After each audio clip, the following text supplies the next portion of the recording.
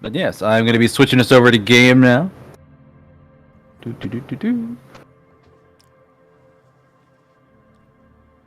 And here we are. Hi, and we hello. are here. How's it going? We're back. Hi, YouTube. Hi, Twitch. We are here on a very unusual Disco Elysium day because it is not the weekend. It is because we got shit to do the weekend. We do. I had my Sundays taken away from me, kind of voluntarily, but it's fine. It'll only be temporary. Well, we might even finish this before then. We're getting pretty close to the end. It feels like it, yeah. Because I think with not the last stream, but the one before that, we almost entirely focused on side quests and did nothing towards the main plot. Yeah. You know, I think it's totally normal to have at least one big long session of this game wherein you don't touch the murder mystery at all. Especially when we got access to the whole second island. Yeah, makes sense. Yeah, you go through a lot on the first half of the map, and then the second half you have to rediscover a whole bunch of stuff again. And there's still one area we haven't touched over there. Yeah, because we ran out of time the first day. So. But that's fine. But yes. We've got plenty of stuff to do. We can mess with Everart. We can go see that place we haven't been. There's still stuff to do in the church. There's some new character named Ruby. I don't know about her. Yeah, there's a Ruby who might or may not be our killer. We're not sure. There's two guys over by Kim's car that you were excited when we saw them. Oh yeah, they are also not plot relevant, but extremely fun, and barely take up any time. That's good. But yeah, to catch everybody up on what happened last stream, if I remember right, we finished what was going on with the church and found out that the little ball of silence up at the top of the church is apparently a giant fuck-off black hole that's the source of Pale about to spawn in the middle of the city. It really so that's not terrifying. Like a slow black hole. That's not a bad way of putting it. Except they know it's made of past. Yeah. So we kind of know the information inside of it, but still. So that's why it ate the people's video game, because it's essentially just a hole in the world, and then that's why weird random stuff's been happening around here, because sometimes it spits out weird random stuff, like the one phone at the doomed commercial district. Right. That's why it always goes to some random person's phone number on a recording, because it's coming from the Pale. Right. It's like background Pale radiation. Which is weird and spooky. It's ghost-like. Which is kind of funny, because I was thinking about it in terms of this universe and how it sees itself. Kim's there rolling his eyes at the cryptozoologist, but is entirely okay living in a country, a continent, something, surrounded by terrible gray mist that will enclose and kill us all. Right. He has no problem with that. Something that even the scientists who study it have trouble calling this place a world. They were like, we thought it was a globe, but that's almost certainly not the case anymore. Things are just fractured. But we can travel through it. And it's not the same as space. Because they were trying to reach low Earth orbit and, presumably can see stars. So it's just a bunch of, unmatter in between these continents of matter. Yep. And oceans. Yeah, so we found that. We went back and listened to the recording. Went back and talked to the Hardy Boys. And went back and talked to, was it Classier? Am I saying that right again? Classier and Amandu. Almost certainly not her actual name. Well, she told us what her real name was. So we sure, but she also told us her name was Classier. Yeah, very true. But basically, we've gone back and forth. The lawyer has left. The Hardy Boys are no longer acting like complete idiot drunks. They have sobered up in a way that makes them slightly more intimidating. Titus is almost an ally now. Almost. Basically. Almost. And Classier has finally given us something resembling an honest answer. And our potential murder suspect now is a woman named Ruby, the 8th Hardy Boy, who apparently leads them. Even though they're called the Hardy Boys. Even though Titus who's will also definitely tell you he's in charge. Yeah, but she's also the lady driver for the lorry and a drug runner, and yeah, so we made some progress there, and also we are helping out the cryptozoologist still. That's right. We have to go refill one of their traps. Yes. We literally stopped. Harry's doing stretches. Hey, welcome back to the game. Harry needs to get, ready to move. Ready to Oh, draw. we played pinball too. We played pinball. We got in the back room and pinballed it up. We did, yeah.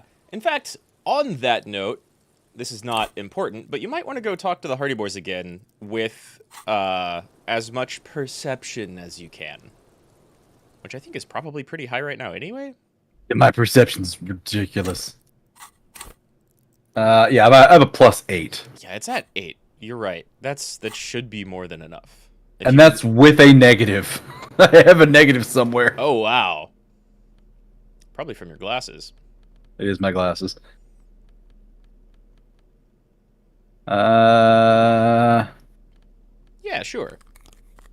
Still got a +1 to drama. thanks to my amazing bow tie. +9 to perception. The bow tie does work. It's crazy. Like in multiple senses. It goes well with that shirt. And +2 drama ain't bad. Nope. Yeah, we're about halfway through day 4. Yeah.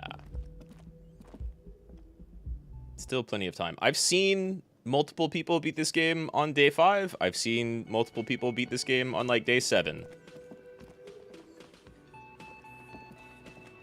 Huh. You can click on that window.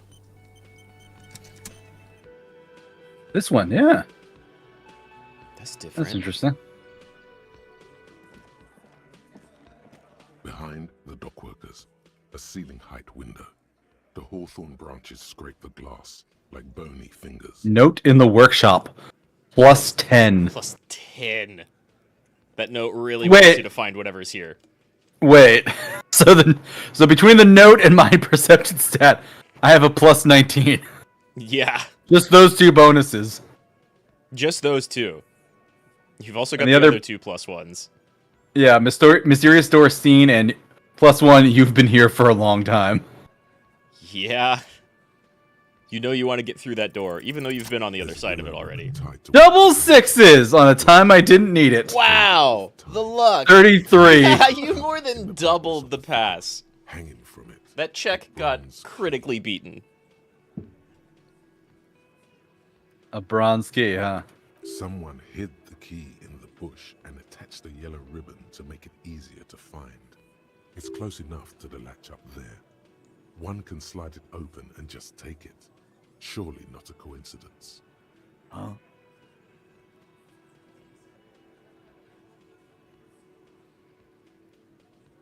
I don't know about that.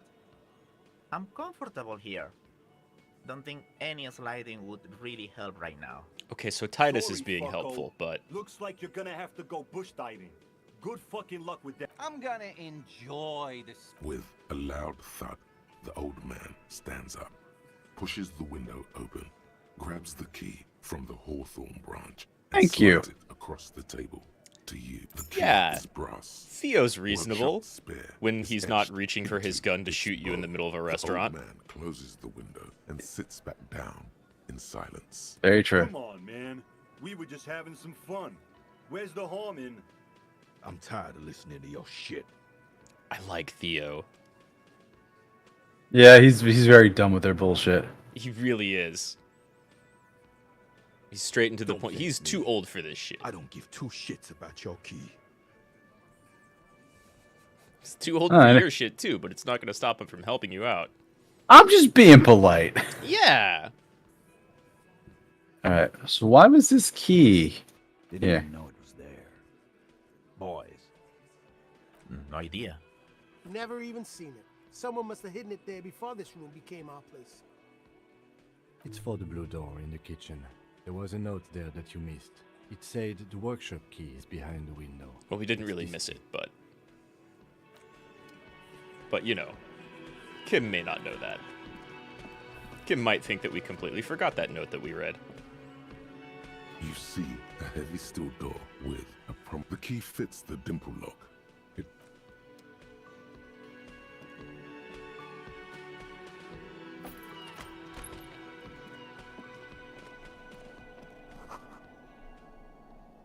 Okay. I think you can talk to Gart about the key.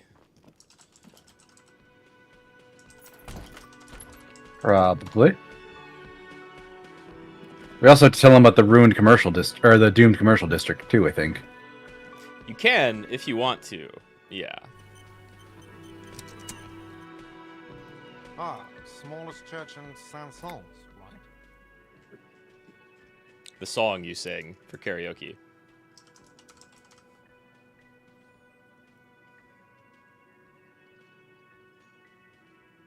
I don't remember what the line was.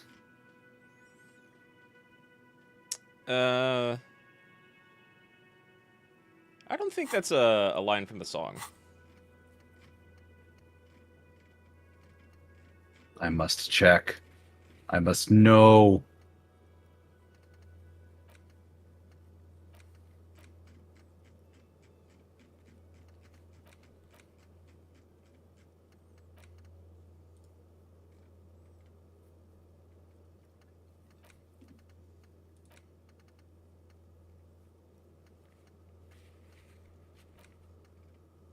It doesn't say.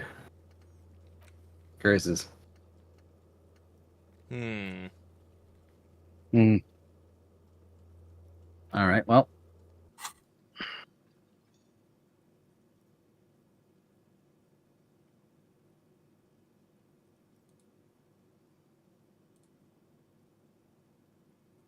It was all right.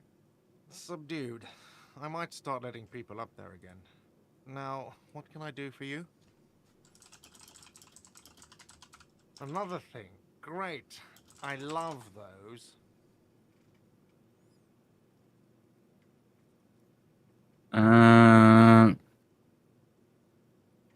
We already told him that we got back behind there. Yeah, I guess you did. Maybe it's kind of the same thing, and you just get the one dialogue no matter which way you get back there. So I guess the only thing we have left to tell him is the doomed commercial area. Which, you know, if you like. What? Why would you say that? We're at a completely different address from that whole thing. So he knows of the doomed commercial area and its address. He's thought about this. It is listed on that intercom. I've been working here for a intercom. long time, and that intercom has never been used by the Whirling. Not once? Isn't that already a sign of decline? You're cursed, Gart. Just admit it.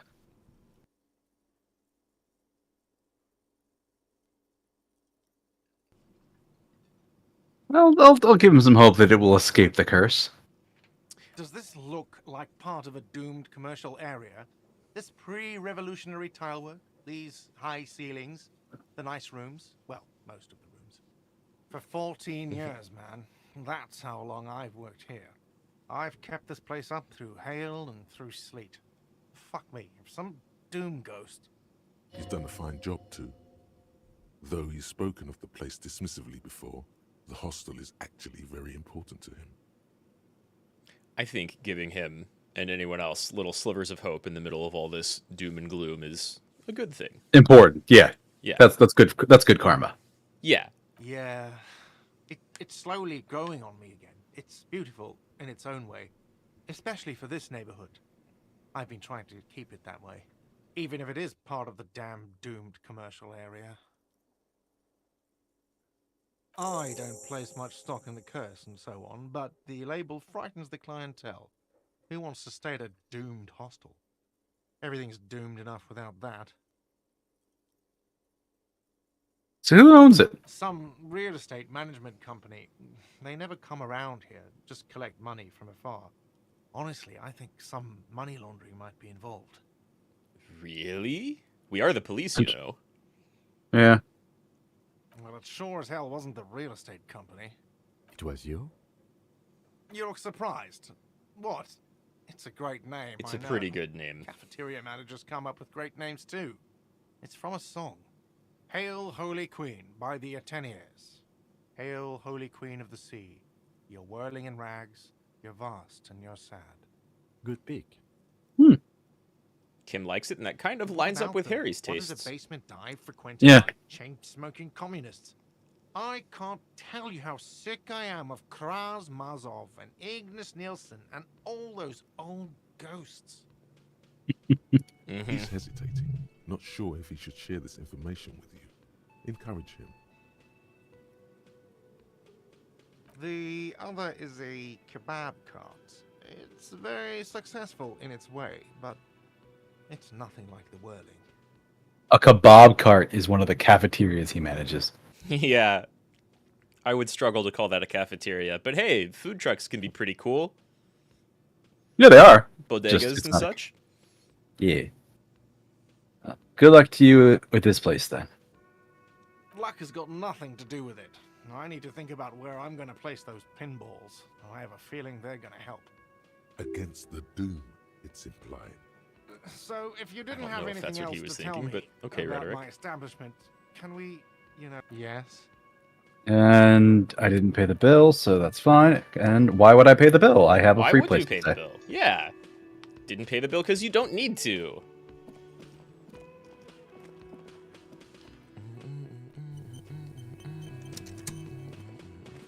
It's you again. What is it? For reference, I was really only pointing you at the Hardys again because of that key. Yeah, I'm sure, yeah. But hey, Ruby. Yeah. Why?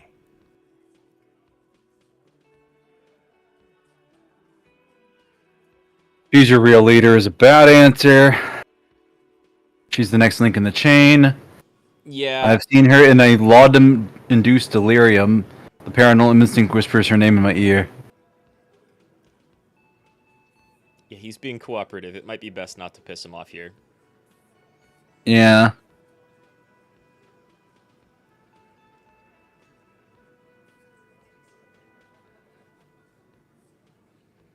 So, obviously 1, bad answer. 2's a maybe. Because it's just like, I'm going to level with you. Because it's very cooperative. Yep. 3 is, I'm a crazy person. Yes. Or, I don't know his relationship to her, and that feels like a bad idea. Yeah, 4 feels like you being a bad cop, right? Yeah. 5... 5 is like a little Potentially. strong, right? 5's a little strong, but it's very straight. It's just like, because I think she killed him, that's why. Yeah. It's yeah. 6 is very peacemaker, like, only way to present it is solving the murder. That means talking to Ruby. Right. And then 7, no. Right, yeah. You may not want, kinda like... I would honestly go, yeah, with 2 or 6. You were highlighting 6 just right there. I think those are the 2 most, like, straightforward kind of non-aggressive answers. Yeah. Sounds like you want to push this steaming pile of shit on anyone. And now you pick Ruby. Well, not on my watch you won't. Well, why is Ruby's that? one of us. Mm-hmm. Gotta Right, of throw her course. Under your moral intern steamroller. Fuck that shit. And fuck you too, moral Ruby is missing. If you hide from the police in a murder investigation, you become a suspect. You know how it works, guys. That's nothing. That's just legalese. You don't even have a sound theory. I don't want to be rude, but we're trying to get some R&R here. Think you could fuck off now? I think we'll keep sticking around, Titus. You'll be surprised at how quickly a theory presents itself. 92%. Yeah. I think we can very quickly present a theory, just like Kim states. A sudden flash of lightning. Wow, there's a I made it. By The 1. hostile Made it with a cafeteria 1 is roll. lit by its airy blaze. Mm-hmm. Floor plans, bullet trajectories, Webs of human emotion, all channeled into a single thought. Because she was here, all night, with us. He's cobbling together shit so he can put her away. It's Cop 101. She was here all night? 11:30 to 12:15? She was here during all that time? Yeah, with us, drinking, near the stage there.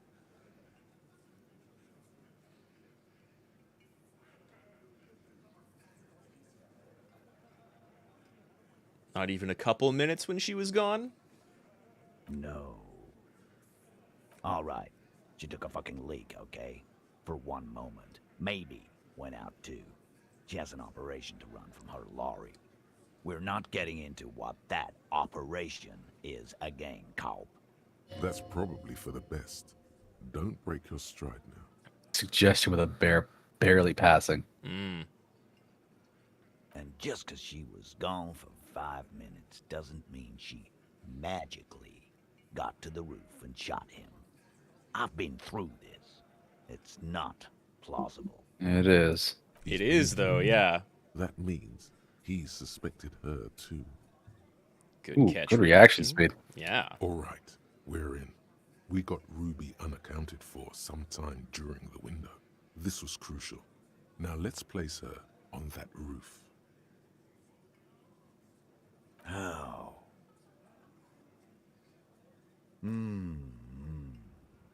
People say there was a pinball arcade here, sometime before the hostel. What was it called, Theo? And the key was right over near where she would have been sitting. Yep. Somebody hit it there Start on the purpose. pinball arcade. Weird place. Went bankrupt. Okay, but how'd you get up? There's no room for a staircase in this building. Or an elevator, for that matter. There is an elevator. There Elevator totally outside is the an building. elevator. It's an old dumbwaiter used for moving pinball machines up and down from the workshop.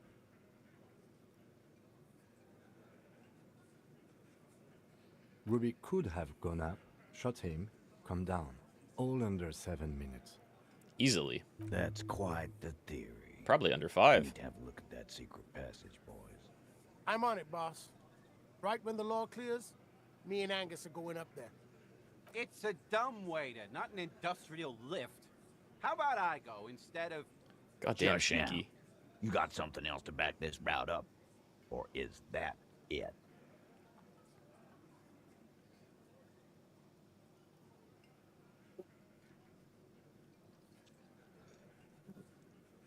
And there's the footprints, which we said was her size, but not that boot.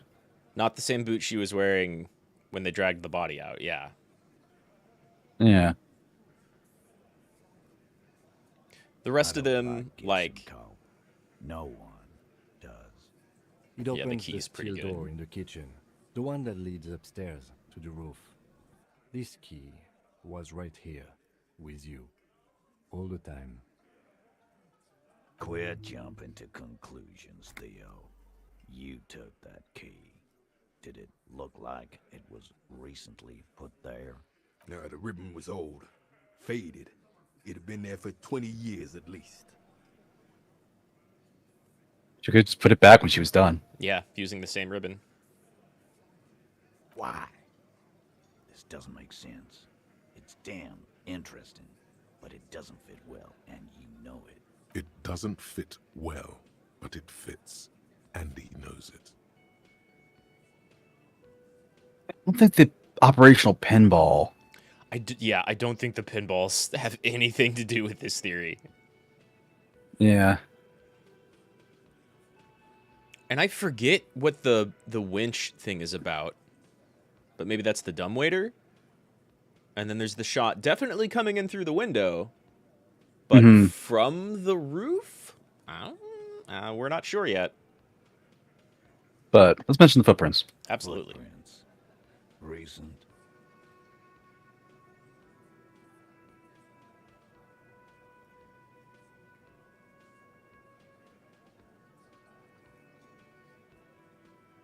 I like the horizontal line thing. It's That specific, was- right? Yeah. And yeah, Kim noted that. Horizontal. I see they taught you well in your RCM school. My old man, a hunter, and a half-blind one at it, could have said that. Horizontal lines. Good news is, I'm still listening. You know, kind of like He knows workers' they no-slip had to shoes or produce it something. For those lines to still read. Mm-hmm. This wasn't a failure. Now we're left with the more iffy ones. And Yeah. the pinball bit, which... Well, the pinball, I almost want to. I don't care about the pinball. Yeah, But exactly. what's funny is move on is have we firmly established Ruby could have had access to the roof where the man was shot? And we pretty much have. She could have been up there. Fairly easily. My comment is more of a, so judging by the language in 7, we know he was shot on the roof. Does that give us clearance for 1? I mean, maybe, right? We know the shot came in through the roof. He was shot in her bedroom, which has that window facing the roof. Mm-hmm. Yeah. So we know the shot came in through there, for sure. But Classier, the way she tells it, she doesn't really remember hearing a gunshot. Yeah. So it's kind of iffy.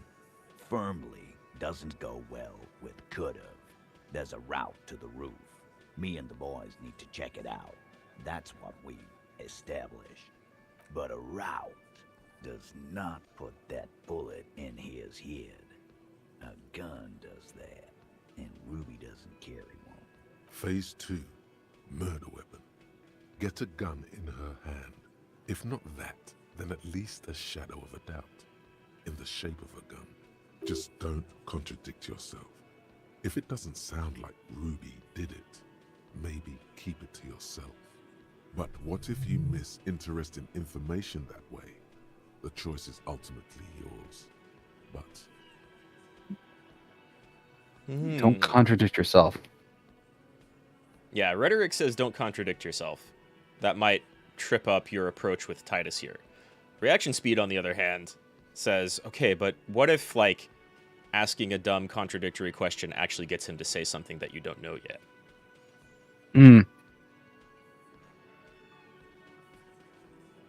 So, I think all of those, maybe even the fourth one, but that's risky, are pretty relevant here. Fourth, I don't think is relevant because why would I have been here before she got the gun?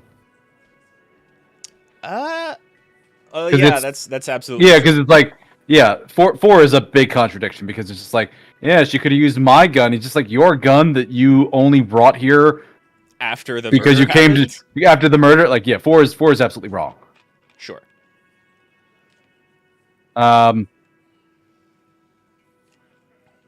We are pretty sure she's running drugs. You have analyzed the bullet, and you do have an antique rifle. Yeah, I'm thinking 2 and 3. Yeah, those are pretty good. First one might piss him off a little. So it had to come from a breech-loading rifle. Military grade. Not even you militia monkeys have those. Yeah, This goes however... against your short-range theory. If the murder weapon was military grade, how did Ruby get it? Just because it's rare doesn't mean you can't get it. Uh-huh. Calm. That wasn't strong.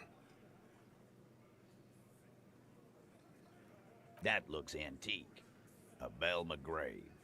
It's inoperable. Where'd you get it? Sell it into the bookshop. 20, maybe 30 rifles, Titus. Also broken, but still, there were too many. And there must be other caches too. God damn it. Someone could have We need to repaired it, close too. that dump down for good. Mm-hmm. That's a goddamn breech loader, too. Find one that works, and you got a military-grade weapon that shoots jacketed ammunition. He sees it. This is coming together. He must. Time to really close the deal. Show them the bullet. The blonde man looks at the mushroomed Deathbringer in the evidence bag and says, Yeah, the bitch is jacketed all right. 4mm too. Whoa. Well, goddamn. It's not proof, but it's a possible murder weapon. close to her. Too damn close. You have been thorough. I'll give you that. And there it is. Yeah, I think that's a good time to move on. There's the shadow of the doubt in the shape of a gun right next to Ruby. Yep. You don't really need to push him anymore. You don't need to mention the pawn shop thing. Yeah. All right. Keep talking. I'm getting a bit curious about some things myself. T, we're not seriously considering it, are we? Ruby wouldn't do this. Why would she do something like this? Phase 3. Motive. The last component. The big one. Get this and they'll give her to you. Remember, don't piss him off. That never works. We do have some motive that Classier told us. Yeah, we have Classier's number 2. 3 is the leadership challenge, which no. I don't think 5's gonna work, but there's 2, and then there's 4. And then 1 is also casting doubt on Ruby. yeah. And 4, yeah, would be something I think that 2 and they all saw. 2 and 4 are solid, yeah. Yeah. Like what?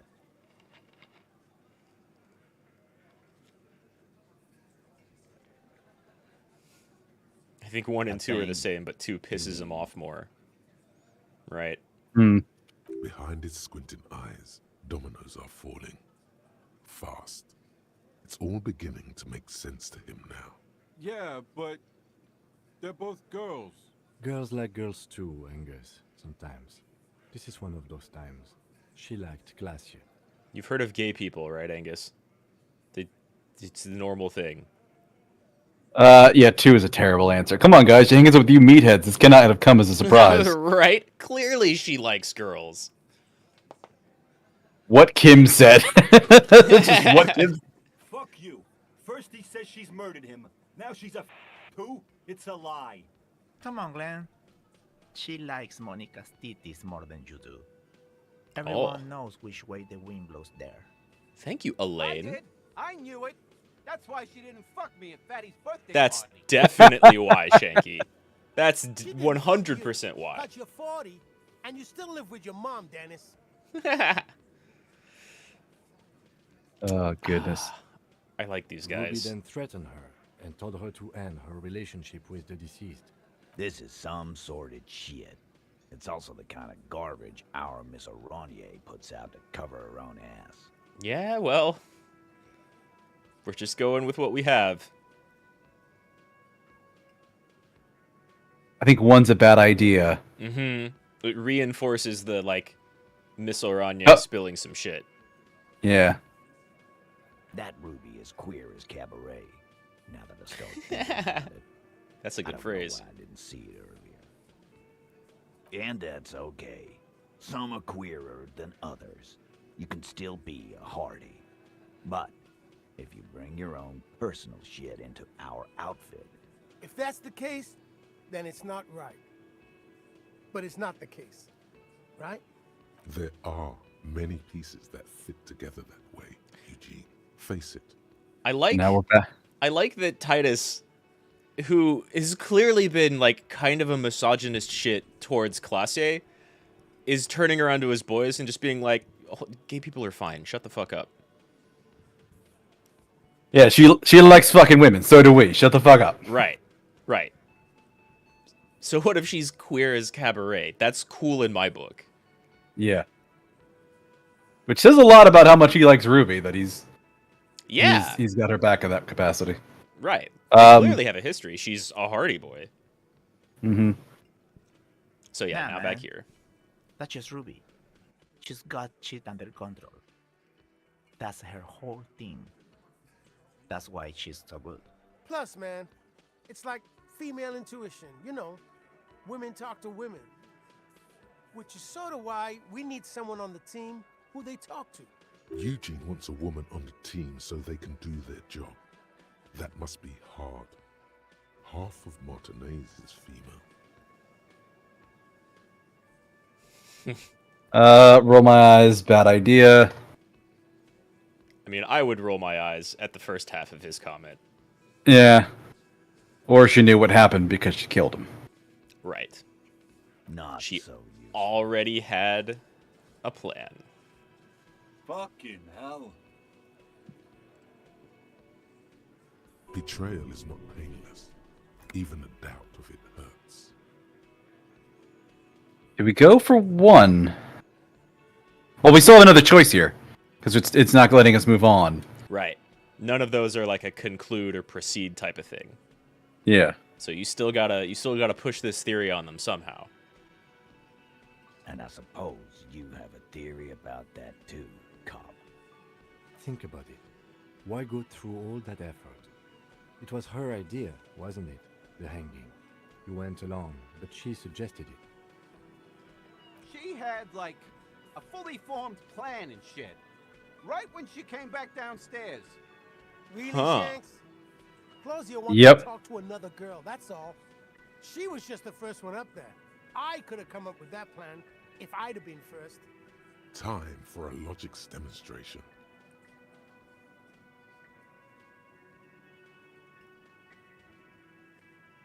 Aw. Go gadget logic.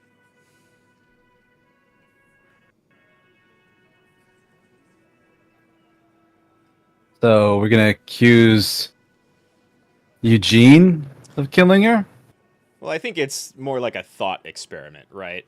You can go with Shanky as the suspect, who was clearly wary of her having a plan, or Eugene, who said he could have come up with it immediately, or Titus, who seems Hasn't kinda said anything. smart. Hasn't said anything in this little bit of the conversation, but seems smart enough to, quickly think about what he would do in her situation.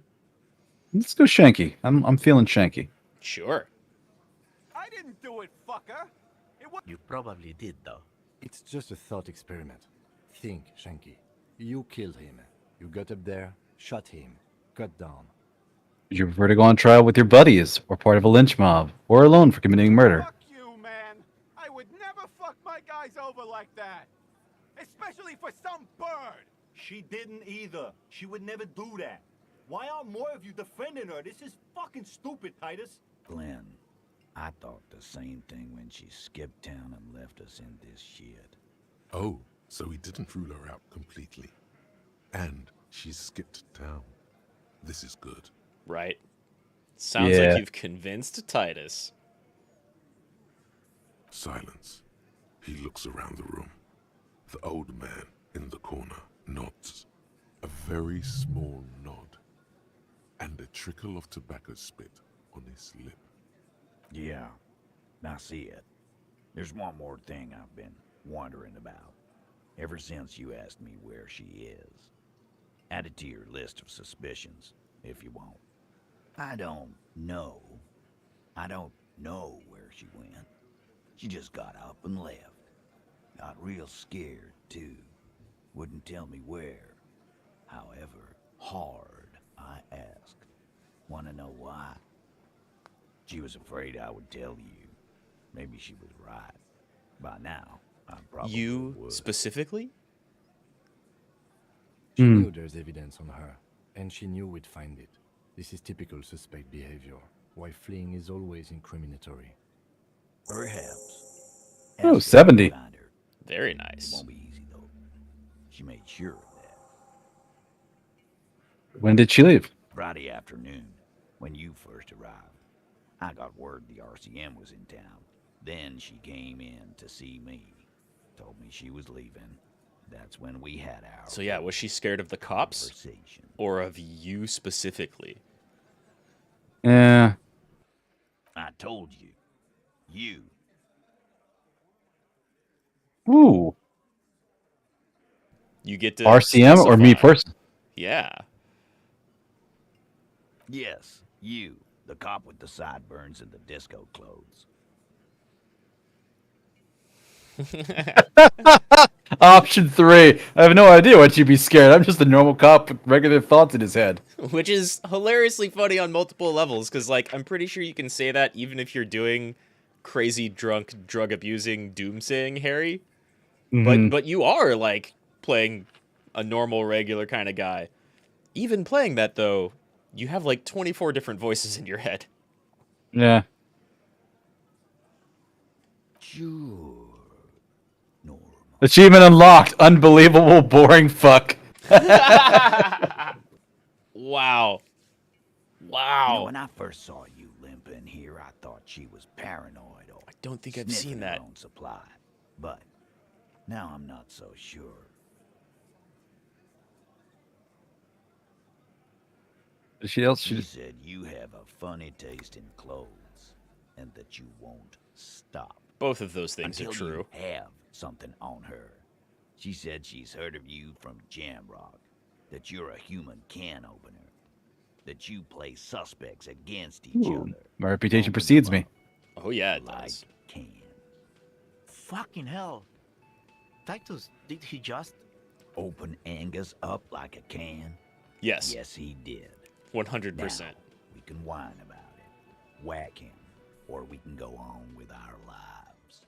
I'm having to go on with our lives kind of day, Al. How about you? Silence. He nods. Is that true, Kim? Am I a can opener? Right? Maybe not the most Yeah, professional thing to there say in was front of them. something else. She wouldn't tell me, though. I could see she wanted to. It was burning on her lips. This caught Titus. This caught Pete. But she was too scared.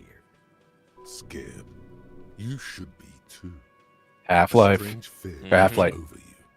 A metallic taste in your mouth. Change the subject. Someone's legit scared of you. Yeah. So much so that they She's not couldn't even far. explain to a good friend Know that why. much. She didn't take her lorry. Yeah. So she's on foot. She's somewhere close by. Mm-hmm. Good Hasn't fucking driven luck, away, man. at least. She knows this place like the back of her hand. You'll never find her. Yeah, Al. And we won't either. She's not really a hardy candidate anymore, is she? She's not, Glenn. You looked for A her. little. On the coast. Where have you looked for her, more precisely? More precisely, on the coast, past the waterlock. She's not here, so I'm thinking she's there. Who's doing this looking? They're all here. Lizzie needed some air. Oh. And she left a little while ago. Mm-hmm. No one goes to tell Everard anything. He knows what he has to know. Fast. It's called a radio, you believe. The gardener may have played you a game when she stormed out. She has her own plan. So where should I start looking on the coast? Sure, there's some shit houses there. A cinder block town. The fisherfolk there refuse to unionize. So that's one place we haven't looked. I hear they have a shack where junkies sometimes crash. Time for you to step up. We will start there. One more question. What does Ruby look like? Boyish. Hair's red. Dyed. She looks like a Lowry man. Did you ask about the Yulon frequencies? No, that's Nah, what we- that's more like her side job thing, right? Well, that's like part of the equation that led us to believe she has some business in the drug running trade around here, right? We found the Yeah. radio that you couldn't operate because it was missing a part, and it was a bunch of different ULAN frequencies, and she had the map of all the like sewerway entrances and exits. Mm-hmm. So Have to. Shake his hand. yeah, His grip is firm and reassuring. sadly not like holding animated. A piece of unpolished Yeah. granite. Not just granite, tightly packed RCM Sergeant material. A spirit decor pops up to be like, damn, this dude feels like a cop. Yeah. I don't think telling him he should be a cop is a good thing, though. It doesn't strike me as very Titus. I don't know. He kind of seems like he might already think of himself as one, right? Like, he's a union guy, but he's the union's police guy. Yeah. They're the ones taking care of shit here. Either way. I'll risk it. When are you gonna get it through your dumb head? I Yep. already am. I just wasn't sure you were. And he still isn't. People aren't afraid of good cops in the way Ruby was afraid of you, he thinks, then turns back to his men. Cleaning out the rooms. What if you didn't lose your memory? What if something in Martinez came and stored it all away, for you to slowly open one box at a time, so you can choose which parts to keep? Keep almost none of it. Only the flowers on the windowsill. Only the distant sound of a radio. Lose all the actors, the dark shadows. Leave only the still lifes. The blissful distant wash of waves. If everybody knew, you never did. She'll be coming soon. That is all. Oh. +1 to suggestion, +1 to inland, +1 to rhetoric. Ooh, that's very good. Not bad. Not bad at all. 3 bonuses. In fact, you're really not getting too many bonuses from your thoughts outside of that thought. Pain threshold and a lot of perception. Yeah.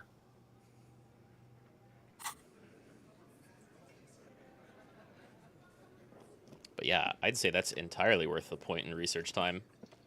Mm-hmm. You think you have a pretty hot suspect right now, don't you? That Ruby of yours? Notice how it came together without casting too much suspicion on Clasia. It was nice and Ruby-centric in the end. Anything strike you a bit off about this mishmash? Good questions. Yeah. These two here are both relevant. Yeah, 3 and 4 I think are probably the strongest. No, they didn't. Notice how this hasn't come up at all. Even Hardy and his boys didn't mention it. Neither did you.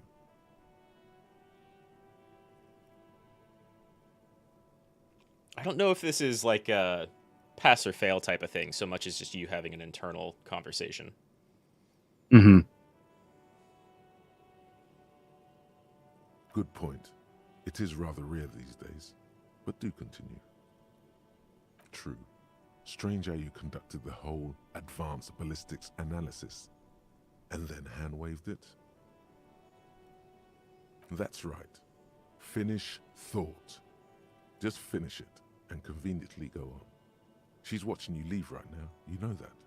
Free as a bird on that roof, lighting up a cigarette and thinking, am I glad Ruby's in this shit and not me?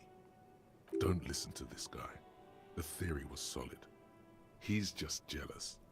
Move on. It's no use harassing her further. Logic's or Volition's still a little bitter that every single one of your stats was compromised against Classier. Yeah. That being said, when it was talking about the bullet, I don't think we ever did ballistics, really. Yeah, I guess you're right. You see a set of tire tracks in the brown slush that covers the plaza mosaic. The tire tracks were left here by an unknown event that took place some days ago. It's a message, written in the language of burnt rubber.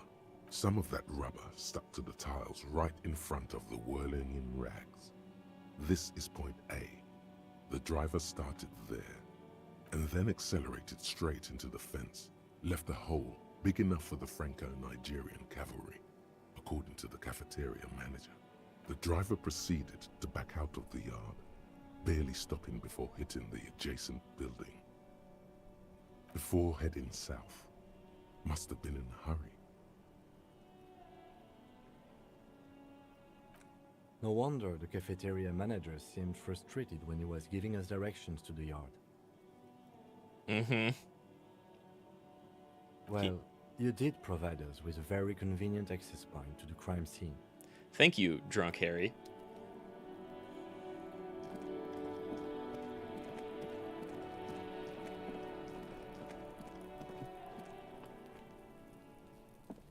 Huh. Yeah, there's a There's new a little green thing font of it. over on Gary's room.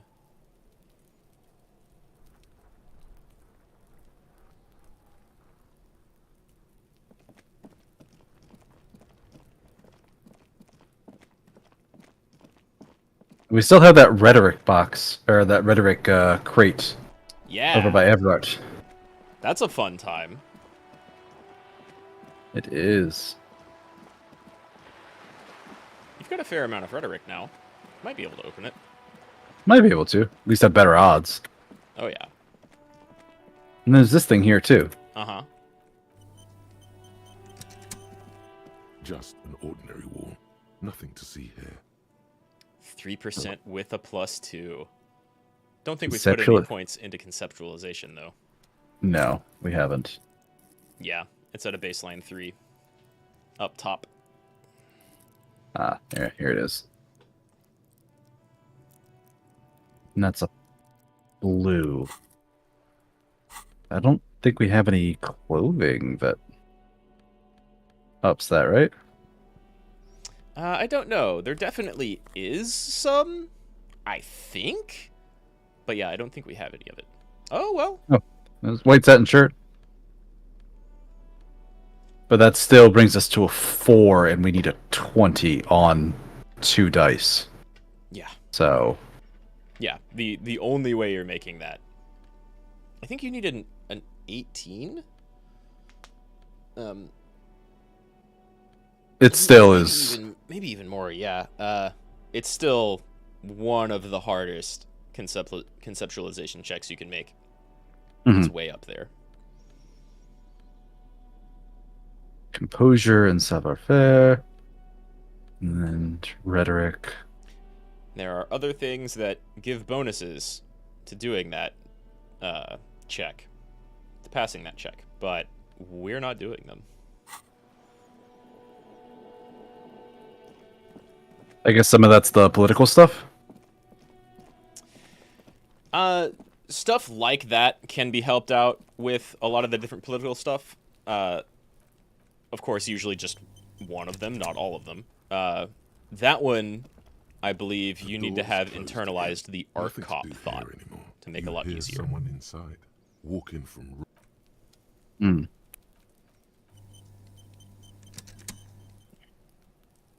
Which is probably something we threw away a while ago. Yeah, we definitely got rid of art cop.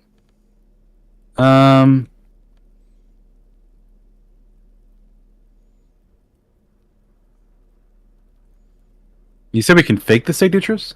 You take the legal documents out of the envelope. A 12 to 40 month construction. Oh, mine is 10 because they could be watching us. Uh-huh. So I need a private place to do it. Exactly. Like my shack! I wasn't gonna say, but yeah, luckily you have a free private place. Where you don't have any eyes on the inside. Except for your own. I need to go over there anyways.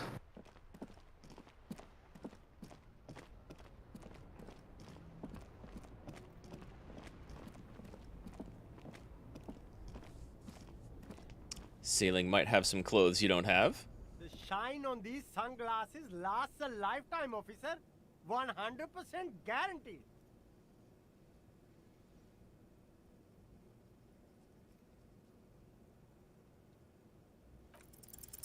No luck. That's fine. This. Oh, that visor is... Hey, at least it might actually offer some protection against the sun. Not like... You don't like it? Sure, Square Joe. No problem. It is +1 perception. It's honestly not too bad, right? That's a fine piece of clothing for failing a check. Yeah. You keep coming. Save the economy. That sounds off. Composure and shivers. You find your hands deep. The box smells like... Economical, but also trendy. Haven't you heard, officer? We've got to be economically conscious. Recycle your cash, keep it in circulation. Don't buy new things. Buy eco.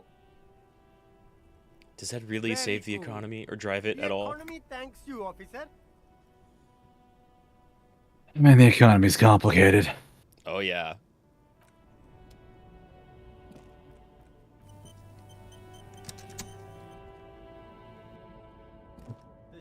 on these sunglasses lasts a lifetime, officer. 100% guaranteed. And it was conceptualization? It was.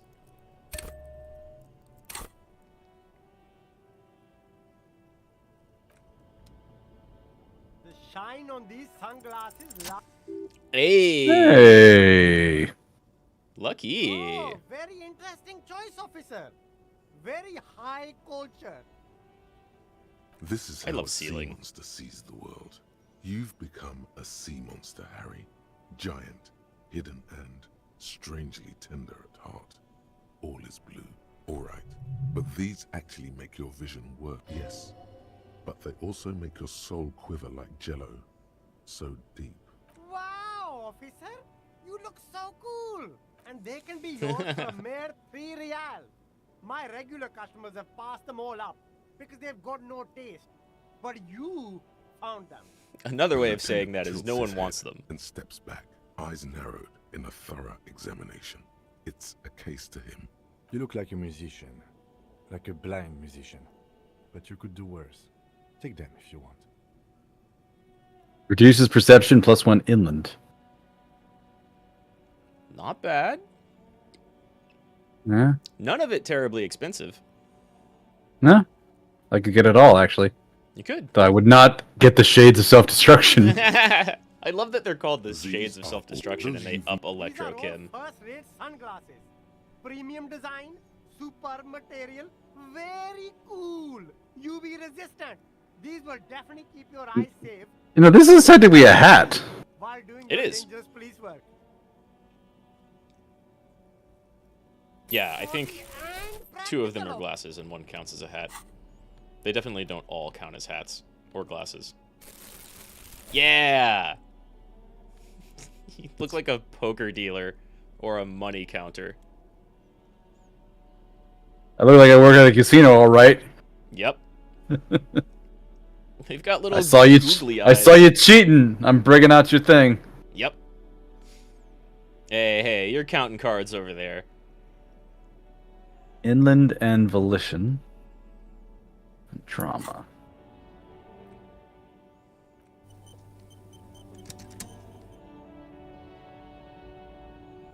Is there anything cool over here we could get?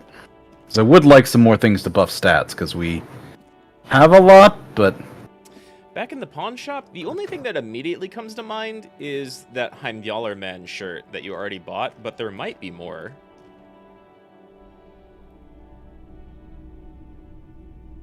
Certainly more to look at.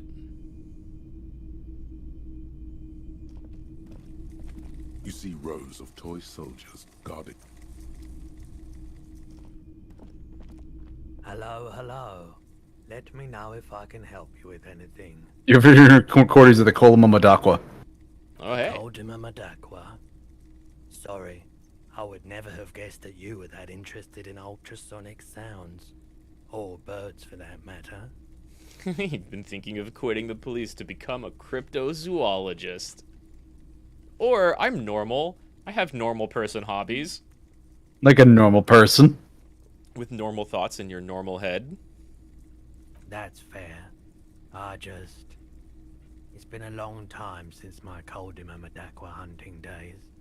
Once knew a group of young musicians who decided they didn't want to play music anymore, and started looking for all kinds of interesting sounds instead.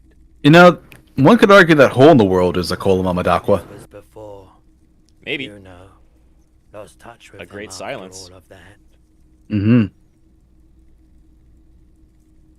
Cool or not, one of them was obsessed with recording the Koldima Madakwa.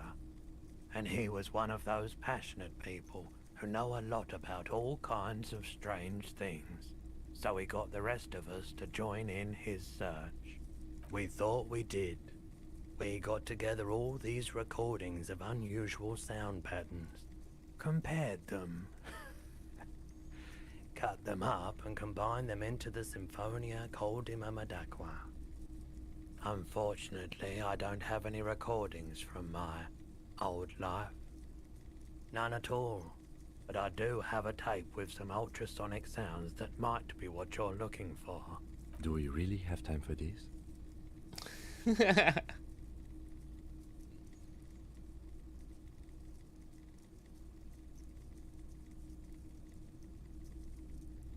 This recording comes from down the coast. Wasn't looking to record anything specific. Just left a recording device there one morning. Keep in mind, I have to slow this one down enough to make sounds well over 200 kilohertz audible to the human ear. It will be strange. As the hum grows louder, modulating but always unnaturally uncomfortably low, like it's coming not from the speakers, but also from inside your chest. It's the sound of the church. It's becoming difficult. It might be, There's a growing huh? sense of dread. The sound is coming from inside you, but also surrounding you. It feels as though someone is standing just. He nods to you, reassuringly, just as more diverse, higher-pitched sounds, some random, some appearing to form patterns, hit your eardrums. Seabirds most likely, gulls and such. Gulls and skewers. But That's it. The signal in the noise. The thin whisper. A low range of sounds is easier to handle with a focal point, but still troubling.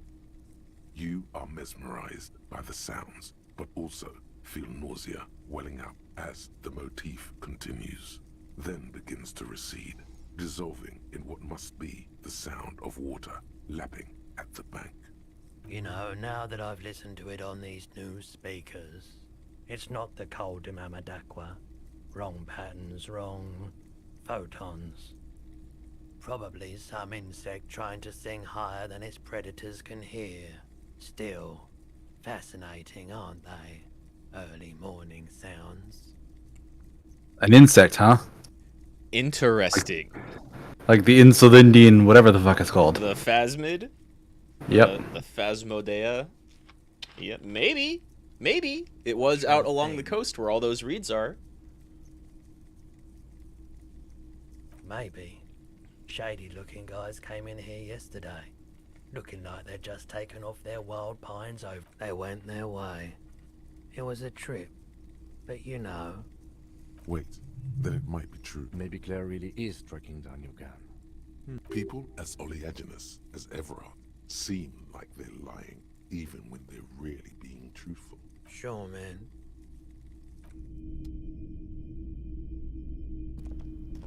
That's a good description. Everard does seem like he's lying even when he's telling the truth. It's very hard to tell. Yep. Like, it's very easy to tell he's lying most of the time, but that makes it hard to tell when he's not lying.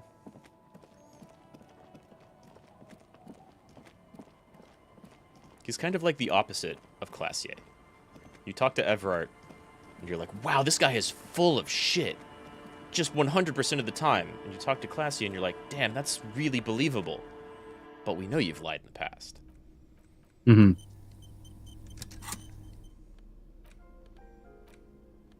You take the legal documents out of the envelope.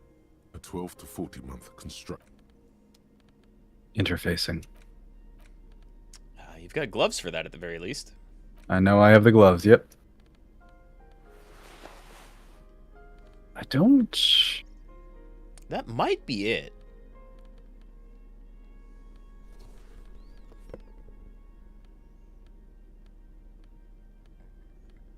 Man, the trench coat, bow tie, and sun visor with the, like, skinny running pants and nice shoes.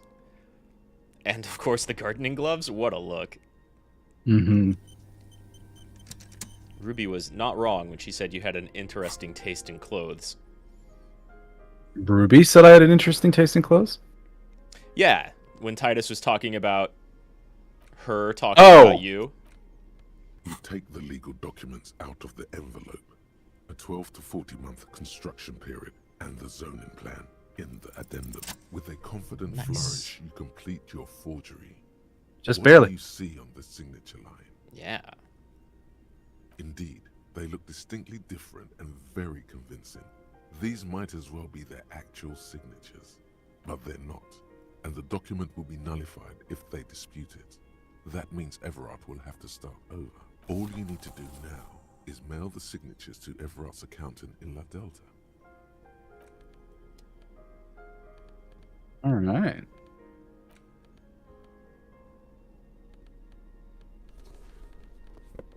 Not bad.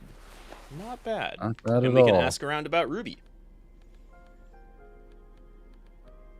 We can. Now that I fixed everything. Mm-hmm.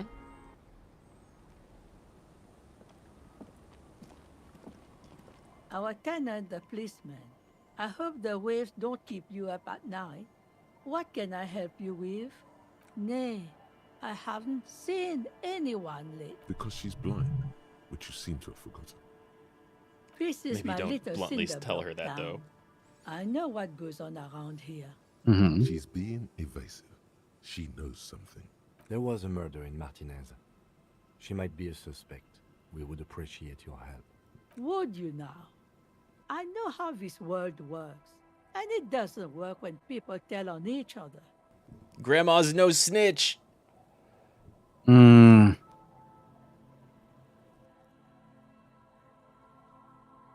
This is like when the man locked himself in the woodshed. We just need to help her come out. Hmm. No, it's not like that, man. With him, we called you. Right now, you just arrived by yourself, like a raven plucking at the window glass.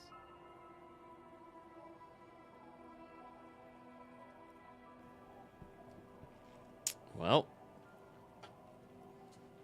I would suspect she's withholding. Yeah. There's not much to tell. People come and go. I see, ma'am. I hope you don't mind if we look around anyway. You should look around your shack.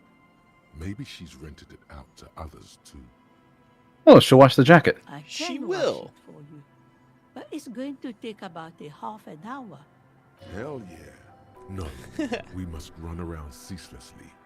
It would be torture to stay put. Physical could use a instrument breather. hates standing This will be still. Another track and field day. Well, hand it over then, and I'll see what I can do. Must say, I'm proud of this one. It's pretty nice underneath all that filth.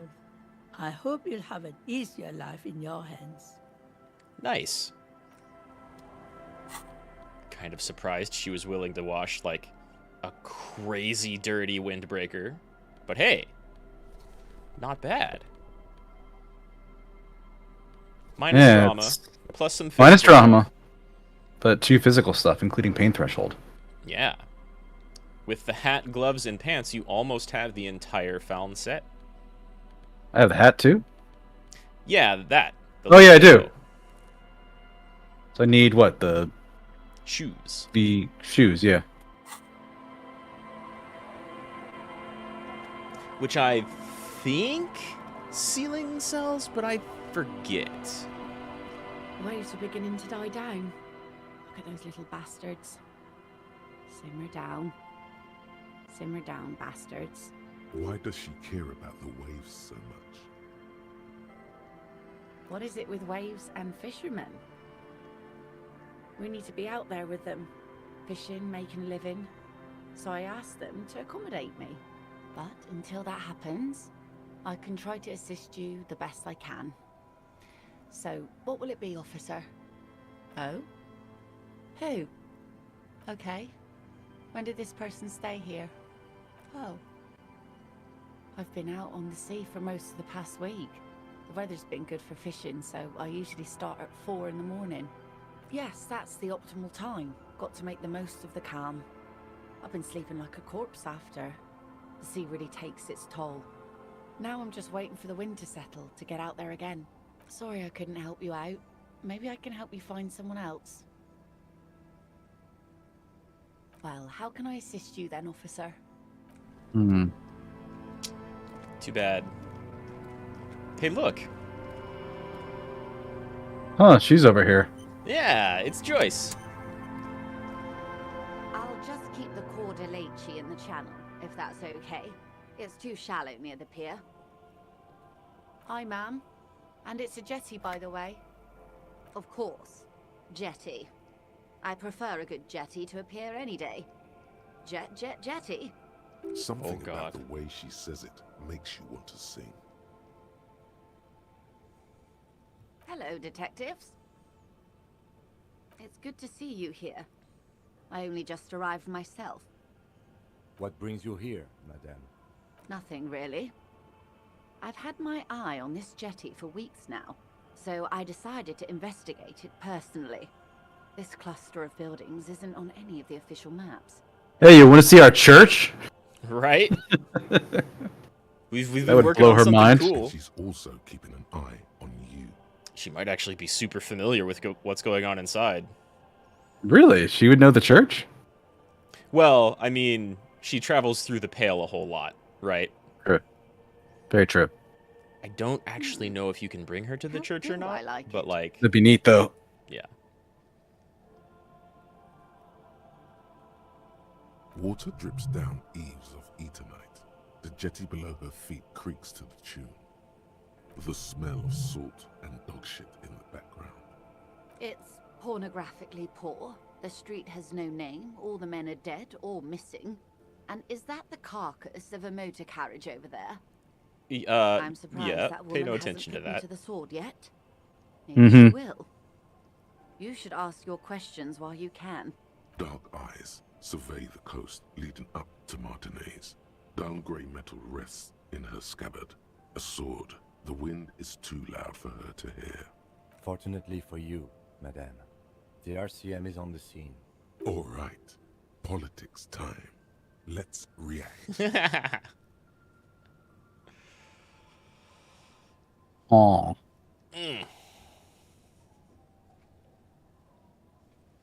This is all your fault. Why is it her fault?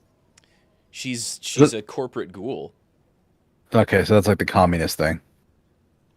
Yeah, rhetoric is very plainly... I mean, you can kind of tell from your options, but, like, rhetoric's letting you know these are political answers. Uh-huh. You're in no danger. The working class has no idea what you've done. Like, Above you, there forms a quilt of alto-cumulus clouds, twisting into each other. The wind tugs and stretches them over the bay. Their cloud shadows slide over the ruins of Revachol West. Wherever they pass, the temperature drops slightly, but perceptibly. Have I told you how they discovered this place? Yes, in Cielinde. Well, your condition has left you no worse off than most of these people. The literacy rate is around 45% west of the river. 50 years of occupation have left these people in an oblivion of poverty. 45% is around where I operate. Things are getting better, though. It's a pity. Most of these people will never know what this place means. This island of matter. Or why they were ferried over in the first place. Remind me to tell you one day. For now, how can I assist you in this new location? Tell me now. Tell me something else. Oh, tell me the story now about why they came here. Yeah, about how they found this place. Which I almost thought she had already told you when talking about, like, you have singled out Pale a travel? suspect and are in pursuit. This is cause for cautious optimism. I would not want to delay you. This story she will tell only before she leaves Martinez, at the very end of her stay. Maybe there is something else I can assist you with. And there we while have it. You're hot in pursuit. She doesn't want to talk about it now. Yeah, she's not leaving yet, and she doesn't want to delay you. Alright.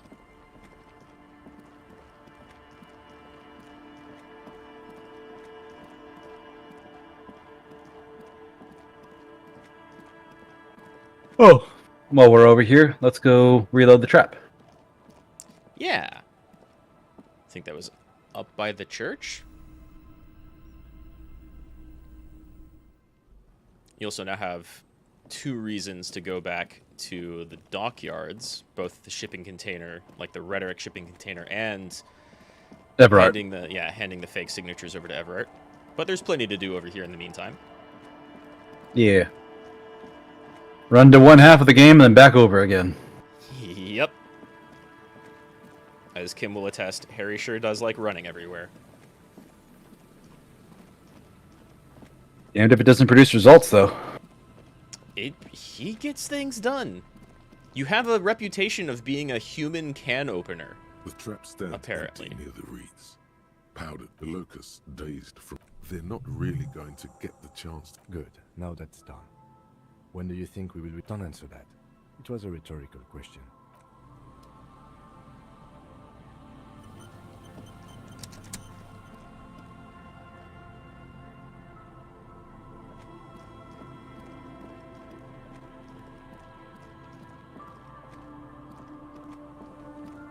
And these were the buildings that we didn't do anything with. That is the building you didn't do anything with. You haven't been up there and talked to that guy with his little kid. Well, either of them. The north or the south one. I think you've been to the building below you. That's where you saw the shot-up wall. True. You haven't but been I didn't inside do anything beyond. Yeah. I don't know if you... I forget.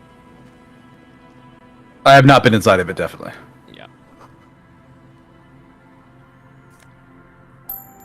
Money. Nosafed. Wow, Bunch a of money. lot of money. 5 1/4 real? Super nice.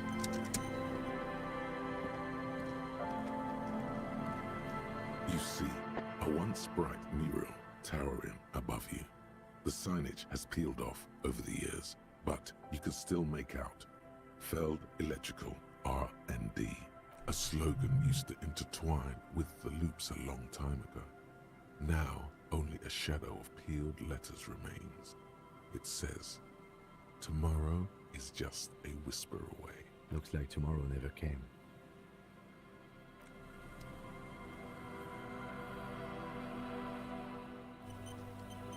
This guy's over here with his little kid in the weird sailor outfit.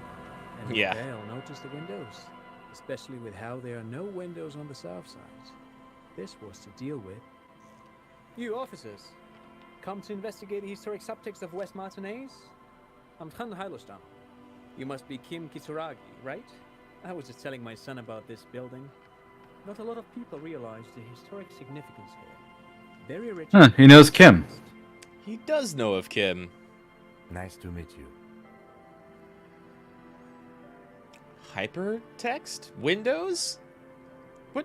Yes, Who are you? hypertext. Young Carp and the collection of cultural hyperlinks. He's just making up fancy. Half-Life's like, nope. Doesn't mean anything. That's nonsense. So, Mikhail, What the fuck are they you had to talking deal with about? monitor glare, especially in the summer. They still had vector monitors back then. That was 49 years ago. So they didn't have windows on the south wall. Are you like a know, computer I can't person? say that we've met before, but I've heard of Mhm. of course. Mikhail, say hi to the officers. Mikhail's a little tired today. We spent all night trying to run Orbis on his radio computer. Have you heard of it? It's a programming language used in Grad. Quite tricky, but he wanted to play this Grad-made adventure program. We've been getting really into worms lately. The man speaks in the artificial cadence of a professor, or someone who's been on too many radio shows. But I assume you're not here for giant worms when there are so many real things to see. Just as I was telling Mikhail before, this is where the Coalition landed in 08. We could be standing on what is the most interesting landmark in Revachol West. This man is your half-brother. You feel it. But why? Well, get a load of this guy. He really enjoys his trivia. The Orbis programming language was named after its inventor, Victor Orbis, a cybernetician from Grad. They run Vox in the Occidental countries. No, I'm afraid I can't help you with this one, officer. It's just a regular day off for me and Mikhail here. So you haven't seen anyone around? No, I'm sorry. As I said, this is just a day off. We just arrived anyway. That's a lie. You were here yesterday. He was here yesterday, and he doesn't even know who There's or what you're something looking for. friendly and familiar in how he says that. A day off. He's telling the truth. He hasn't seen anyone. Drama seems convinced, though. No, thanks to you for having me and little Mikhail here to pick your brain. Pick your brain? If anything, this was rather Interesting.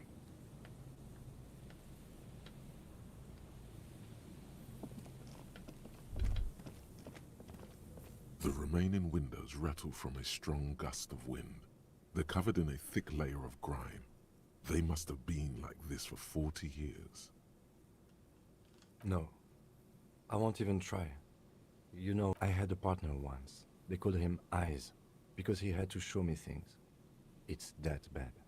This partner of his, Eyes, things didn't end well. It saddens him to say his name. Don't even ask. He wouldn't answer. Maybe some other small talk. Well enough, actually. It's odd how that works. I'm no sharpshooter, but I passed my shooting courses 7 out of 10. Interesting. Yeah. Now there's something up there to interact with. Up where?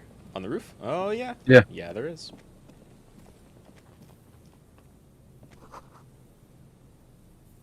Slip in the concrete. Sewer, and she had a sewer map. She did have a sewer map. Oh god, she's hiding in the sewers. That'd be a nightmare to comb through.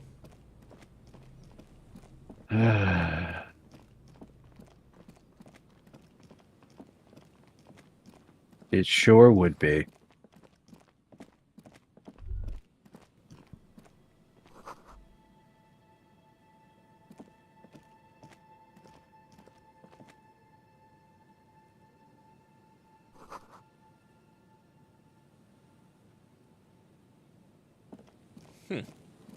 The instigator? Maybe it's written like that so you can find the thought before you have Ruby's name. Hmm.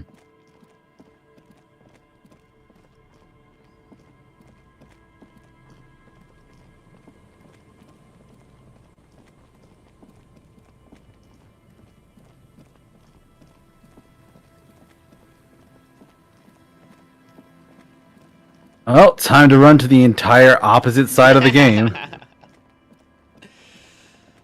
Back to Everett and the shipping container, and maybe even those two guys out in front of your car. Kim's car. Maybe. Hey kids, you see a woman? You could ask. The scruffy-haired little boy kicks a stone. What bad people? I don't think questioning 4-year-olds without their parents present is gonna crack the case. Shut up, Kim. He's got a point. It could lead to something. Kids could just say something out of the blue that could be useful. Huh. Yeah, weird. Guess it doesn't really want you running down that incline.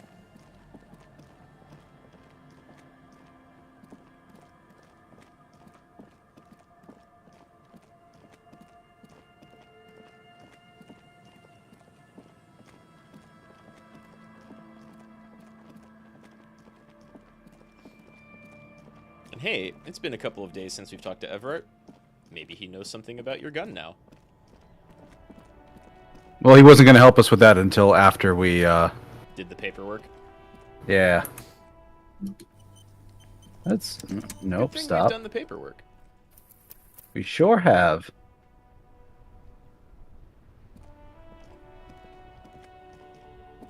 Fuck world, huh? That's one brutal motive. Yeah. Fuck the world and that one. Mm-hmm. I'll go ahead and let you know If I were you can buy those jackets. a jacket, Of course you can. palm tree livery, then bottom light it, neon style. Not like in the game, but like from Zaum's store. Oh, yeah. Yeah, I assumed you meant real life. Yeah, yeah. A snazzy shit-ripped skullmobile like this would make a fine trophy. We could, like, hang fucking shrunken heads from the side mirrors. Cops' heads. Scary tribal shit. What the fuck, dude? We're right here. We're right here. Yeah, tribal shit. A cop carriage like this would have proper skull value. While I appreciate the interest you take in my brutal motor carriage, I have to stop you right there. The RCM takes threats directed at its property seriously.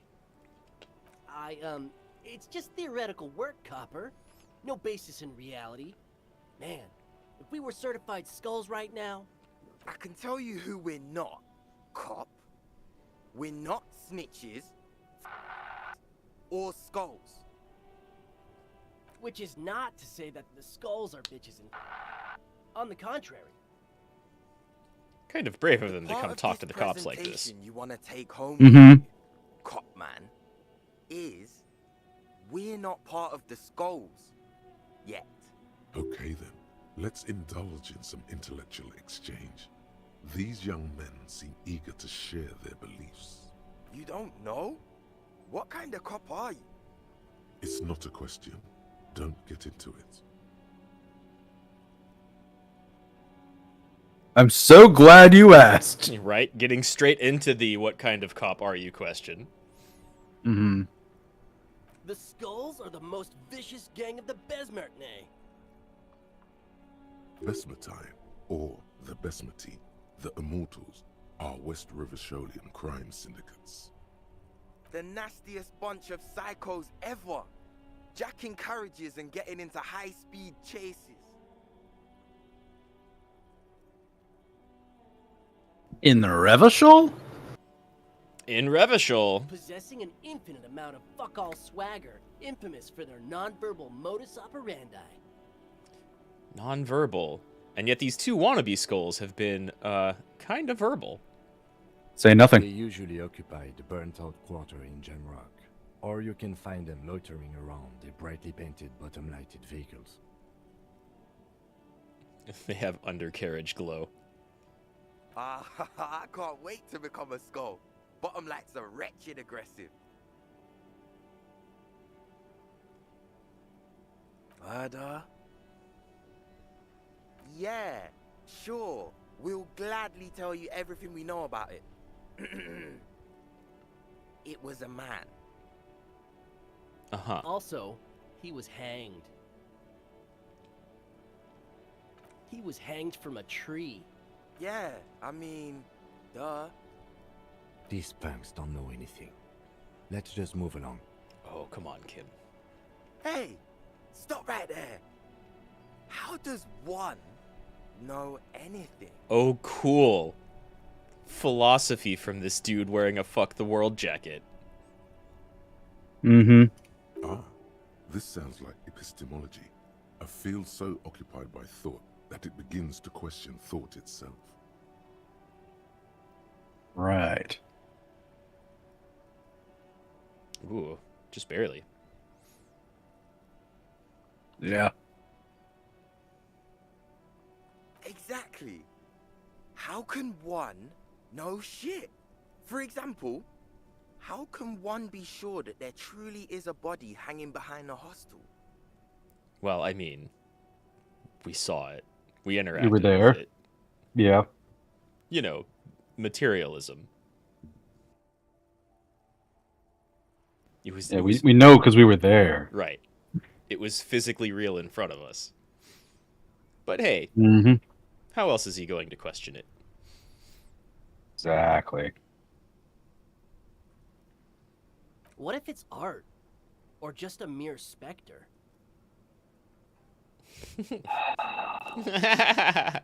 Yeah.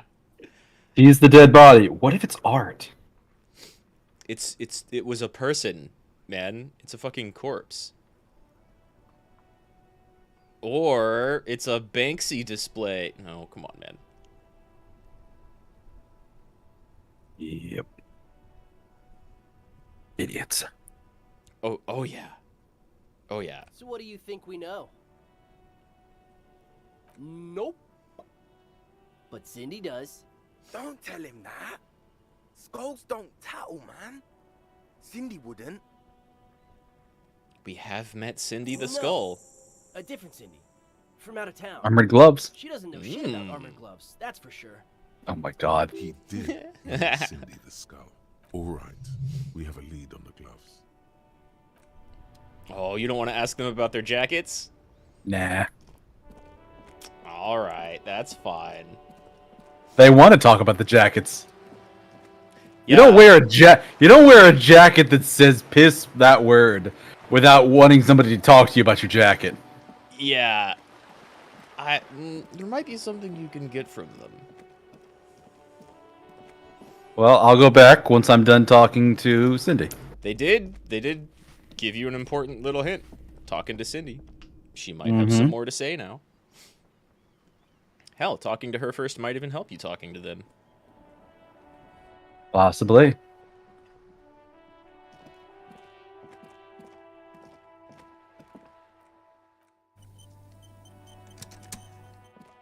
Hello again, officers. Have you come to admire my mural? What do I care about some fucking tin eggshells?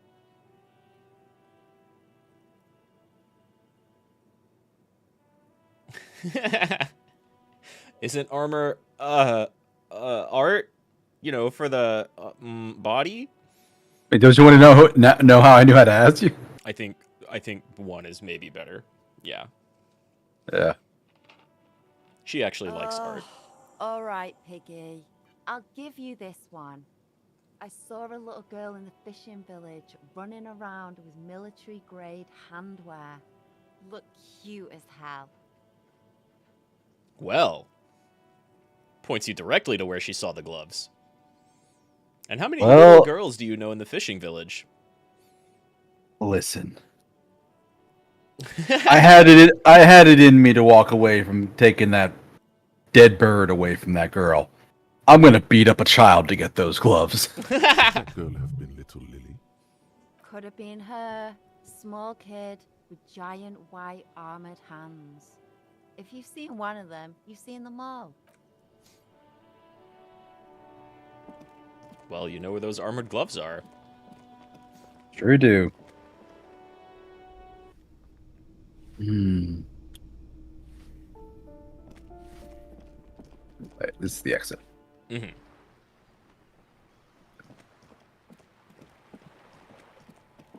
This is still just as painful as it was before. Almost certainly. Nothing to see. Yeah, it's an 18. Yeah.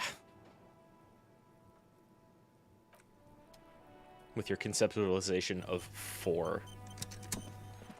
Yeah, so I have to. It's double sixes is the only thing. It's the only way.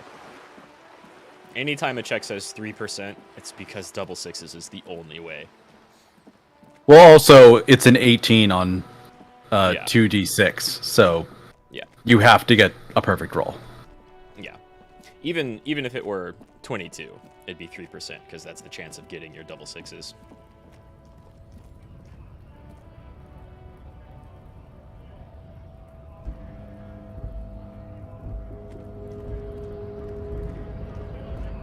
We never did find that second merc, at least that we're aware of. No, the only 2 you've found are the instigator guy down here in the rabble, the right to work guy, and then our corpse. Wandering man. How can I help you now? Your mind can only conjure up Andy.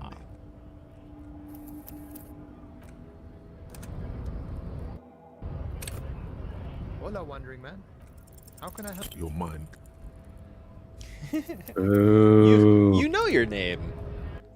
Do you really want to relay the story of Tequila Sunset to Mañana? Oh, there's no downside for it. Your mind can only conjure up hunk handy. Oh, 1 off. 1 off. Mañana must know the tale. How can I help? Your mind can only conjure up hunk. 1 off again. 1 off again. Yeah, he seems like a guy who would enjoy that tale. God, it's a 58% chance too. I'm just losing a coin toss every time. There it goes. It's inside you, but also outside. You're Tequila Sunset. You have always been Tequila Sunset. It has always been too late. Boyadero. You see his eyes turn teary with appreciation. He is extremely happy for you. You receive a good, strong handshake in return. He takes a swig from his flask, then offers you some. He's And been then we might sober go thus out far. together, which sounds fun. But I guess I have a strike to watch. Yeah, best you Manana. keep sipping on that So, manana. Anything else you wanted to discuss, Boyadero? And I wasn't supposed to go in there, which is why I didn't say that. Yeah, they told you to just unlock the door and not go inside. Well, that's new. Yeah. It's yellow, so maybe high perception? Hey. +3 morale. A big morale heal.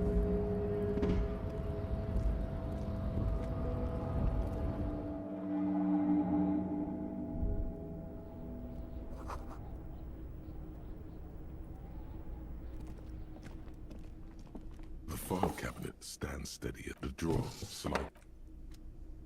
Was I supposed to mail that envelope first? Oh yeah, you know, I think you were. I think you're totally right. You don't hand deliver it to Everard. You put it in that mailbox.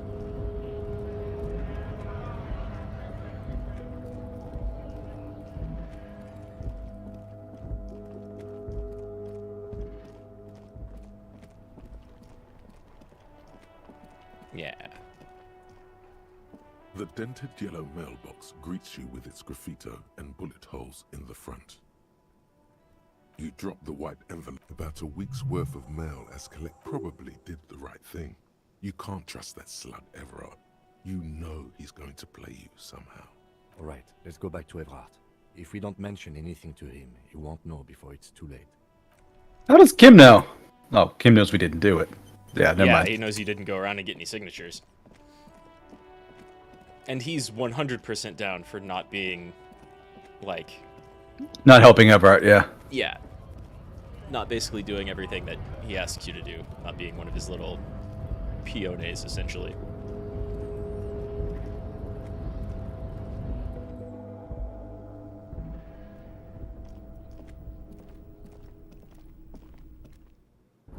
And hey, that shipping crate is over here along the way. Yeah, it sure is. Something new over here, too. Snow is quietly covering the numerous wine bottles and cigarette butts on the ground. Someone partied well. They went through 6 bottles of potent Pilsner, 3 bottles of Commodore Red. Well, yes, I think we can say with relative confidence that it was you.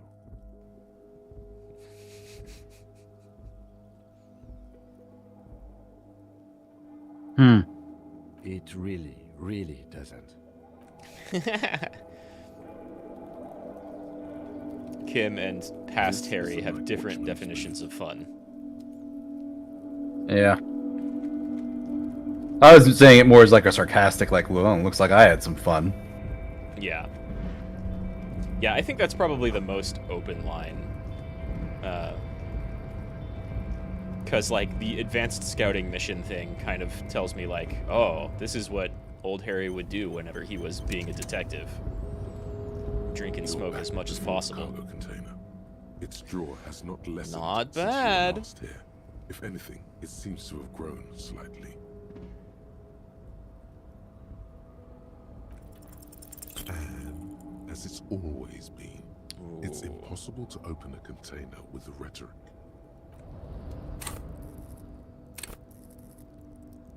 Sure. Max I'm right there anyways. You're back before the cargo container. Its drawer has not Back let to the a coin slight toss. dirt Hey, that there we surrounds go. and trails you.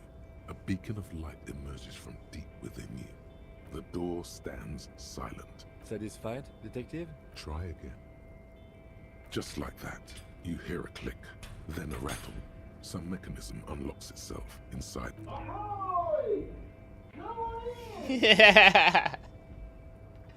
What is that? Hey, The smile disappears. Turns out you can open a door with rhetoric. I almost wished they had saved that portrait for this. The man stands at the far end of the shipping container. It's hard to say anything more about him.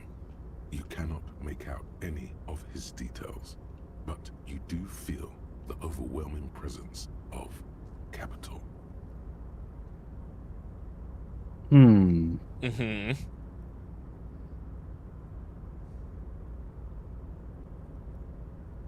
What a strange man. Yeah. It's almost as if his mega richness is the source of the light bending. The feeling causes all the hairs on your body to stand at attention, like soldiers preparing for review. Something's amiss. The light beams bend around his face and scatter in 1,000 directions.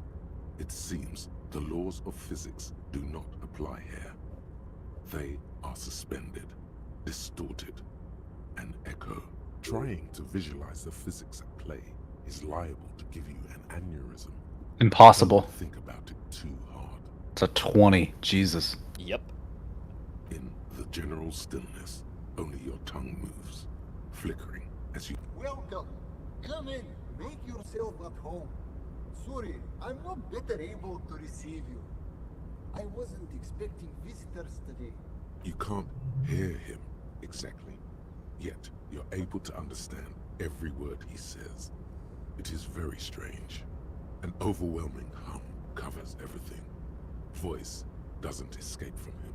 Now, what can I do for you, gentlemen? Who am I?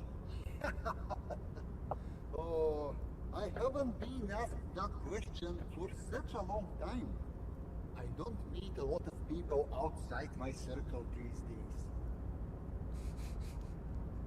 That doesn't answer my question. No, of course not. I just love walking in here and being like, what is this? Investor, license holder, and extremely high net worth individual. And you are? Mr. Diodor, I am Lieutenant Kim Kitsuragi of the RCM, and this is my partner. Tequila Sunrise. Right. You only have one option right now, but you could have had others. I must admit, the name suits you very well. Traveling. This is a great way to get around. It's fun, it's safe, and it gives me lots of time to think. Uh-huh. A shipping By container. the way, let me now ask you a question. Where are we exactly? He doesn't even know. There's a cool church nearby. It's true. An option you totally wouldn't have had if you opened this super early. In fact, I think all of these are things you've kind of learned. If you, like, open this incredibly early in the game, you only get option 5. Or maybe 2. True.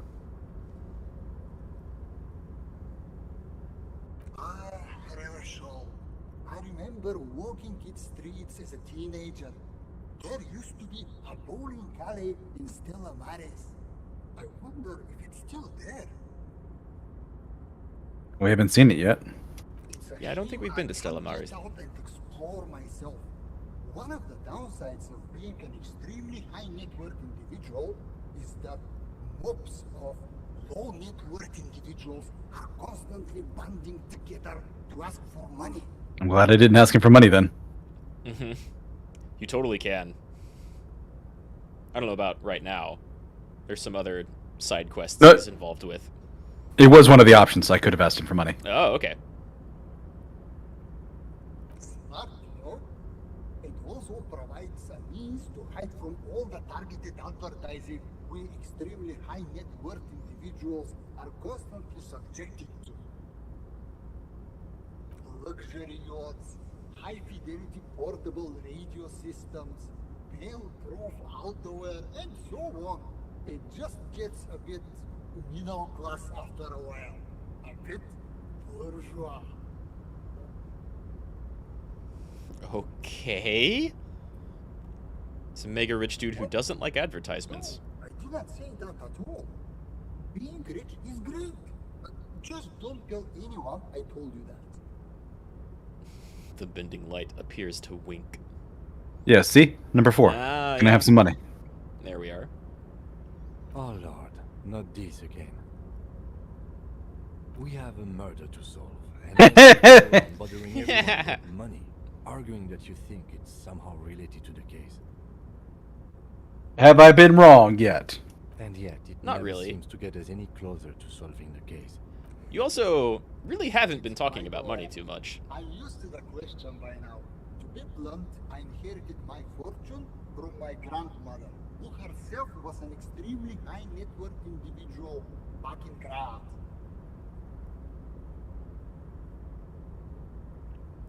All I did was take her fortune and invest it prudently. Believe it or not, it takes more than a bit of skill not to blow a vast fortune on sailing boats, bad choices, and unsupervised state policy. That's probably pretty accurate. Yeah. It would be easy to spend a lot of money if you had it. It takes several generations to do that. But, alright. He is, however, so rich he bends the light around him, so maybe it would take some effort to spend all of it. I gotta tell you, at first, being rich is a lot of work. Uh-huh. You got to work hard because everything's so darn expensive. You know, prices increase exponentially at this income level. I mean, you can still just go to the same grocery store as everyone. My position Exactly. It's nearly impossible for me not to make money. My And there it assets is. are so diversified that I'm bound to come out ahead no matter what. Oh, Yeah. so market interests. Some of my lower net worth friends say to me, but doesn't that take all the fun out of it? And I tell them, not really. Yeah, I imagine if you had infinite money and someone was like, but doesn't having infinite money take all the fun out of having all of that money? My answer would immediately be, no. No, it doesn't. It doesn't detract from it at all, actually.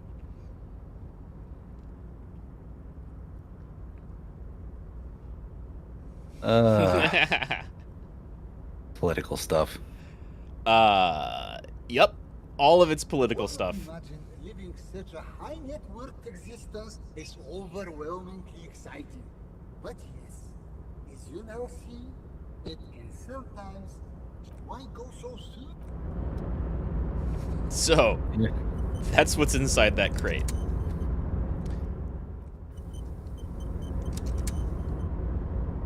It has a lot to do. He can play like a middling part in a lot of different side quests. I think mostly like the hustle grind set quest and the art quest.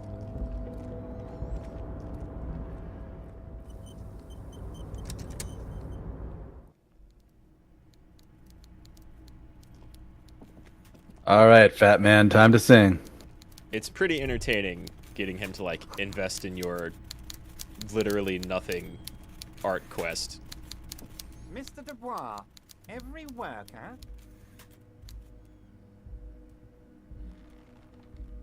That's right, Mr. Dubois. I see the socialist democratic fervor now burns in your heart, too. How can I help you today?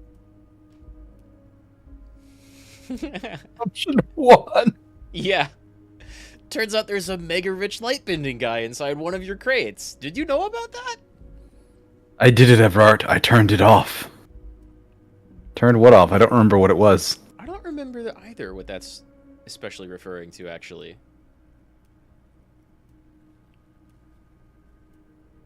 The Golden Boy returns once more. Wonderful. Simply wonderful, Harry. Of course. I already knew this. My friend, the mailman, confirms the letter is on its way. You've done a great thing today. You've given the children of Martinez a real future, Harry, and I feel I can finally trust you now. Of course the mailman You're is in his my inner friend and circle. immediately reports you too, back to Mr. him. Kitsuragi. We can talk about anything. The strike, the murder, your lost gun, nothing is off the table.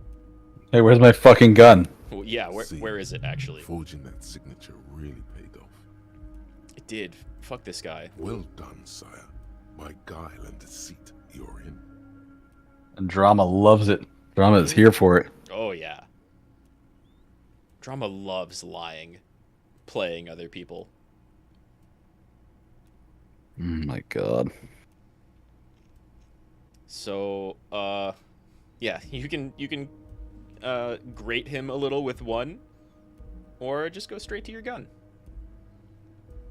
I mean, 2 is probably even more insulting, but Hmm. this is Everett we're talking Harry, about. I've got to be honest with you.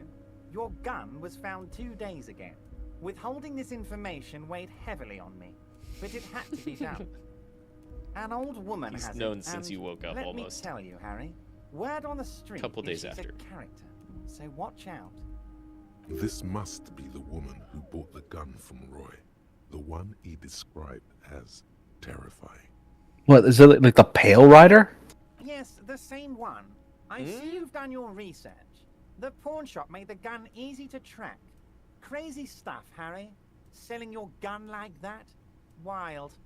Anyway. Union Boy's gonna help you fix it. He winks at you. Don't worry, Harry. The neighbors of this old woman contacted my men because they trust me and the Debarders Union. Apparently, she was waving it around at the entrance to her building. Wait, is that the old lady in like Cindy the Skull's building? I don't really want to say. You only know of a few old ladies, right? Yeah.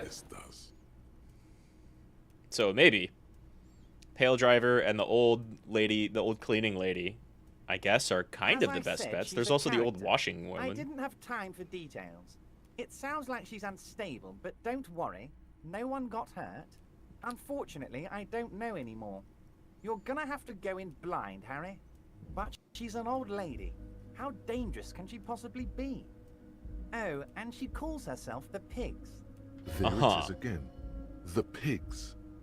Like Roy said, not good at all. I, for one, find it refreshing. Finally, someone could. Instead of it being an actually insult sounds lobbied at you, that's extremely someone. bad, That's a but title let's someone else not takes upon give it the themselves. satisfaction. I already have. Tonight, starting 10 o'clock, near the old fish market on the coast. The one on the boardwalk, a little past the fishing village. Be careful, Harry. I would never sit you... She will be there from 2200 hours till 0200 hours. More fun stuff. Seems like we already have fun stuff to do. Great, Harry, great. I think we have truly built a bridge between Martinez and Jamrock today. We have united the RCM and the Debarders Union. This has been so great. I'm sorry we don't have more fun things to do together, but if you ever feel like bouncing something off me, my door is always open. He should know about Rich stuff. Lightbending Yeah. guy? Oh my god. How did that get in there?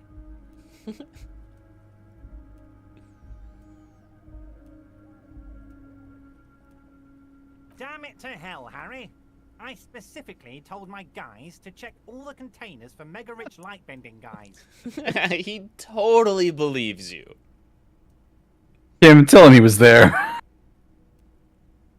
Please, There Kim. was a guy in the container, but he didn't bend any light.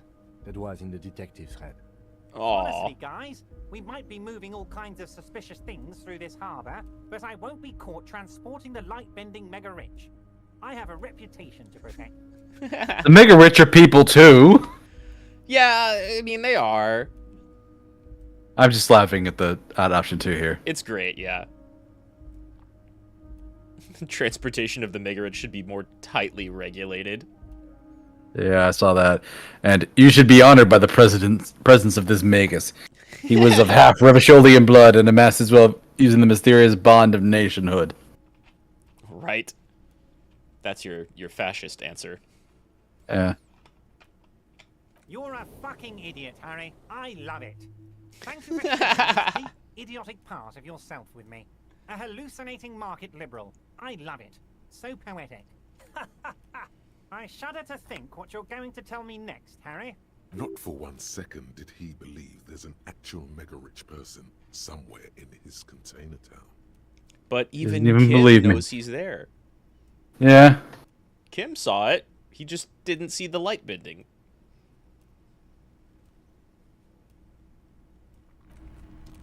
I am going to save and then press the button on. I did it. Now, what's gonna... What? I forget. Oh, right. Did I? Well done then, Harry. I like not knowing about it, and I'm sure you made the right call. I spend the whole day delegating tasks, and it's a great relief to see people taking initiative. I don't even want to know what all of that means. Brew, shady, alcohol, turned off. I'm gonna let the world surprise me.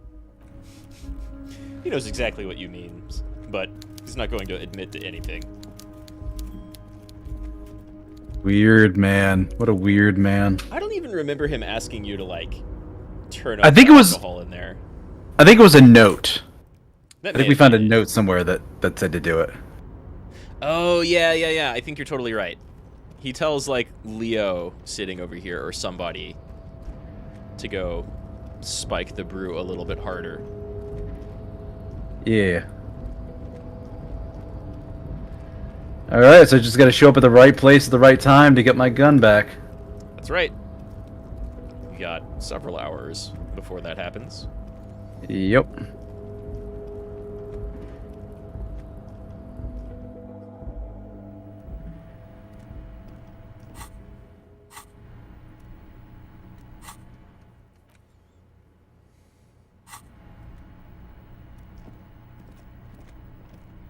Right over by the whirling, we can talk to Lena and talk to her man at the no, not her man, the dice maker. Oh, yeah, sure. You can tell the dice maker about what you found in the church. Mm-hmm. Lena, I suppose, is another old lady, but I don't think she goes around calling herself the Pigs. I don't know. She's kind of hardcore. She's very nice, except for when a couple of things. Hello, dear. It's good to see a familiar face. Oh yeah, and you can tell her about the Thank trap. you for doing that, dear. Her smile is wary. Earlier, the bullions has left her. Morel still isn't feeling well. I convinced him to stay at Gary's to get some rest. I'm afraid the cold has really gotten to him. I'm sorry, dear. You've had to drudge through them so many times.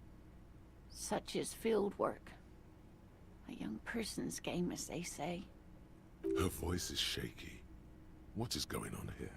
Morel will eventually, or we'll talk Gary into going back out, perhaps. The lieutenant stares at his shoe, caked in mud. He doesn't say anything. Kim is nonplussed about the cryptozoologist fieldwork. But hey, once more to the breach. There you go. That I'm sure she'd be. Is too much, sweetie. Thank you for your dedication, but I can see her coming down. Very strange. Why is she not letting you do this? It's like she's given up. Different? How? Answering a question with a question, for example. Defensive isn't her usual style. I'm not. It's not that. It's a strange feeling. I haven't really told this to anyone, but you are a police officer. I am the law, yes. You are. Do you ever wonder if some lovely story from your childhood is just that? A story? Or a dream? I mean, you are talking about a giant stick insect here. Yeah, yeah, she thinks she's... Oh, she also thinks she's going crazy. I feel bad for her. She might, right? Indian phasmid was just a story I used to tell people. I didn't really think about whether it was real or not. And that's what caused their relationship to kick it off in the first place. It's kind of shaky. Morel's so proud of it. He always tells everyone. A terrible sting in the heart. Regret.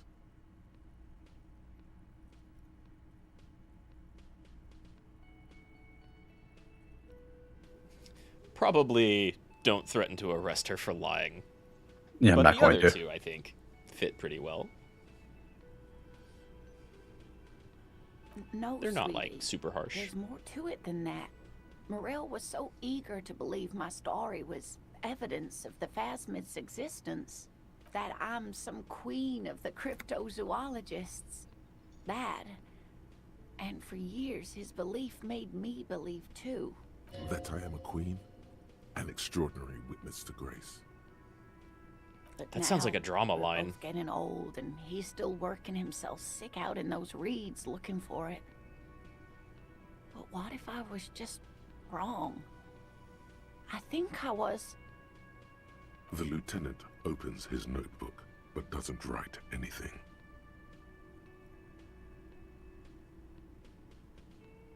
I think Suggestion. Yeah, I think that's pretty nice. But, well, you saved recently. An acorn is not the same as the Nice. tree. That requires time, diligence, and care.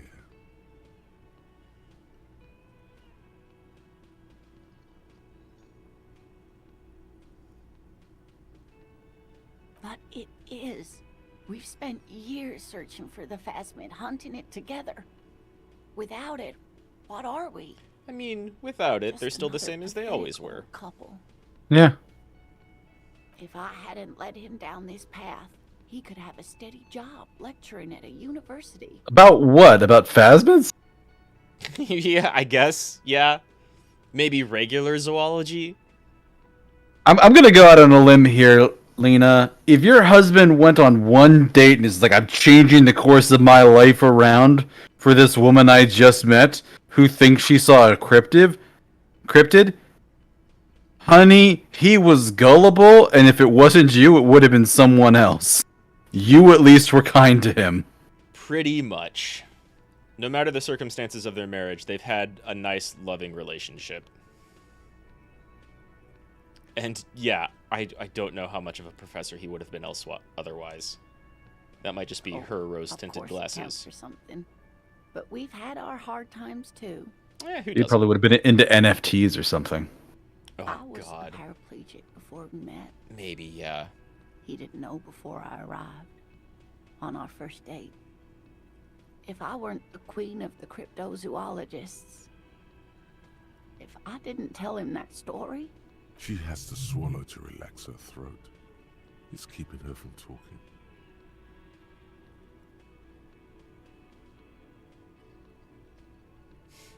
Wow. Love is hard. Yeah. Says the person with extreme ex-wife issues. Ever so slightly, yeah. Jesus. Just a little.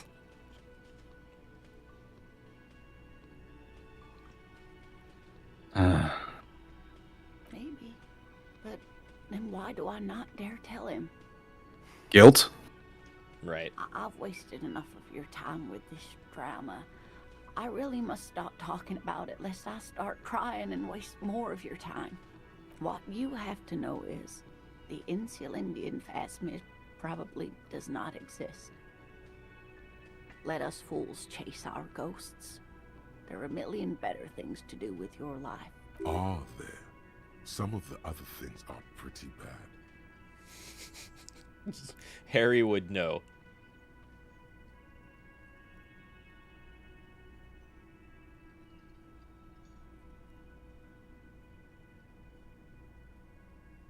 Or is a no. I'm not doing that.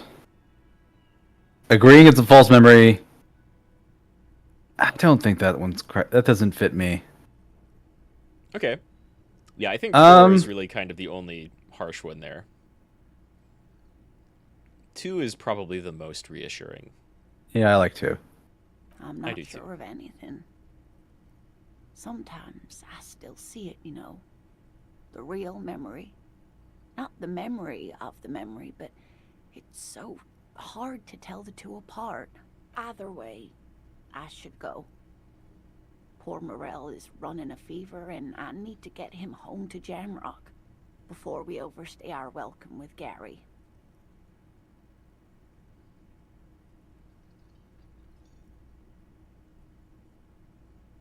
Really? Oh, sweetie. Please don't get stuck on a dream. Take it from me and Morel. Sound advice that Harry might need to hear. Uh-huh. Oh no, thank you, but I can get there on my own. This old thing is gas-powered. And then a taxi home. It's not so bad. Okay, it's 1113 Tabernacle Road, Jamrock, but... A sigh. She doesn't think you'll need it. Be careful out there. It's been a pleasure. The rest of it is pretty grim. Thanks for bringing some light. Honestly, I think that last one is pretty nice. You have run into a lot of really grimy stuff out here. Even if not all of it has been hostile, like, things are not so incredibly hopeful in Jamrock and Revachol. Well, Martinez and Revachol.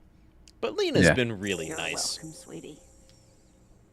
I'm glad it helped you, even though it turned out to be a waste of time, a dream, a lie, a fool's hope. Say her lips moving in silence.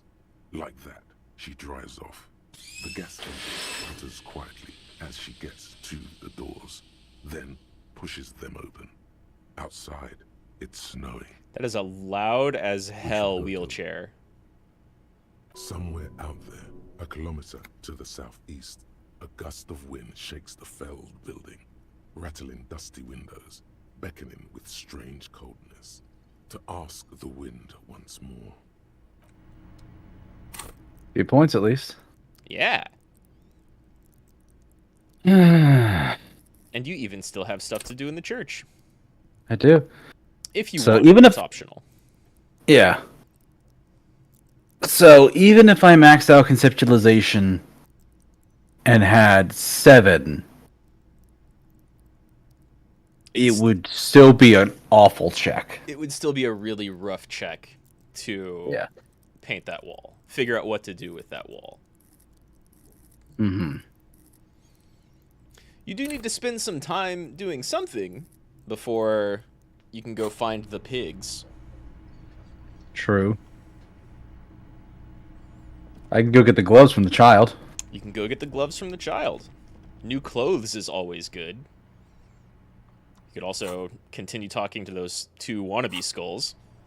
Yeah, that's what I was thinking, because they're right here. They're right there. Also, doomed commercial district before I forget about it. Oh yeah, Dice Maker.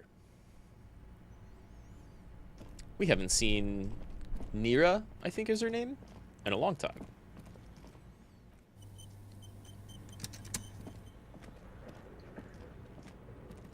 A thick layer of coal dust covers the furnace. Oh man. Smearing your face with the coal. What an option.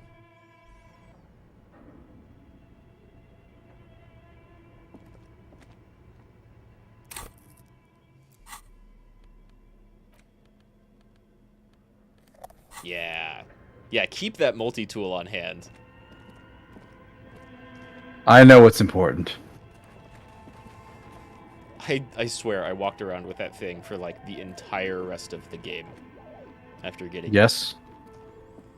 It's amazing. It's huge.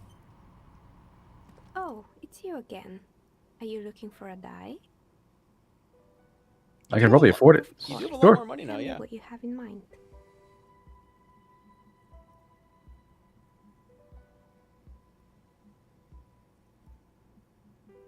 A star that fell from the firmament?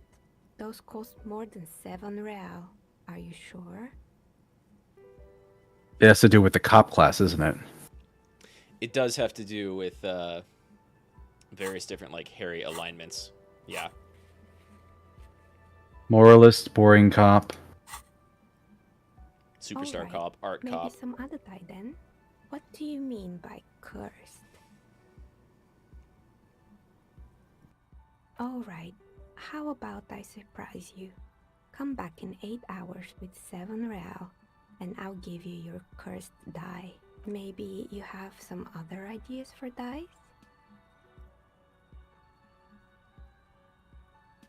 I think I have just the right one for you.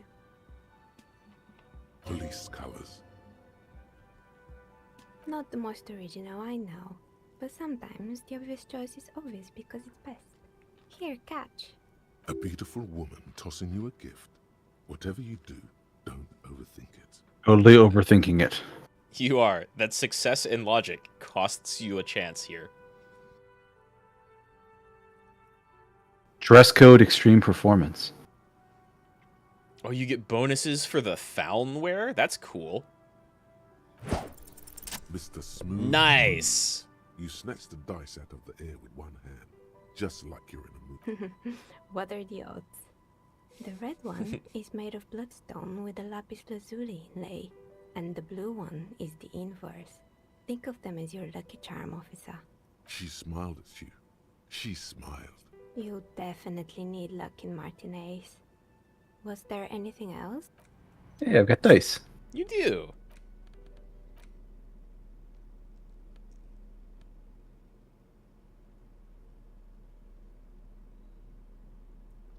It reopens some white checks without having to invest any points in stats.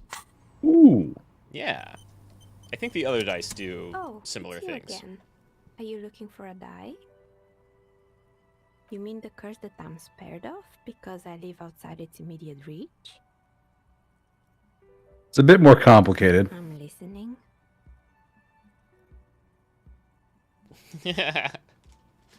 Excuse me? A 2mm hole in reality?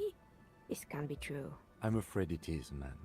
Sona Lukanen killed the former lead programmer of Fortress Accident made the discovery. Sona is involved in this? So it's even worse than I thought. It's not just the commercial area that's cursed, it's the entire world. She looks outside the window where daylight has filled the yard.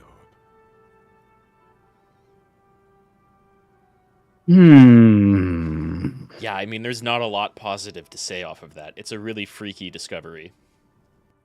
Yeah.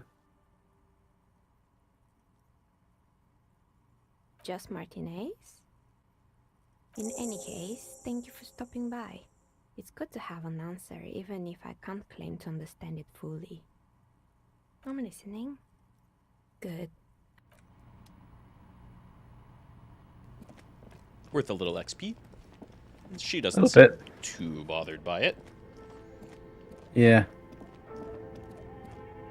I mean, she was initially, but then yes.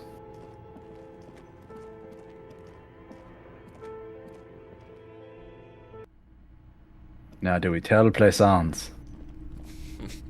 Do you? Can she handle it? She is, by her own admission, a little simple. Welcome to crime, romance. Okay, but please, only a few questions. You wouldn't want to disturb the spirits.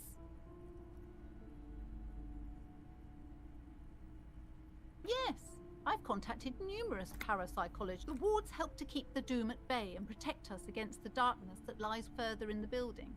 Even though now I fear. The woman before you scans. I think because we specifically said earlier we'll tell the dice maker and not Plaisance. We can only tell the dice maker and not Plaisance. Oh, did you not even have an option on that initial dialogue list? Not for this, no, because when we found out about it, we had the choice of telling one or both of them. Yeah. And I said, only tell the dice maker. Okay, then yeah, you've already made your So choice there. We made the choice earlier. It's probably worth the same amount of experience either way. Hey, piss. What about them?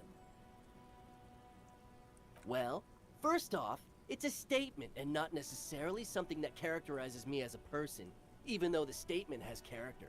And I do like piss. The word piss epitomizes the struggle taking place in the world.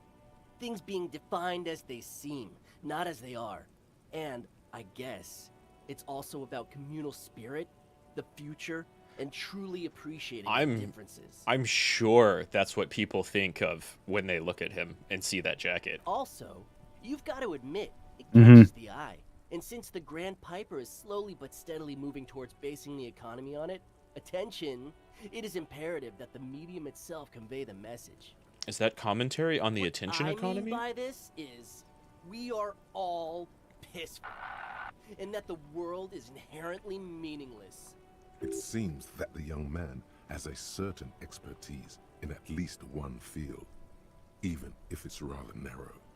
Like I said before, Many men keep searching for the one, for so-called true love, which is actually just obsession masquerading as kinship. The thrill of the chase, the hollowness that fills your chest cavity after catching it. I'm wondering if the poetics come with the jacket, or are they derived from something else entirely? To catch a fish, you'll need to hurl the lure many times, and even then it isn't certain that you'll get anything. If you blow up the lake, though, you get more fish in a shorter time. Mm-hmm. And, for time is of the essence and fleeting ever so quickly, one must think of a way to fuck the whole world and not get caught up in fucking someone. It's like he's quoting bullshit he doesn't understand. Because yeah, stringing it together. Everything. He fucks nothing. And that, to me, feels glorious. Sticking your dick into the void. Hey guys, there's this cool church I want to take you to. You want to come to church with me? I think you'll enjoy it. Actually, yeah, we have a way for you to do that right here in the city. Also, like, not understanding nihilism 101. Hate to admit it, but in a weird way, he's got a point. Shut up, Rhetoric. Yeah. Is it a coincidence that here we have two badass jackets and two badass cops? Are we stealing their jackets? Maybe. Yes? What is? What are you implying? Which one would you wear, Kim? You know what I'm implying. No, I don't. What are you implying? Neither. Fine, if only to end this discussion. Theoretically, if I were a juvenile delinquent, if I were to already be down that path, I think peace is the stronger of the two statements. That totally works. I feel like more of a fuck the world kind of guy. Heroic exit attempts. That's an origin story for a dynamic duo right there. So are we done here? Or you don't need us around for your secret whisper party, do you? Red check. Authority. Was this the thing you wanted me to pump authority for? No, that one's in the church, but I mean, you might as well. I've got 2 points. You've got 2. You might as well dump 1 into it. It's a red check. Go for it. That ride is fucking light. Hey, piss. God, it's only 28. Shrunken cophead material. It's pretty rough. Do I have anything that'll give me authority? I think your ledger does. I thought that took it away. No, it's minus authority. Yeah, you're right. I don't know. I think authority is kind of hard to come by. Negative.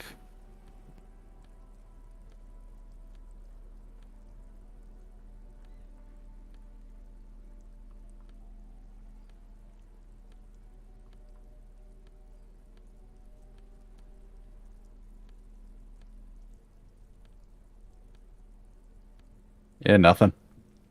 Rough. That ride is fucked. I kind of would have figured some of your top clothes These would have got guys it. aren't scary. You're not scary. I have nothing to worry. Why? And what kind of The lieutenant notices your agitation. Okay, we get it. You look like You didn't say that.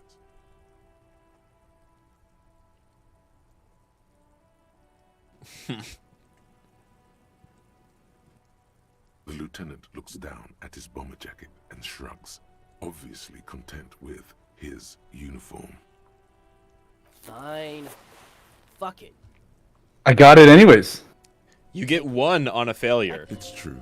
But do you want both of them? Can't. Wow. I did not see that. Fuck that. You're not getting mine. My dad's a lawyer in La Delta.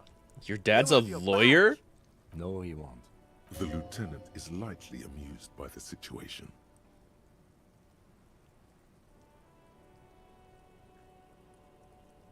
I'm not wearing that jacket. Aww. I don't think this case requires us to go undercover or raise hell. In fact, I don't think the jacket will be useful at all. Yeah, well, it comes with stats, Kim.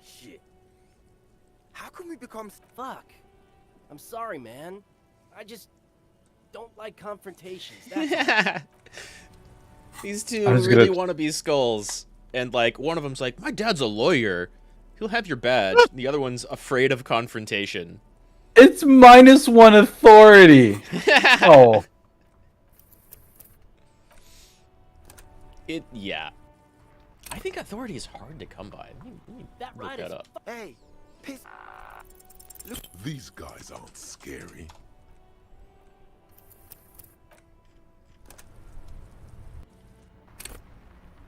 That ride is... Hey, piss. These guys are... Nick Eyes. Damn. There are only 2 pieces of clothing that give you authority bonuses. We don't have either. What are those? We don't have either of them. That ride is... One, I'm not going to talk about. These guys aren't scary. Well, never mind. One you missed. It's the boots. The armored boots. That makes sense. Removed from the corpse, yeah. That ride is... Hey, piss. No. Hell yeah, got it. There we go. The other one we can still get. And scary. The boys dream about being skulls. Use that.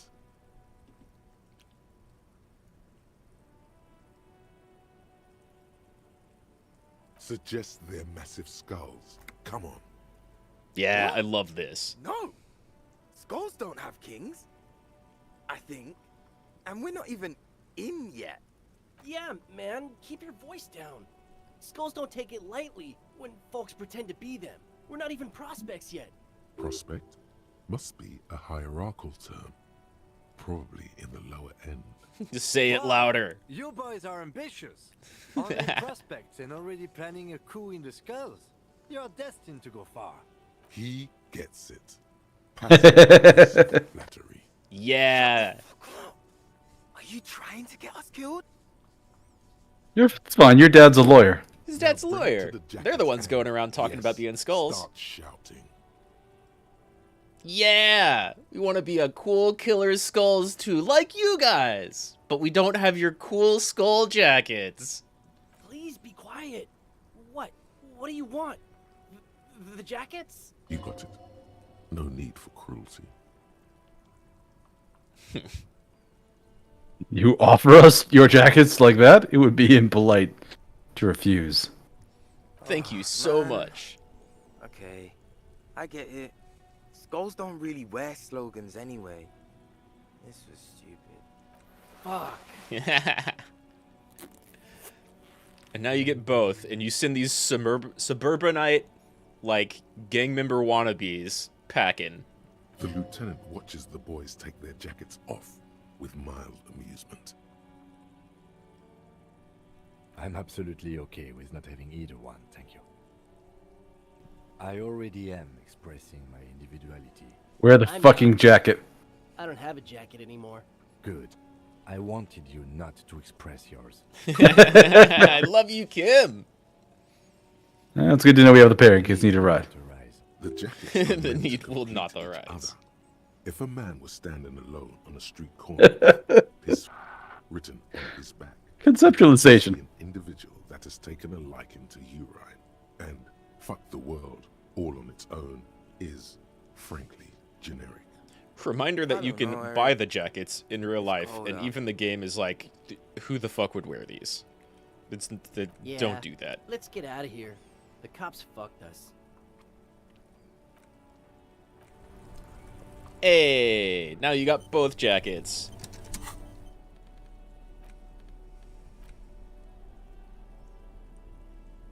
Drama, no fucks given. Authority. Wait, I'm a detective? Yeah. And then fuck the world. +1 half-light. Nice. Neither of them are especially amazing, but it's fun to get them. I really like that exchange. It is fun. These two, like, the most amateur philosophers possible. And you just, like, press them on their BS and they cave. Yeah, basically.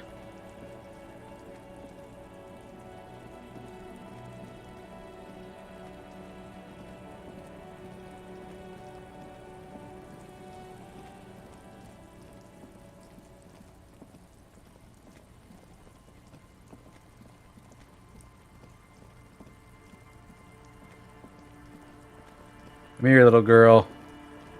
I want to buy some fucking gloves from you. Gonna go shine your very bright cop light right in her face.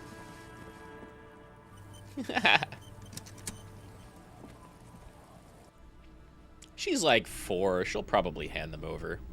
There's no way they fit her. Is that the phasmid? It looks like the phasmid, leaning against the wall. What? What do you mean, Inland? Wait. What if this is the fishing rod situation all over again? I don't remember what that's referring to. And there's something against the wall. Leap at the phasmid and clasp it with your hands? I don't know if I've seen this. Fine. It's not a phasmid. It's not even organic. Just a fire iron resting by the flames. Oh, wow. Inland was not so plussed about that, but you could have maybe tried to leap towards the fire iron. Wow. I have not seen that. La Luby. Raluby. My mom tells me I'm a big girl, but she doesn't know that I can't say Earl. Or like, sometimes I can, but then Uller. Kids. Aw. Cute. Oh, I had gloves. Very big ones. Heavy, too. Where did you get these gloves? Found them when Lemmy and I were playing hide and seek. In an empty house. Where no one lives. I think someone hid them there. She doesn't want you to think she stole them. I hid them. The twins were gonna take them. They're stupid. We are going to need those gloves. It's for important police business. Oh. They're in my sandcastle. Behind our house. Under the sand. You can break the castle. It's not very good. Bye! She's still happy and enthusiastic at the end of it. You didn't actually have to threaten the child. Nice going. I had my multi-tool here. It's very threatening. The flashlight and the multi-tool held reverse hand style. The once mighty towers are quickly eroding away. You can see something shining back to you from what must have been a vast underground catacomb network. The walls and floors give way to the giant screens, collapse and present you with a pair of ceramic gauntlets. Congratulations. That's the gauntlets down then. I guess technically you collected the boots. You just don't have them. Ooh, +2 interfacing. Yeah, they're even better versions of the gardening gloves. They look pretty mean, too.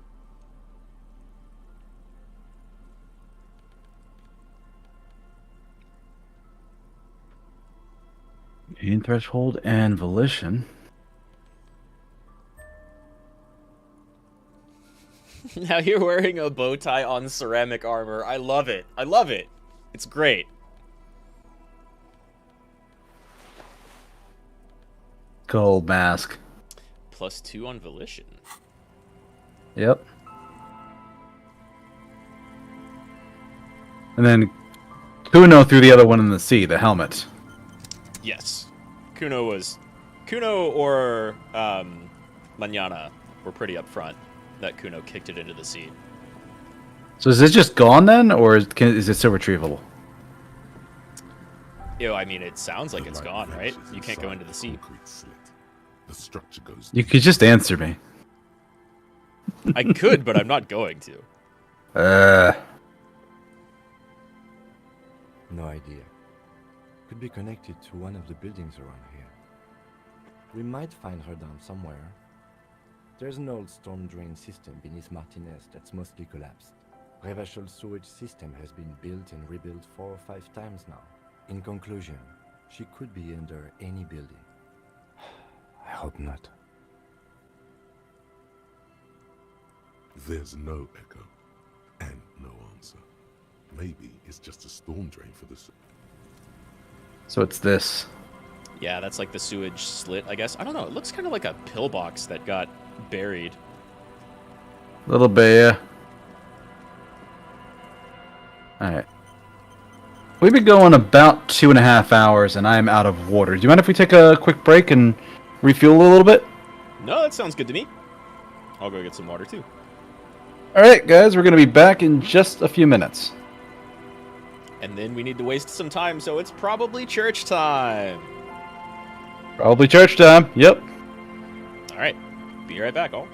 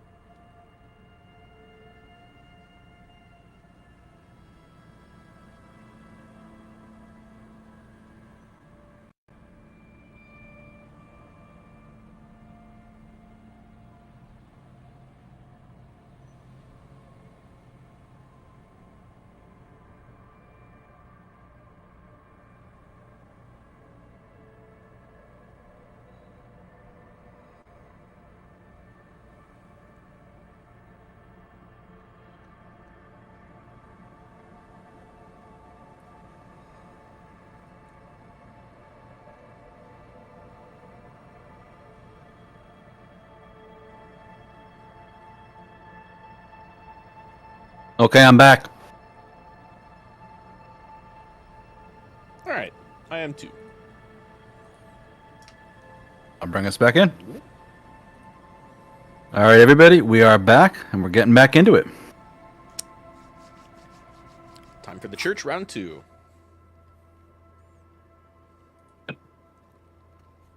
Let's see here. So it didn't do that. Locate a working firearm that does that. Smokes. Right. Ruby. Or pigs and ruby. Yeah, you may not have a task for what goes on in this church right now, but I think you pick it up in here. I was also just looking what we had in general. Yeah. You have cleared up most of the tasks. Mm-hmm. The mother of humanism stands above. Why? That does seem to be a problem. Maybe you meant something else? The mother of I can't do that. I don't think so. Okay. You might need like a different thought or something. Yes, what is it? What? No, no one's suspicious around here. She has not seen her, sire. 'Tis true.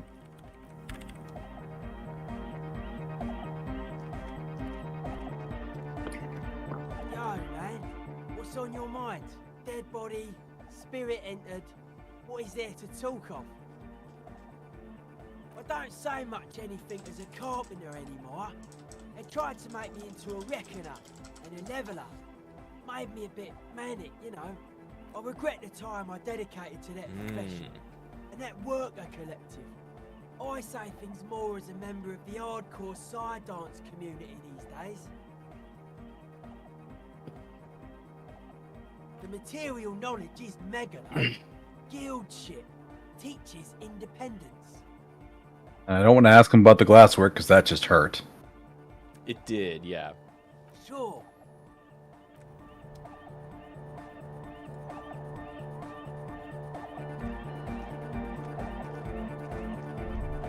Oh, hey man, it's good to see you. It's to express my individuality. Is that a bald spot? It's hard to tell for sure with the fused together spikes, but it looks like he's balding. Of course it is. Otherwise, I'd just be another poor guy with no education and no money. General issue, man. Now I'm all that, and I have radical spikes. All because I'm balding, yes. I want to fuse the remains of my hair together before it leaves me. I want to show my hair. I don't give a fuck how old you think I am. I'm 20. Not 20. Such a great comeback. Maybe it was a bad idea. Anyway. Savoir-faire. So, you want to pass that, but I would suggest talking to somebody else first. Goodbye, officer.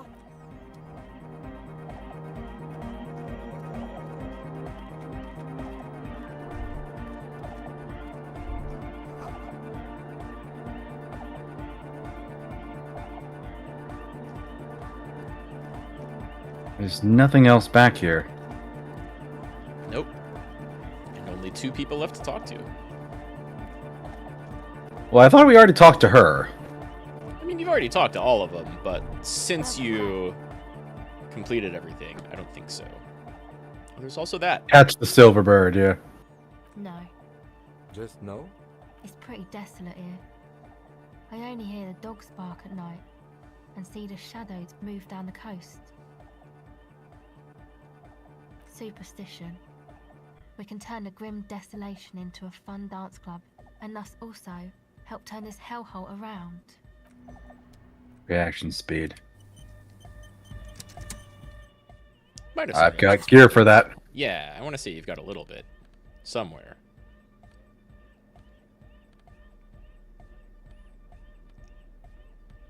That might also be a difficult one to come by, though.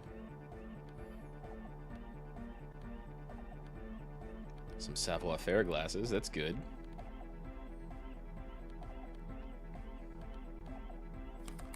Very true.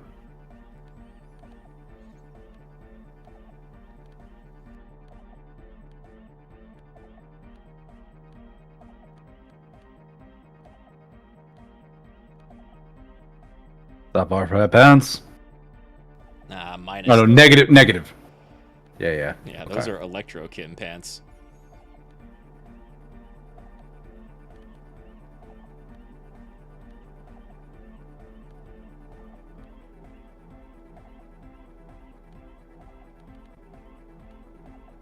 Oh, damn.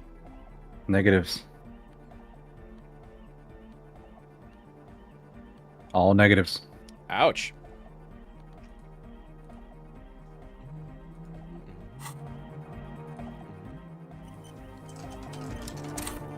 And no skill points. Uh-oh. Welcome back. The silver bird has already flown away. I will catch it later. It's gonna be a little bit of a rough roll. Yeah.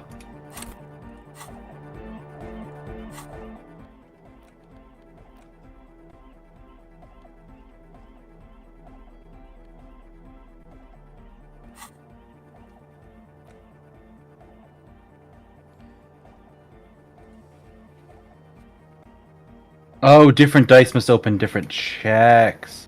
Yeah. Interesting. Yeah, it doesn't open every white check. I think the cop dice open like some red and blue checks, while some other dice are more yellow or purple and open corresponding checks. I wasn't paying attention and I quick saved. Oh, right after that check? Yep. There's a quick save backup 1 minute earlier. That's probably safe. I think that's just right before we were looking for clothes, really. Welcome back. Alright, we do have that. Yeah. Okay. The silver bird has already flown. If you want, there is an article of clothing you could go get. Oh, wait. It might be super fucking expensive.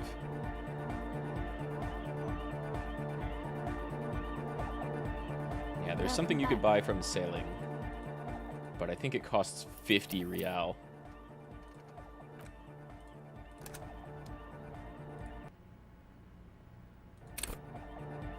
Welcome back.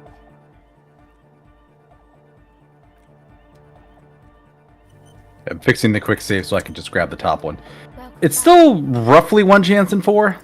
Yeah. Slightly over it, really. That was super close. Mm-hmm. 5 and 4, 6 and 3. Both would have made it. Yeah, because the dice rolled an 8.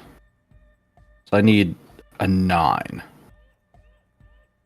Yep. Okay. Very close. Very doable. Yeah, so it's 3 or 6 or 5 and 4. Mm-hmm.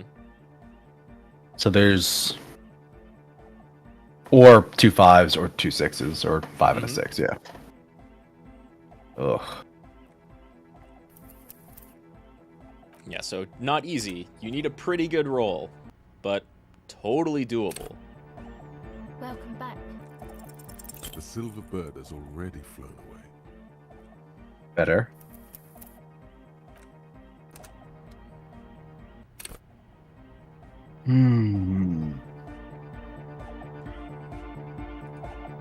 Welcome back.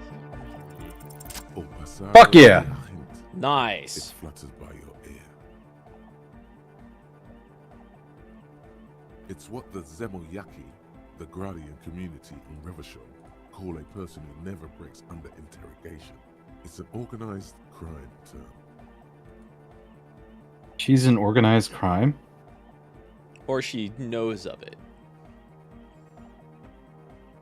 Okay. Interesting. But it makes sense that you would know it, or Harry would know it, somewhere in that brain of his. Excuse me? She's attempted to remain calm, but the phrase made her flinch. What do you mean? Alright. My father was a Zemyaki. He died years ago. He was a bad man. Not a lot of good things to say about him and what he did. He bought the family a huge house, so we got to live, at least temporarily, in a giant castle in Jamrock. and then he died. Not the happiest of stories. What do you think? The competition came and took everything away. It was like in a war zone. Jeez. So after his death, we had nothing left, and we were in danger. My mother had to change her name, mine too. We left it all behind. It was a stupid idea, and I'm still disappointed I came up with it. It was her idea in the first place. Might look down on such activities. I took that into account, of course. Coordinated the operation with the débardeurs, else they might get unhappy. Not in person, but I let them know. You can't do anything without the fat ones getting wind. It wasn't too difficult to convince them, really. It's a good thing you ended that mess, though. I felt I was turning Dadwise into a corrupt business person. Unpleasant. Hear that? Set justice on its feet. Confront Everard. Come on, this is all fine. But you don't have anything on Everard now. That's not how these things work. Either way, we do know he was totally okay with her setting up a speed lab underneath the guise of a dance hall. No, I don't think it would lead anywhere. Yeah. Have you seen Everard? Fair enough. Yeah.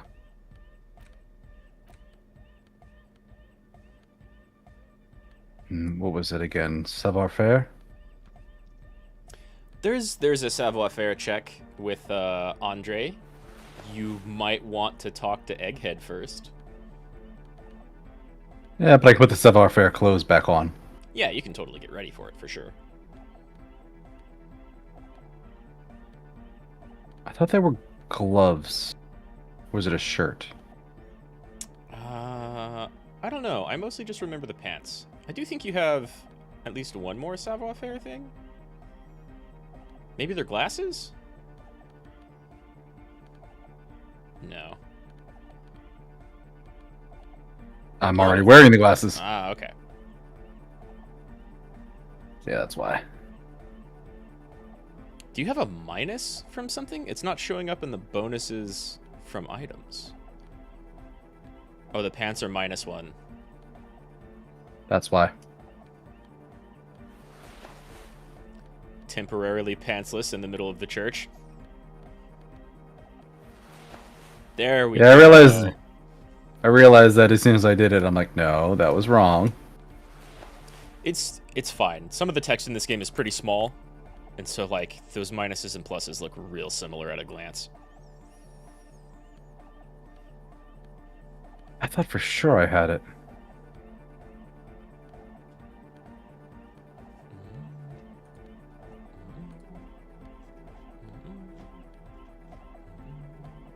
Also, for most other things too, it's the pluses are at the top and the minuses are on the bottom, and this one's in reverse.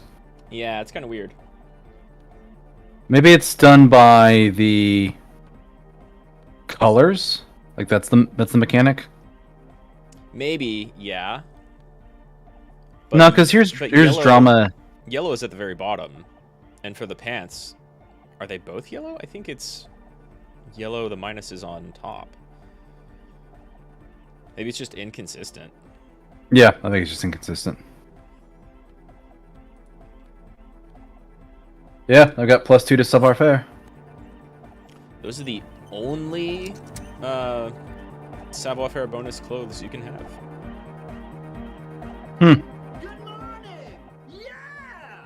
Yeah! It was awesome and scary. Very hardcore. Too hardcore, in fact. I couldn't control it at all. It sucks up all the air in the mix until it's the only thing left. Starts compressing itself and everything around it. Completely fills up the headspace. Extreme. Yeah. It Inside was your indeed. chest, the heart beats still with the after effects of the sound. Imagine if you could harness that power, making it pulse. Oh! I don't know. Maybe someone can do something with this. I imagine this is the sounds that the future could make. Seems like that's kind of what they want. Yeah!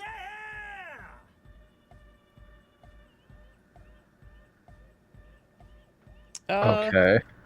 Ask him about the music again, I think.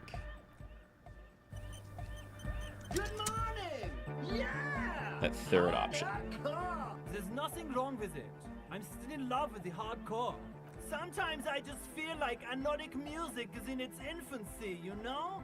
For example, take this Arno van Eyck jam I've been pumping for the last month, and will continue pumping for the rest of 51.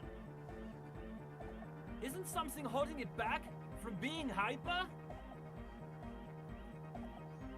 It's like it's only ultra. Okay. I think it's super hardcore, but you're right. It's not hyper hardcore. If anything, it sounds a bit proto, like it's not fully formed yet. You might be a moribund alcoholic and a failed cop, but you are pretty certain a thing cannot be both proto and hardcore. I just also noticed I'm standing here in front of, standing right here in front of Egghead, shining a light into his face. It's right into his face. Like a foot and a half away, maybe. You almost think he's going to put his hand down, but that would be ludicrous. I think you might be right, but how could it become hardcore then? I know it in my heart, but cannot think it in my head. If this is not hardcore, how could anything be?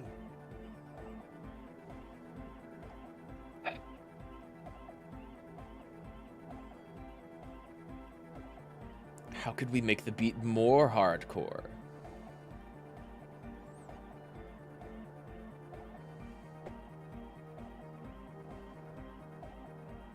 What? Guys, there's something happening in his head. Oh yeah, he's doing it. But you're not. This is almost certainly a matter that surpasses the limits of reason. I know, so does mine. No, this is the answer.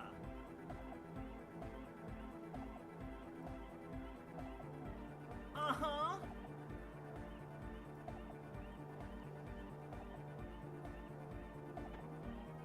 I think anything but 3. Yeah! 97.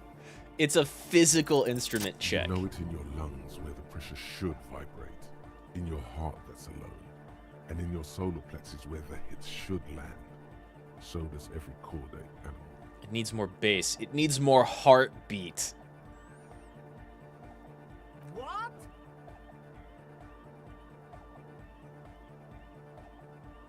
Wow, okay. We should start with the melody. But where would we get that stuff from?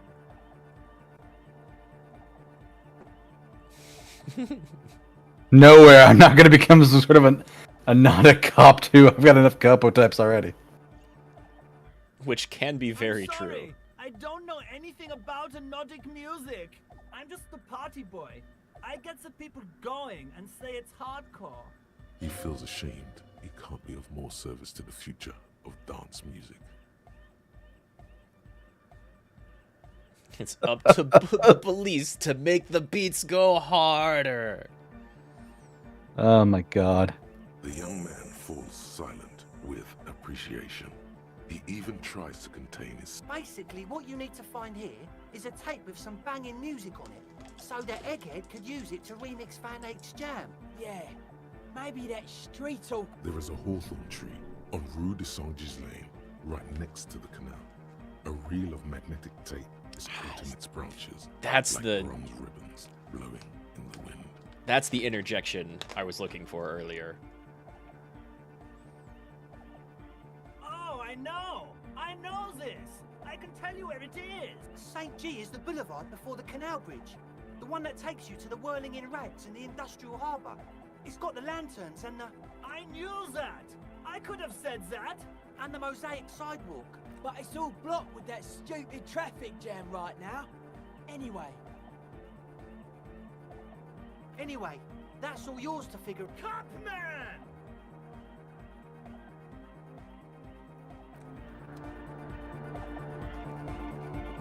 All right, we're getting somewhere. We're eating up some time. They are. Oh, hey man, it's good to see you. Impossible still. So 8% is pretty low. Excuse me.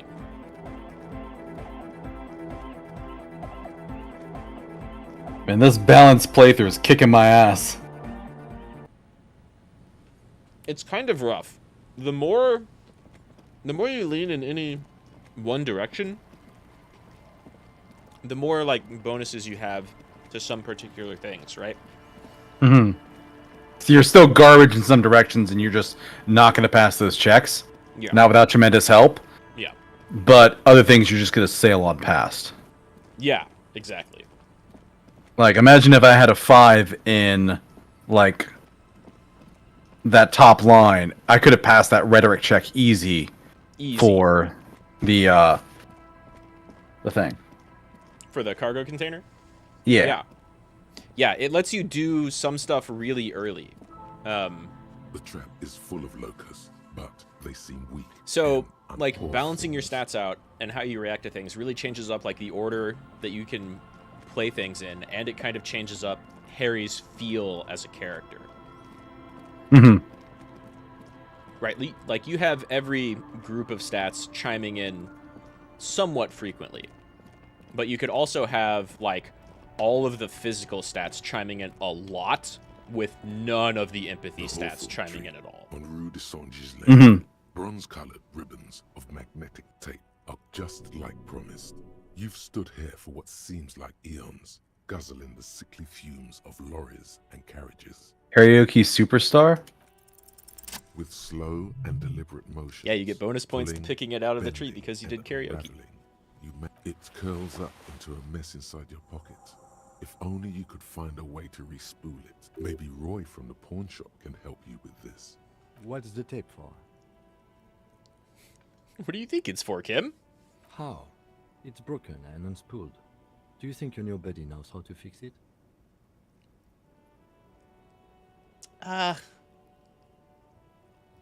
Well, logic already gave us the hint. So, probably not Egghead. You could also get it fixed at the pawn shop across the street. Oh, and Good Kim is here to help out You too. might have the tools. The tape projector in the pawn shop uses similar tape. Patting the tree reveals a small sticker which has almost been worn to oblivion. You tree-hugging pansy. The gnarled... Physical Instrument hates that you are nice to nature and was probably the one that was telling you to punch it. Yep.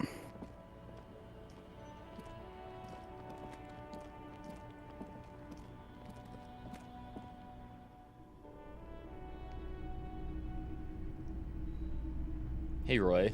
Still mostly out of it? I've got something you might like. If you don't mind, please put the flashlight away. Oh, wow! Atomic sensitivity is not generally acknowledged by the medical establishment. I had no idea. I do appreciate it. It makes a lot of sense, though.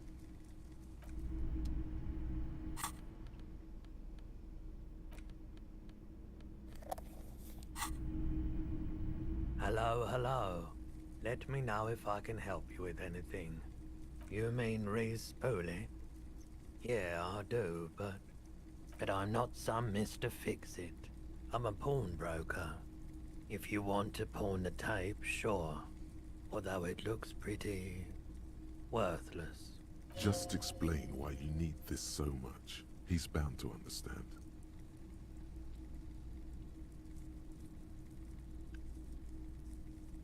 Huh? Yes. What about it? Our police work has led us to helping some Is it young any ravers good? set up a club. The music, I mean. Well, that's the thing. You can't believe how unbelievably thin the beat is. There's nothing to it. No bass. It just goes bzz, bzz, bzz. But this tape could make it hardcore. Come on, Man, Roy. You're really invested in this. Okay, I'll help you out. It's going to take a moment, though, so just sit back and relax. I think we've already discovered earlier that he's not really a fan of music, but he likes that you're invested. All around the pawn shop is mesmerizing. Suddenly, Roy turns back to you with a reel of tape in his hand and coughs. Yeah, my pleasure. I'll do what I can for True Passion Project. Just try not to use this tape for negative photon emissions. Take responsibility, okay? Nice. Hardcore. Hardcore. Harder-core, even.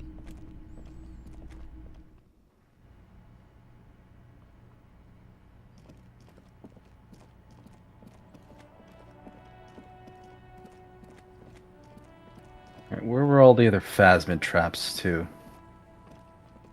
Might as well do that while I'm out and about. Sure. One behind the church. And then There's there one were... north and behind the church, the one over by the Feld building, and I think one kind of out here. Well, we did the one... I grabbed the one over here. Yeah, you got that one by the gate. The waterlock gate. There's one, like, Yeah. to the lower left here, I think? There's the church one. Yeah.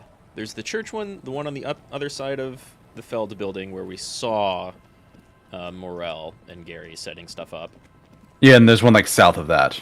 Yeah.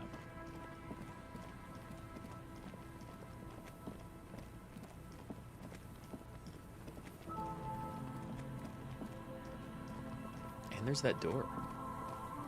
The door that's a red check that I don't have very good interfacing. You do have better interfacing gloves now.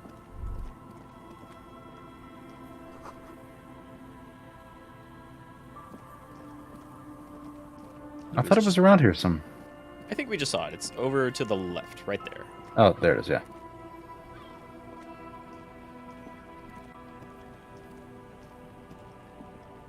Just dead and dying locusts, and the slow sweat. Poor things.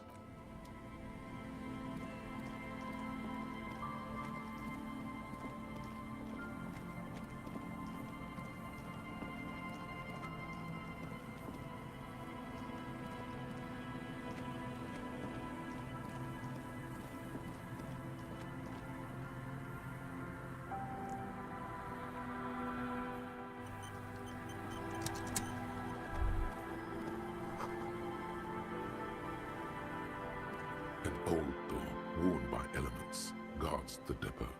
The No. wind has blown a skeleton in front Fair. of it. The door hasn't been opened in a long while.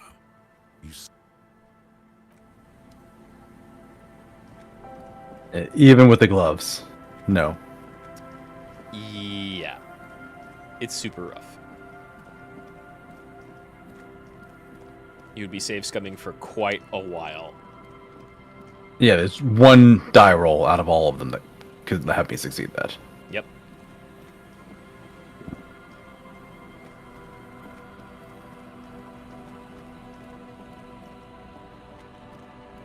And there's the one, and we're gonna go south first. There it is. The trap is filled with dead and dying locusts. Most of them poor things.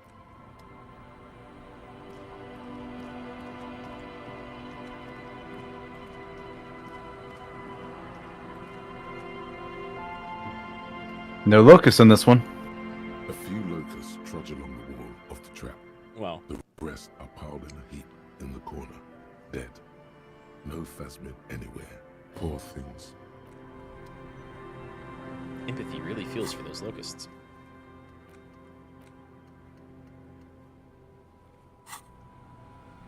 I think you completed the Find the Phasmid task whenever, what's her name, Lena. Yeah. Was like, don't worry about it, guys.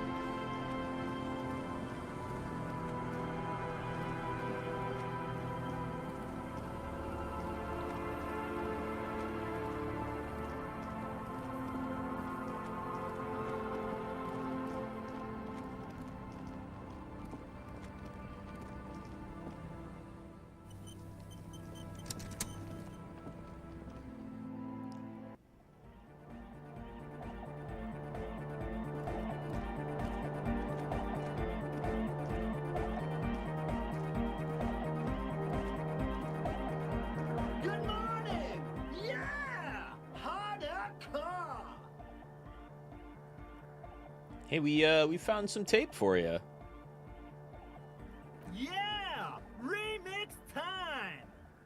Tape goes here, into deck B. A hand on his ear, he listens to the audio through his headphones and shouts. Wow! Did you get this from Arno himself? A great excitement is bubbling to the surface within him. This is big. Listen, I'm just going to show it to you. Ready?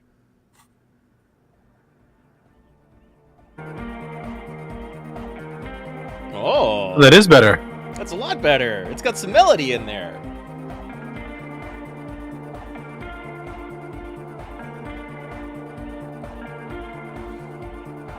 Wow!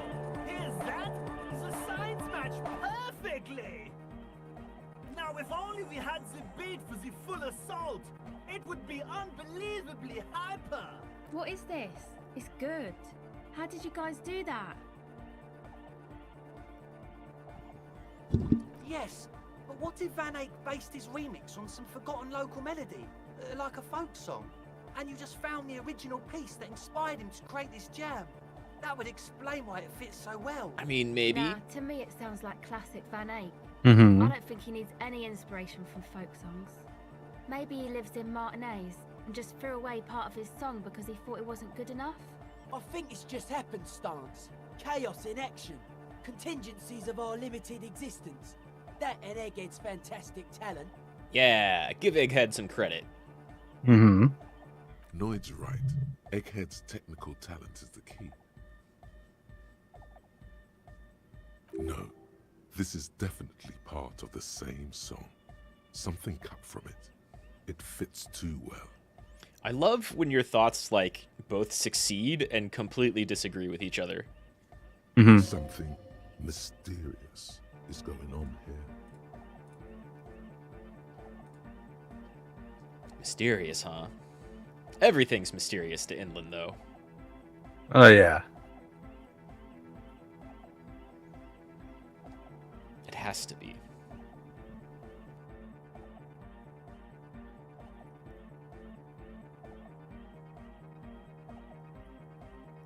Be how it may, if it fits, it fits! Bring up the volume! What about the bass? Do you have any ideas for that? Yeah, I remember. You said it needs more bass. I think you might know the answer. I think you do know the answer. We've got all the pieces here. It just needs one more. But how? What about that compressor Andre was setting up to achieve some sort of parallel processing? Don't be too hard on yourself if you don't figure it out. I think the jam's already pretty ultra. But it could be hyper hardcore! White check. Uh-huh. Good morning! Yeah! The gloves might be your only interfacing stuff, right?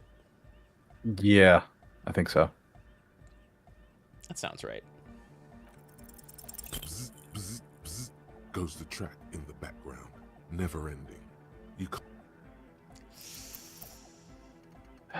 It's pretty rough. But like, even if people aren't save scumming it, this is the stuff that I would recommend people save scum. Got it this time. Yeah, in two. Not bad. Very nice. Listen, you can use the compressor to select between which track it's compressing, either the auxiliary signal or the main input from the tape. Make it alternate between the signals. The compressor controls the gain based on the level of the signal on the aux sidechain input. It will allow maintaining a loud sound without peaks that fill up all the headspace.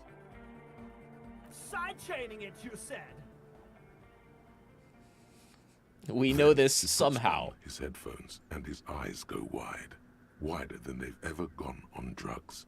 He starts jumping up and down with bliss in total silence, still listening to his headphones. Hey, what did you do to Egghead, Cop Man? Did you break him? Maybe. Are you ready?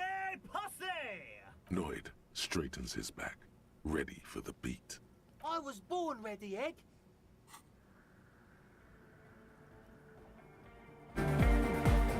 Hey! Now we've got a full song. And lasers. Yeah. You started with like the disco, and now you've got lasers and pulsating lights. Hell yeah. We've literally pumped the pail into this song. And up in the rafters is just some weird crab man that's just like, I told them they could stay, but this is a bit much. Right, yeah. And you're totally right. What did we use for the beat of this song? The heartbeat. The audio. It's the pail. The speed freak dances on the stage. No one in this world has ever heard music like this before. This is beauty! This is life! Hey, do skill point finally.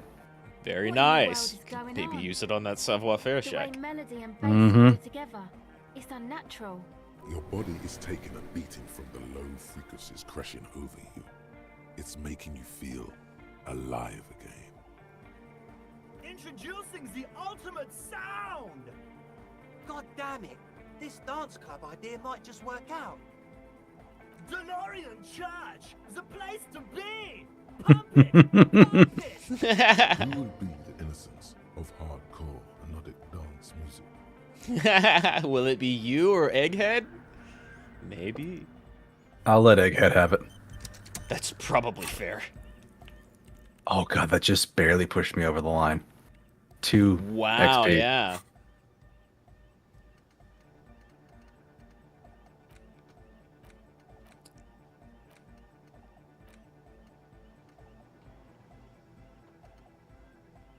Oh, dated birth generator. Right, you don't know exactly how old Harry is.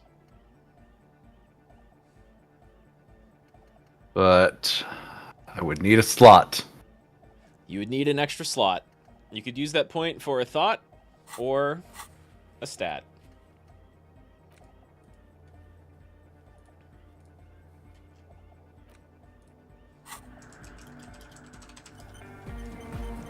Alright, let's see what this guy has to say. Oh, hey man, it's good to see you. That's a much better chance. Found the melody, found the beat. Found the beat, indeed. You close your eyes and dream of the shape. By 1.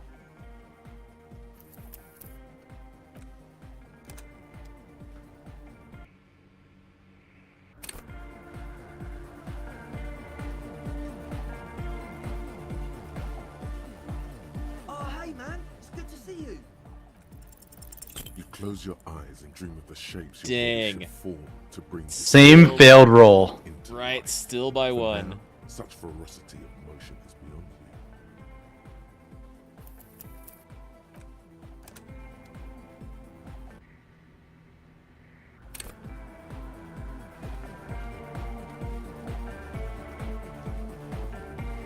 Oh, hey man, it's good to see you.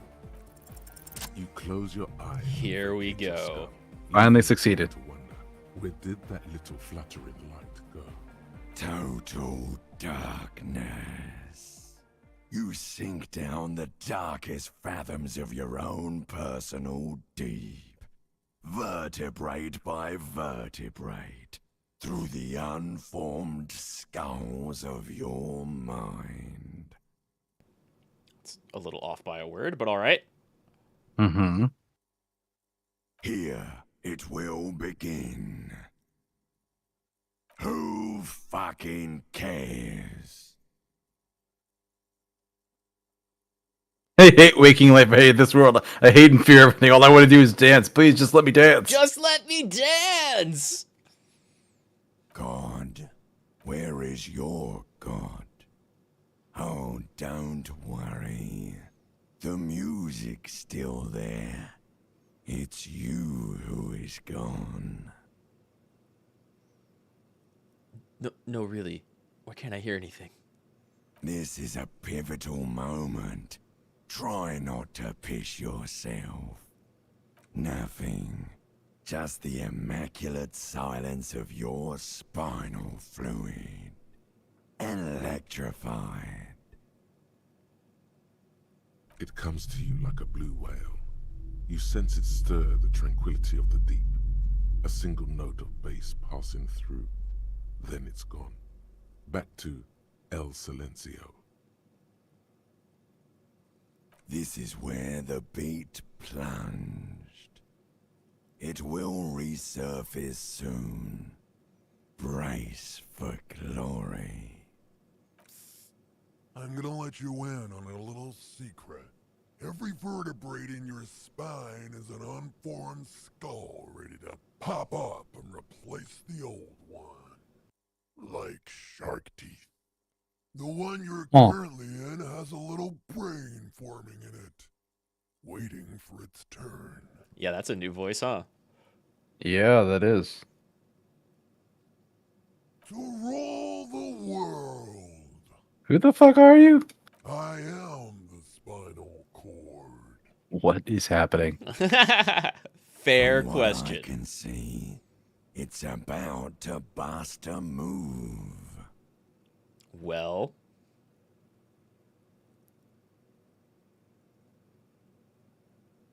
Foolhardy, do you even know what's happening on the surface? Maybe 1,000 years have passed. That is not true. Maybe it's probably not you true. started spazzing out like 2 seconds ago.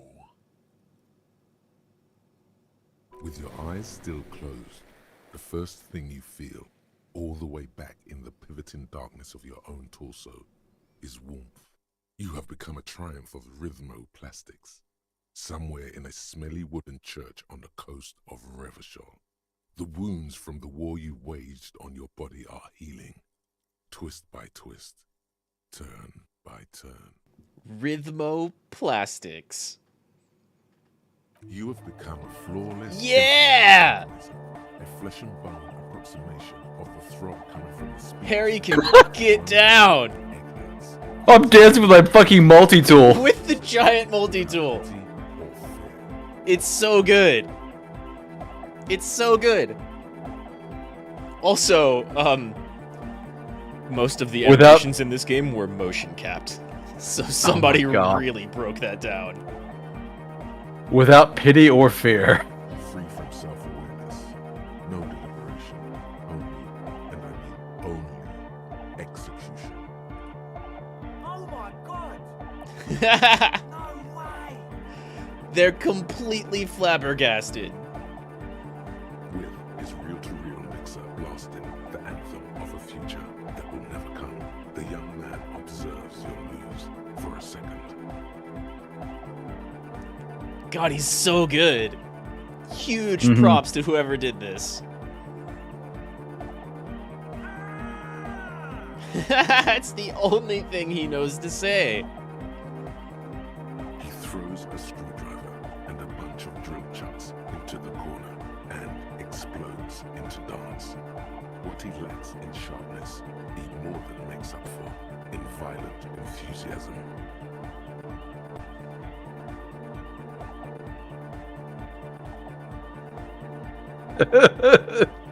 Oh yeah. Anything but 5. What's going on here? Delinquents. Kim? I am your W freighter lieutenant. Get in here and dance. You are indeed his superior officer. In the middle of a tense procedure. He's having trouble adjusting to the new reality before him. What's happening?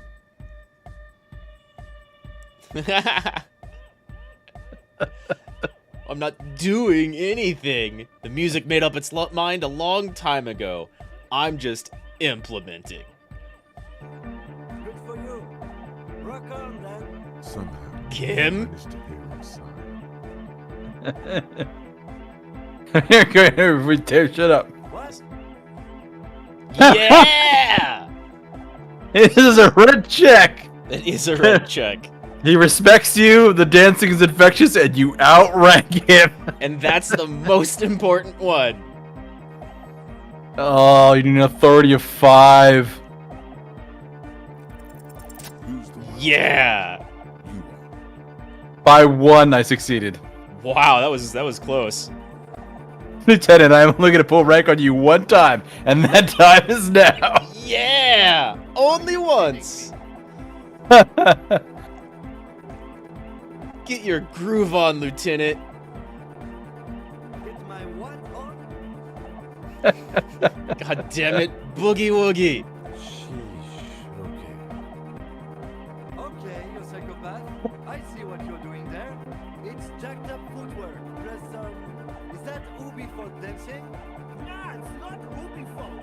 It's hardcore. It's hardcore. It's breaking you down and actually analyzing you. Yeah. Right. Whatever.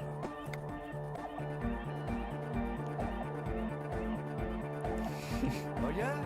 I did 15 years in the juvenile crime unit. I can do age inappropriate. There we go. Now, check this shit out. Yeah. With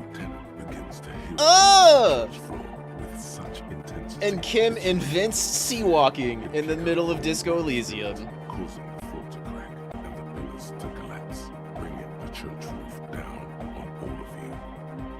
It doesn't look like he'd give a shit either.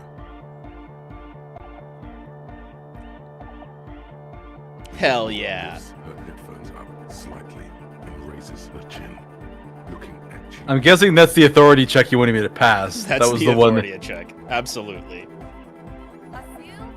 Aren't you going to dance? No, recording. Ah, sell you buzzkill. Other young woman a knowing glance before turning her attention back to Andre, surely you can dance to this. the young man immediately bounces up and down. Then Nowhere as good as you or Kim, but hey, he's doing it. with some sort of waving motion. Oh my god. The authority of the law is clearly unquestionable. No one questions your authority on the dance floor. Your flailing body is bordering on the extreme. You're going off the charts. You feel as if turning on the hyperdrive will be a point of no return. It feels almost mental. Are you sure you have the entire posse on for this? As much as they will. Hardcore fills the air. The sound above my head. What now? The sound above your what? Above my hair, man. Okay, this is too imbecilic. Excuse me. That's It's as a much red as Kim check. has. It is. It's 92. +2, I got Kim dancing. You got Kim. Suna is even kind of in on it. Yeah. Inlet, in a small weather-beaten stave church built 380 years ago by settlers from the Occident, most likely to guard against an anomaly at its center. An officer of the RCM is contorting his body into idiotically rigid shapes as he invents the future of dance music. It's the hardest anyone has ever danced. I am la Revachelière. Boom. You danced I harder am than anyone the ever. city. And here's the voice of the city. She noticed you. The modulations of my voice are noted down with thermometers and barometers. You feel me in your nostrils, on the little hairs on the back of your neck. I also reside in your lungs and vestigial organs. Everywhere there is space. I am a fragment of the world spirit, the genius Loki of Revachol. My heart is the wind corridor. The bottom of my air is red. I have 100,000 luminous arms. Come morning, I carry industrial dust and let it settle on tree leaves. I shake the dust from those leaves and onto your coat. I've seen you. I've seen you. I've seen you with her. And I've seen you without her. I've I've seen you on the crescent of the hill. You are an officer of the citizens' militia, Jean in Rebut. When you wear your coat, you wear my soul.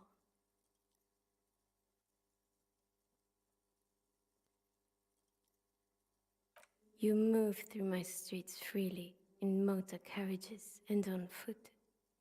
You have access to the hidden places. You also circulate among those who are hidden.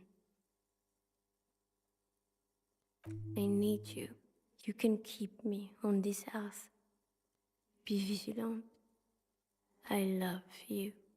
An officer of the RCM is lying on the floor of a small church with his eyes rolled back and his tongue lolling out. Several others are standing around him. He slowly comes to. I danced until I passed out and dreamed I had talked to the heart of the city. Yep. You busted it so hard that you blacked out and communed with the heart of the city. It's exactly what happened. You invented a new form of music and dance. All the time. You're just dehydrated. So, we should get going, maybe?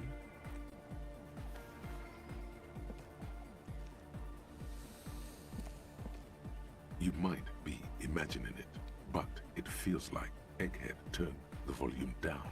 Such is his respect. Man! Now, man! Now... Now imagine if we could do that, right? But with like 1,000 people. End of human development. Mission complete. All right! You're absolutely beat. Muscles relaxed and feet like noodles underneath. Okay. Yep. Goodbye, officer.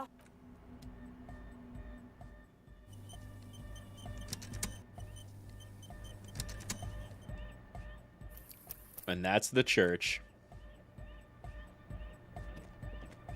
I pull rank on Kim and force him to dance. Yeah! You got to pull rank on Kim.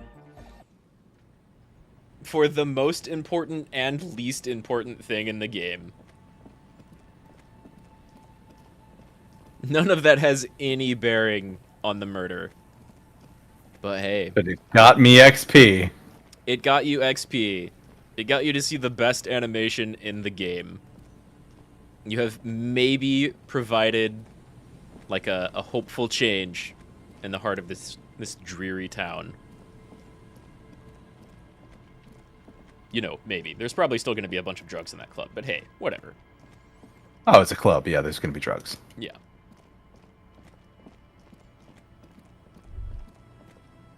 There's no way the perp is in here, officer.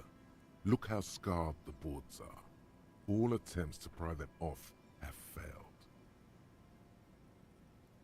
The suspect? God, I hope not. I can't see a way in, though many have tried. Not this time.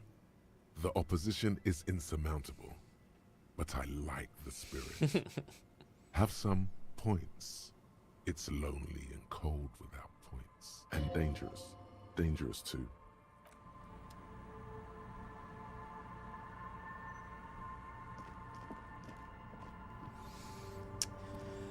Still need to kill some time. Oh, there's benches around. There are benches. There's stuff you could read.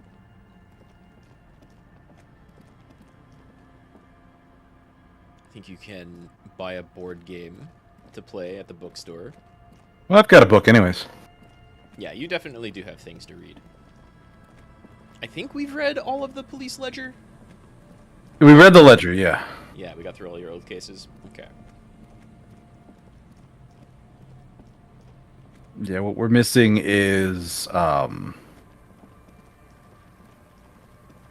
Sorry, I just kind of trailed off. Brain stopped. No, you're good. We have to kill time until we can find your gun. I don't know what other tasks we have.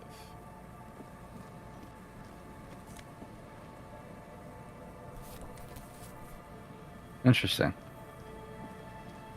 I remember clicking on that thing last time and not being able to really get anything. Yeah, same.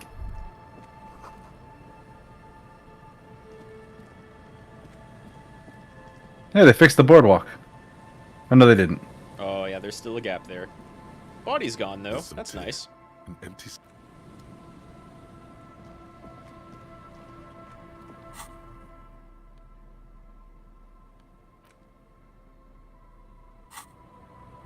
I mean, I could always go back to Idiot Doom Spiral and hear another story. You definitely could. That'll take some time. He's a great storyteller. Good. Pretty close, too. You could maybe talk to Joyce again. That phone is still highlighted, but I'd recommend against it. Yeah, I'm not going to. You totally can, but that's a safe. Oh, yeah, I know. Yeah. When the game tells you this will 100% hurt, and you're like, oh, I'll do it anyways. No. Yeah. Yeah. You're not playing Harry as the type of person who willfully inflicts a lot of pain on himself. Even though that totally may have been what he was doing before. That is canonically who he is, but that is not who I want him to be. Right, right. It's canonically who he was. Yeah. After you start playing, he can go in a lot of different directions. The worn and beaten wooden planks of the bench do not look overly comforting. We can sit on benches after we've... You can revisit the bench if you ever need to pass the time. Oh, you can't use them with Kim with you. I'd forgotten that.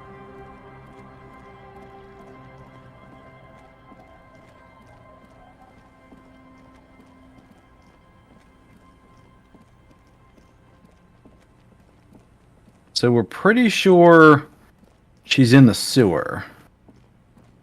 Yeah. We're just not sure how to get to it. It would make sense that she's in the sewer or somewhere with sewer access. Titus is pretty certain she's over here somewhere.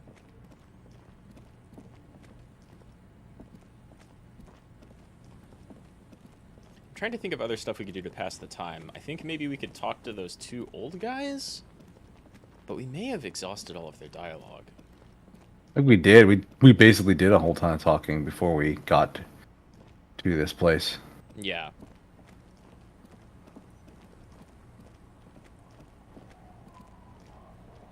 Yeah, we've been doing some pretty thorough scraping. Most everything's been taken care of. I guess the political side quests and the, like, Kappa type side quests just will add a lot of playtime. Seems like, yeah.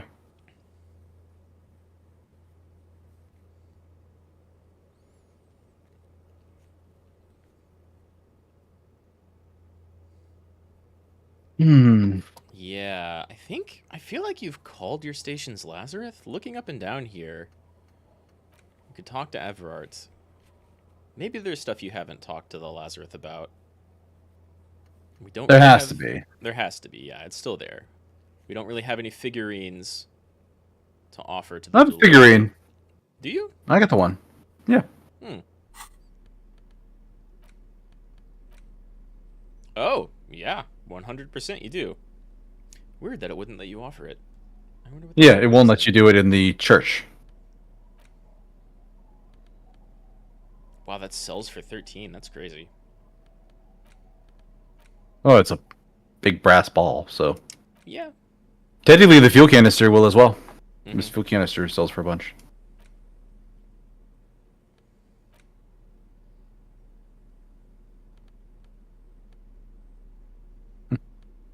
Could sell Kim's pen that he 100% will never get back. Yeah. I never did that. But you could. You could read about how to interact with small children. I don't know if that opens anything up or not.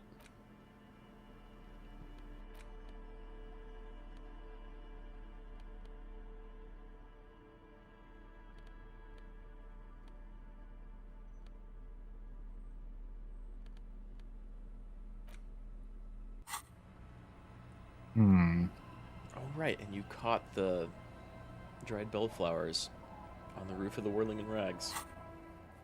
That's an easy one to miss.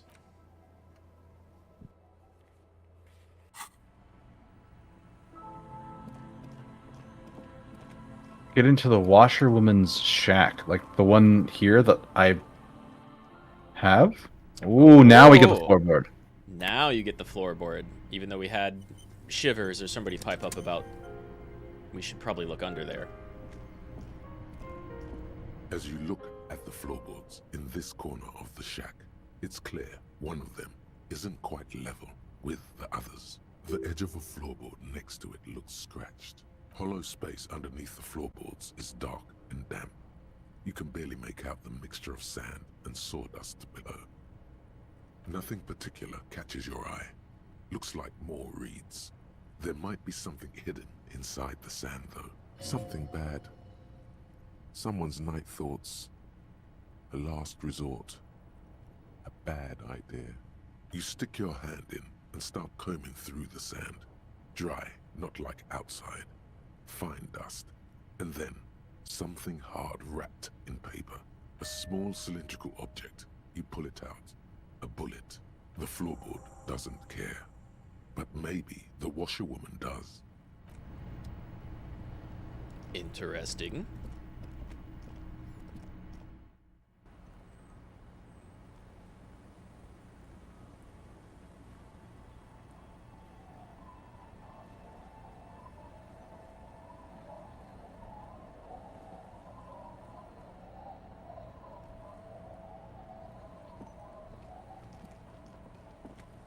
Our tenant, the policeman. I hope the waves don't keep you up at night. What can I help you with? Damn that girl. Bullet? You didn't put it there, did you? She did. Gone and hid things in there? She's usually a good tenant, and not a stupid one either. Yes, I let my room to that Ruby girl. As I've done before when she's been in trouble or just looking for solitude. I've made it clear. We welcome all kinds of people here. She came last Friday, left on Monday in a hurry. What has she gotten herself into, that girl? Left right as you arrived. No, actually, she came here on Friday and left on Monday in a hurry after I woke up. Crazy and out of my mind. That's for the police to find out. Right there. Please answer each question to the best of your ability. I'm sure we have a few. Yes, early with the dogs, around 8 o'clock, I think. I cleaned it, like I always do. No. She's good company. Knows how to talk to an old woman. At my age, you don't get a lot of quality conversation. So I really appreciate that about her. Did she talk to you much during her last stay?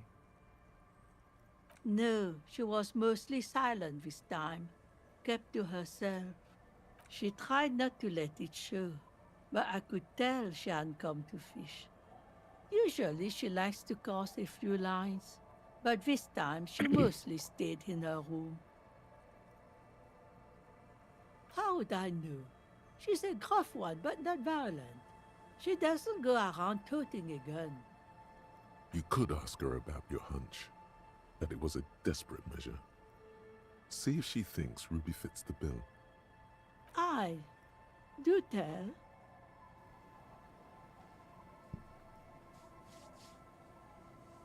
Exit from what? This, spread your hands. Yeah. From all of this. It's not a very nice thing. But she's a blind woman. Well, yeah. This, spread your hands, and she'll chide me for doing a blind woman thing. She might. I don't think she's blind, but yes, very hard of sight. The lieutenant stops writing for a moment. He looks at you, then at the old woman. No, she's a fighter. Not a quitter. Like you sometimes get, son. Ouch. Nothing of the sort. Sure, she was no stranger to the bottle. She fit in that way. But I only knew her to have a beer on the beach while watching the sunset. She isn't what you'd call a drunk. Even offered me some from time to time. Said it was part of the communal life. But I never saw her lose control of herself, the way some people do. Not that I knew of, though she was into nice music. She once showed me a few mixtape milieux she'd made. Mixtapes, huh?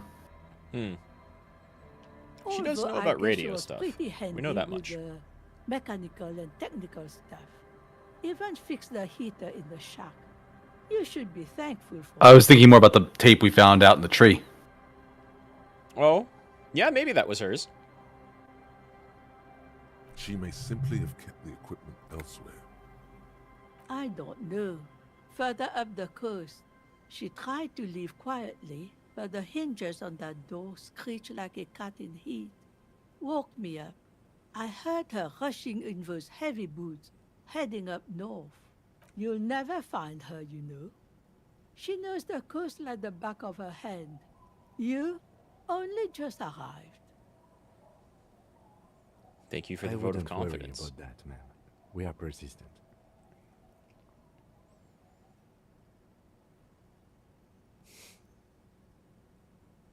Are you sure you would rather stay here? Get a nice cozy fire going in the heater? Seems like a better idea to me. The Feld electric neuron. You feel like you should go look at it again. Step closer this time. What more do you want to know about that? Yes. Jeez. One thing, officer. If you do find her, please go easy on her. She really means it. It's an honest plea. She's a good girl. Whatever she's getting herself mixed up in. Maybe. We suspect her of running drugs. But maybe she's And just scared. killing someone. And killing someone. She's kind of our prime suspect for that. You might want to find your gun first. But I don't think you have to. There is still this guy and his kid to talk to. Oh, we already did. He did. I don't know if we did everything. I know he can give you a thought, but you might have to have other stuff going on in order for that to happen. Hello again. Aha, but it's not just any empty old building. What not a lot of people know is this used to be the R&D department of Feld Electrical. And Feld, which now sells ink cartridges mostly, was once a top dog in the turn-of-the-century cybernetics boom. Hold on. What's R&D? Apologies, it's an acronym for research and development. They don't use it anymore. People don't use R&D anymore?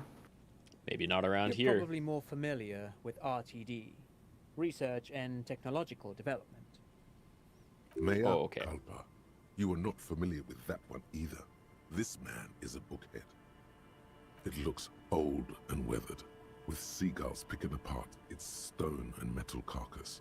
Bushy undergrowth has taken hold of the collapsed rooftop. Some kind of bird has set up a nest on a broken windowsill.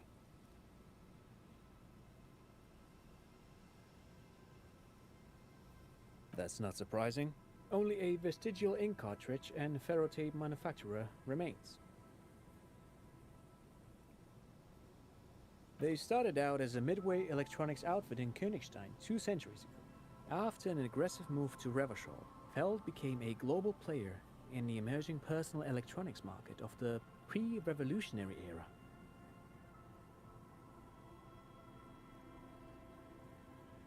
Still, Tricentennial was beating them in business machines. But Feld had an ace up their sleeve.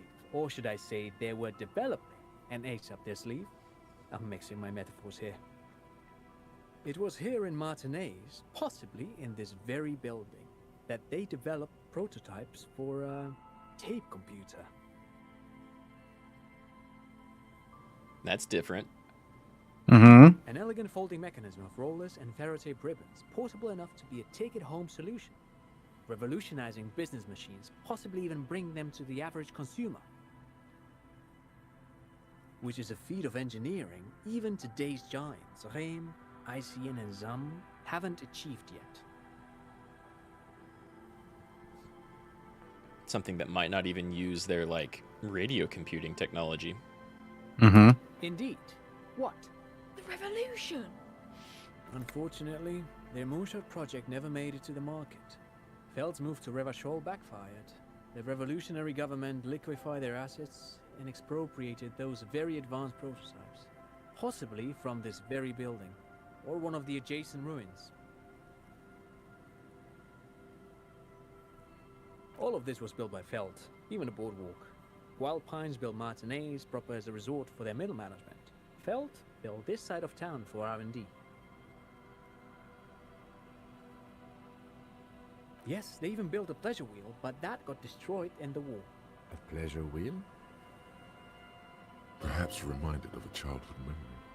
It's clear he would prefer there were a big wheel lighting up the coast. It was a theme park. Yes. To lure in their star engineers. This part of Martinez was nothing but reeds before Feld arrived. They had to make the prospect of living here attractive. It was supposed to become a global center for innovation in cybernetics. But history had other plans. Oh, I'm afraid it didn't end well for the boys. But this story is a bit too dark for little Mikhail here. Now, if you were to ask about tape computers... Wait, is he saying that we should just bypass the excesses of the revolution? I mean... I'm not saying that to the kid. Yeah, I think he has a pretty good, like, paternal instinct to not talk about that in too much detail in front of his child. Mm-hmm. Tape computers. They used them for military communications, but also to write and send out press releases. The most notorious example being Le Decret de Mars. What's the Mars Decree? I mean the radio transmission sent out to news agencies and world governments by the newly created Commune of Revachol on the 7th of March in the year 02.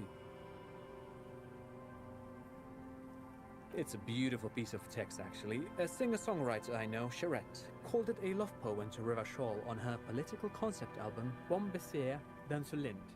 You should read it. Every local library in Revachol stocks a copy of the decree. I tried to get Mikhail to memorize it. Tried to. Someone was much too interested in worms to be paying any attention. I mean, that's kind of fair for a kid his age to be more interested in video games than, like, memorizing the opening bits political of the speeches. Communist Manifesto. Yeah, exactly. Mm-hmm. The kid takes a peek at the green and silver worm on the cover of the book, already forgetting about this part of the discussion. Actually, no one knows. No one even knows what a computer made entirely of tape would look like. But word has it, they were very elegant, exquisite, alien-looking turn-of-the-century hardware. It reminds me of, like, our actual real-world earliest computers. They were just all punch cards. Mm-hmm. Probably something like that. But with VCR tech. 10 years ago, I did a little freelancing, I guess you could say. I was a special consultant for an exhibition at the Wompty Dumpty Dum Center in Vredefort, Oranje. It raised the same questions, and we had lengthy discussions with Paul Ockerman, who was head curator at the time. This was before the twins Keith and Guy Jews joined the team, trying to... Wompty Dumpty Dum Center? Yeah, the what, sir? Mm-hmm. Wait, did he just say... Oh, yeah. Oh, yeah, your skills are not going to let that one pass. He did it. He said, Wompty Dumpty Dum Center, like it's the most natural thing in the world. Like... What the hell is a Wompty Dumpty Dum Center? And who the hell are Keith and Guy Juiced? Several skills are incredibly interested. Excuse me, but what the hell was that phrase? This is all ninsy-pinsy garbage for sissy people. Physical instrument, on the other hand, not so plussed. The Wumpty Dumpty Dump Center for Contemporary Arts. The exhibition itself drew on Lagerman's notion of memory, and so there were some parallels. That's why the head curator, Paul Ockerman, chose to...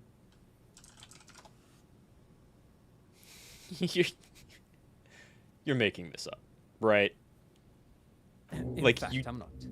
The Wumpty Dumpty Dump Center is a place you can visit if you're ever in Redefort and are ever in the market for an exhibition space / contemporary art research center.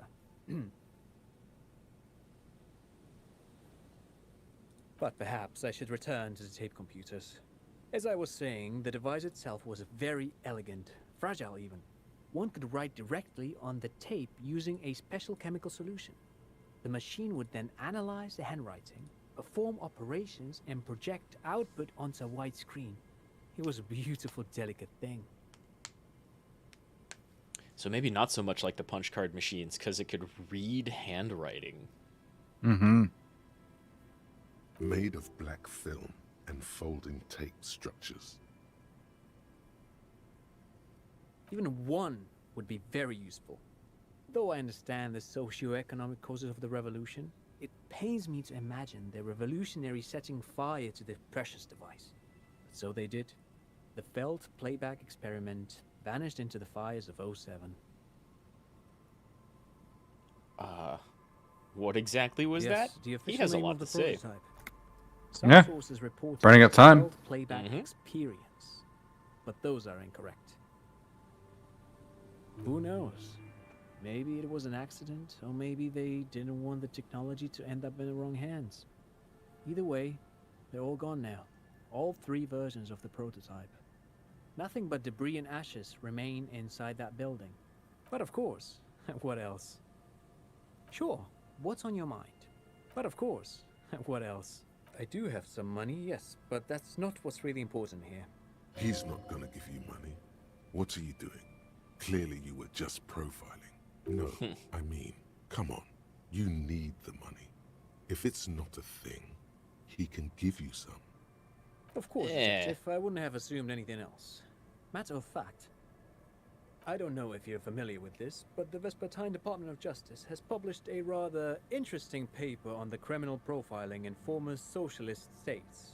Have you read it? If not, then you definitely should. If not for tips and tricks, then just for theoretical curiosity. Anyway, that's just a little something that sprang to mind. You were saying? Forget it. They don't sell those kind of books at crime, romance, and biographies of famous people. Fair enough.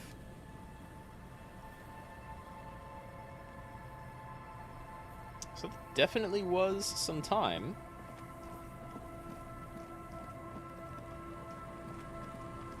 And as I've noted, there is a thing here. Something up there.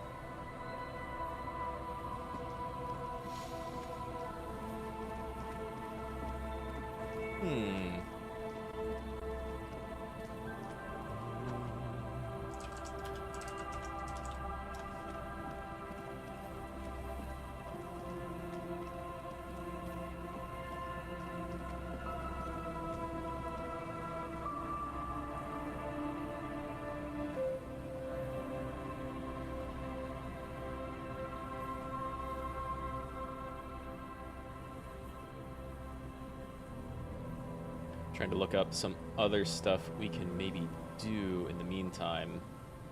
I think you might be down to passing time. I think so, yeah. Reading.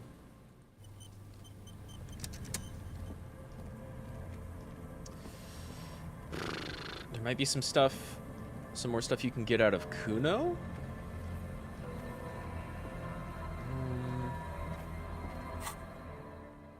I can go back and talk to Everart. You can definitely go back and talk to Everart. Call the station. Yeah, or he stations Lazarus. Absolutely. Or he might even have some like different and interesting things this late in the game to say, because I've only ever talked to him early on. well, also we have the guys like in town too. Like the ones at the Whirling Rags. Oh yeah, you could go back and talk to them again.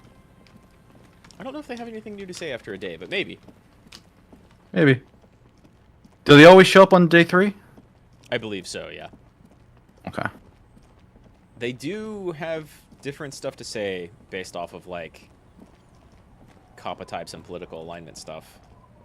I forget if they have more to say after, like, a day has passed and you've discovered more stuff.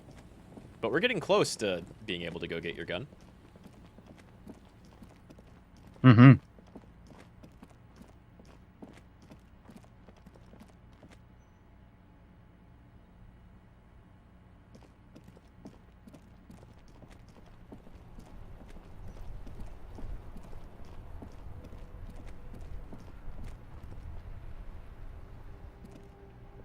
Inside, you see a set of steering levers, a radio microphone, a pull-out toolbox, and the soft glow of the fuel preheater gauge.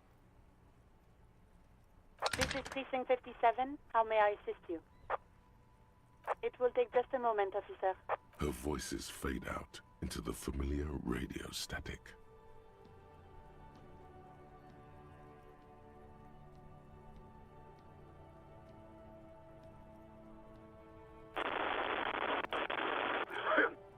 Gottlieb, what do you want?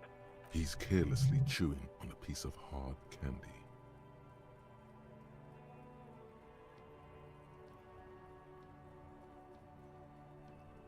Oh, it's you. Was that a snarl or a suppressed groan? No love for you here. With all the damage you've been dealing yourself with drugs and alcohol, I'm not surprised. There is no surprise in his voice, only careless superiority. What else? I'm not a brain doctor. Look on the bright side, you've got a whole new life now. Use it wisely. It's hard to say if he doesn't believe you, or doesn't care. Yes, there's no end to the misfortunes fate has seen fit to rain upon me.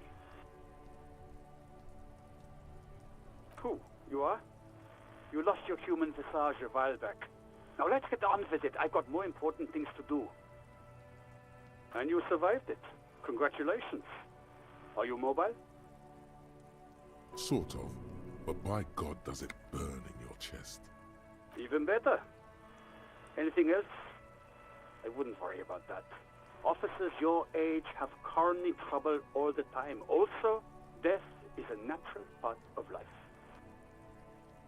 Thanks, Doc. Accept it. The body is an object, and objects break down. Do what good you can with yours, before the rest goes too. Look, pal, getting pumped and dumped is not a disease. People live through it all the time. You should be happy for her. You must have me confused for a close personal friend. I am not. I am a medical professional with a constant idiot emergency on my hands. One needs tending to right now, he thinks, looking around the room. God, these apes. You hear someone whine in the background. My eye, Doc, my eye. What? You want me to do blood work for you again? Tell you just how bad things really are across the board? You want another rundown of everything collapsing inside your body? You want the real, honest-to-God truth? Stop drinking, eat magnesium and vitamin D. Our station is not a retirement home. We don't have the funds to deal with rock stars past their prime. Sounds like you've asked these no, questions before. I don't want to hear a political commentary on the topic. In fact, I got work to do. Some idiot has glued his eyelids shut with cyanoacrylate. It looks like Mactorson. It's not fucking cryoacrylate. It's super glue, Doc. Anything else I can help you with, officer? Just a moment, officer. 10-4, come in, officer. Over. 10-4, sir, glad to hear that. I'll write down that there is no need to issue a new one to you then. Over. 10-4, sir. Sorry, but I'm under orders to give a negative to request for personal information. Over. 10-4. Orders are still orders. Anything else? Over.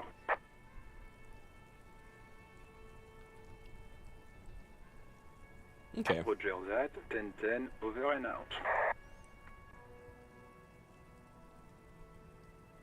Well, that was That nothing. took almost a time. That took some time. There's nothing new for doing that so late in the game. Stuck in the rain in a traffic jam, man. What's on your mind?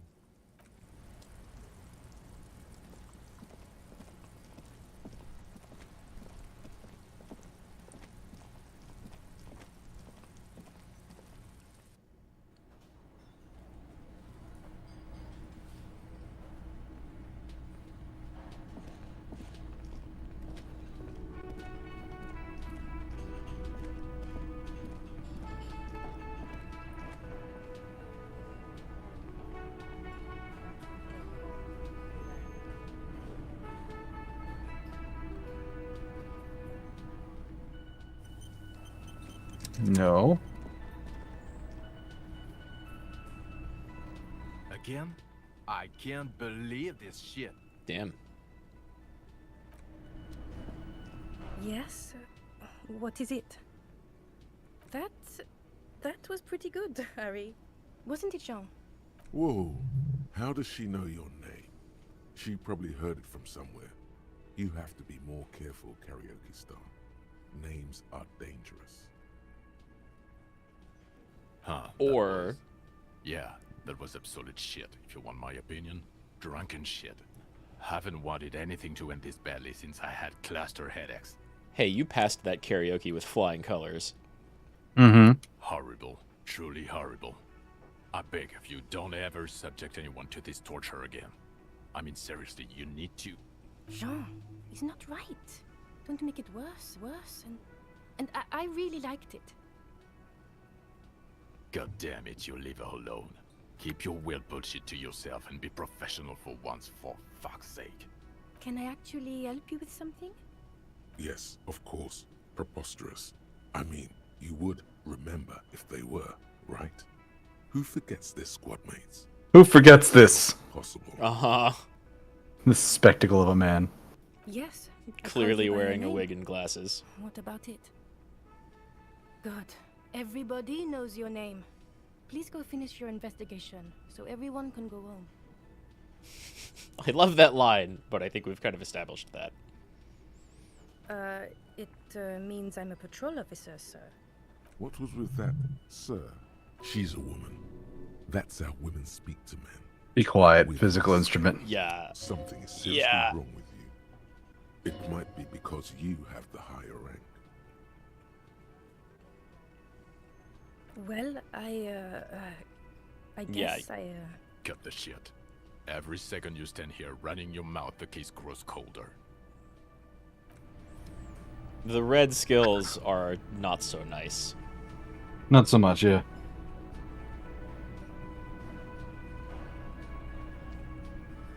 Like, going through with a fascism playthrough uses a lot of them, and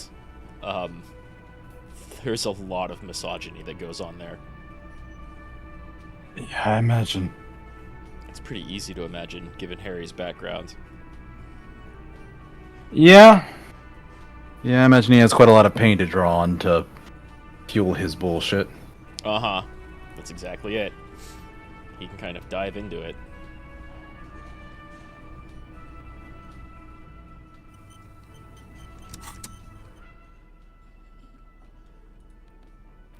Dick Mullen it is. In your hand, you hold Dick Yeah, Mullen you can and the read Dick mistaken Mullen. Identity. The story opens with a knock at the door. Detective Dick Mullen is greeted by an old friend. And Charlie if this Spillane, doesn't waste enough who's come time, to Mullen I've got to a ask couple of favor other on things. this dark and cold night. We can go buy more books.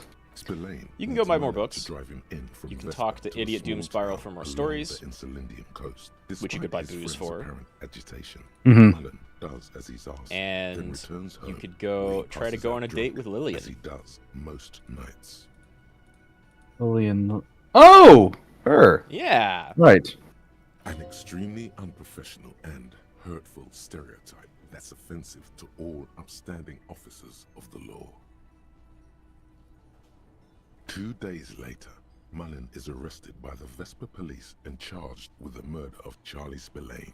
At his interrogation, Mullen learns that Charlie Spillane was shot in a bar in the very town Mullen dropped him off in by a man matching Mullen's description.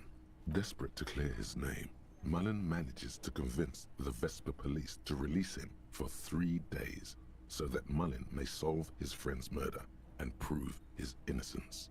What's the matter, detective?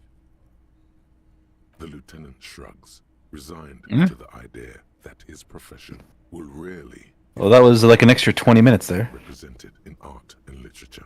Mm. They're not shitting you, detective. This is what the writers think passes for police procedure. Interestingly enough, I'm rereading the Dresden Files now, so Oh, I like that series.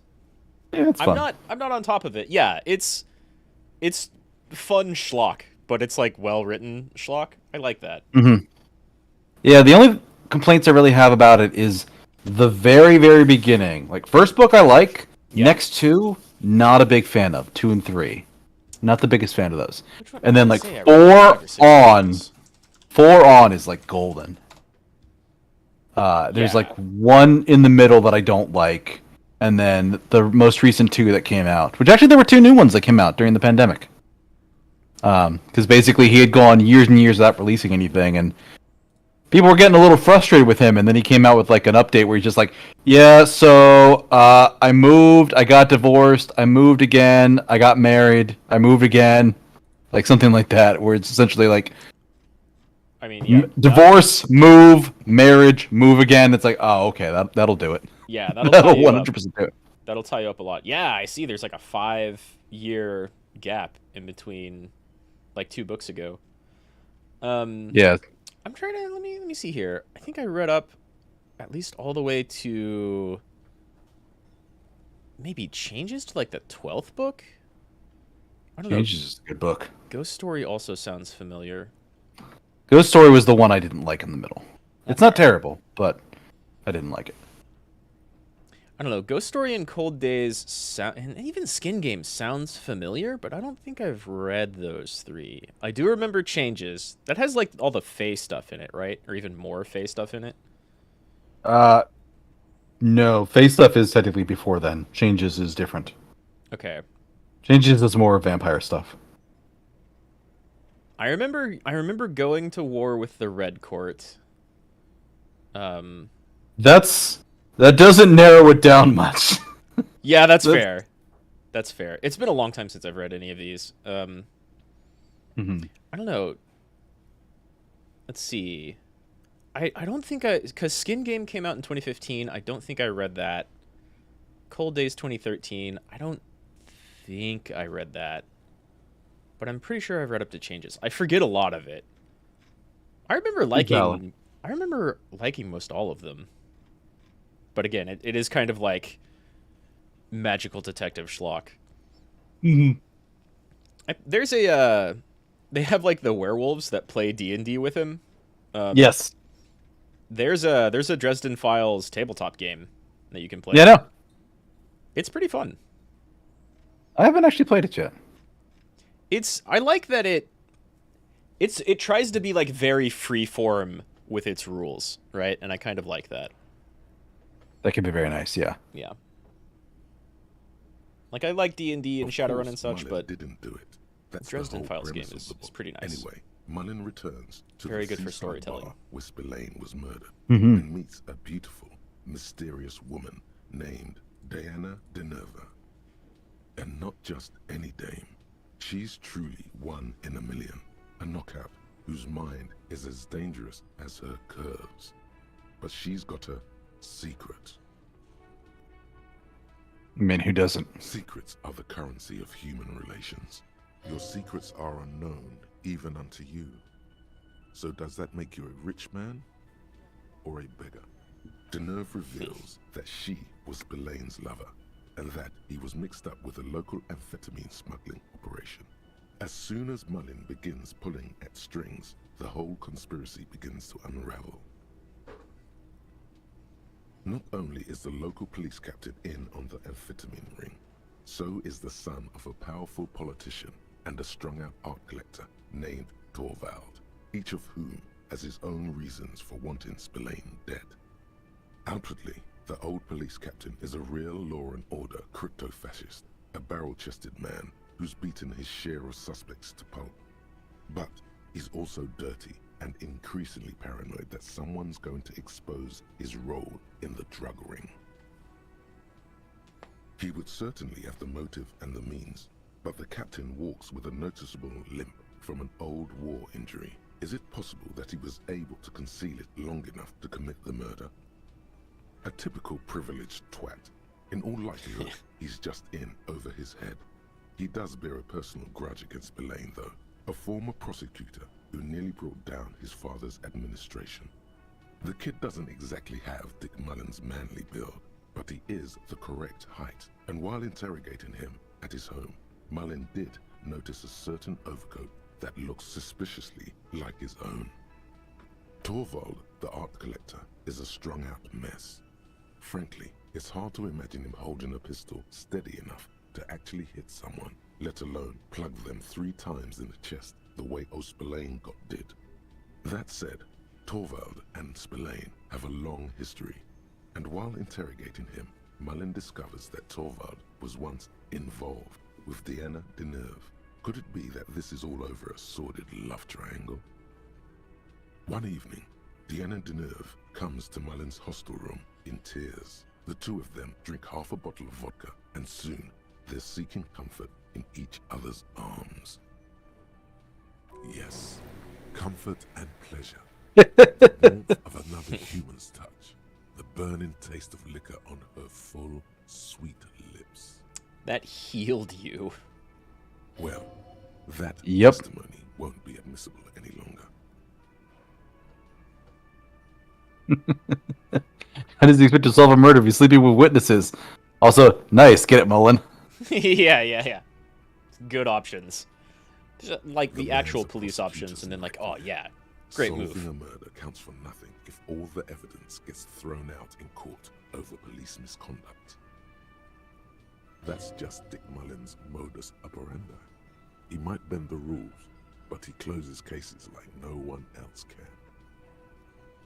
As the two lovers share a post-coital cigarette, Deanna Deneuve turns to Mullen and says, "By the way, Dick, there was something else I meant to tell you. Oh. I love you." Whatever it is, Mullen never hears the words. A blow to the base of his skull knocks him out cold instantly. When Mullen comes to, Deneuve is dead on the hostel bed next to him.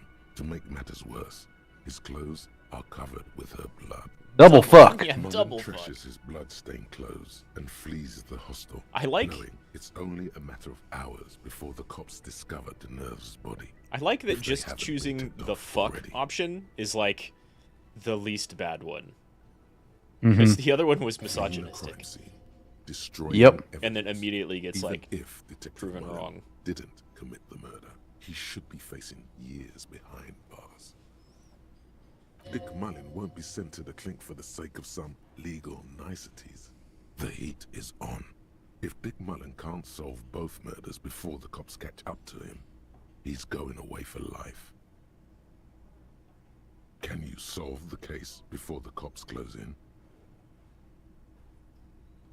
What is it, Detective?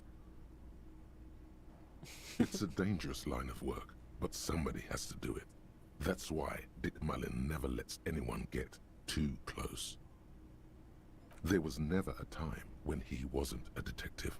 He was born a detective. Dick Mullen was made to crack skulls and solve cases.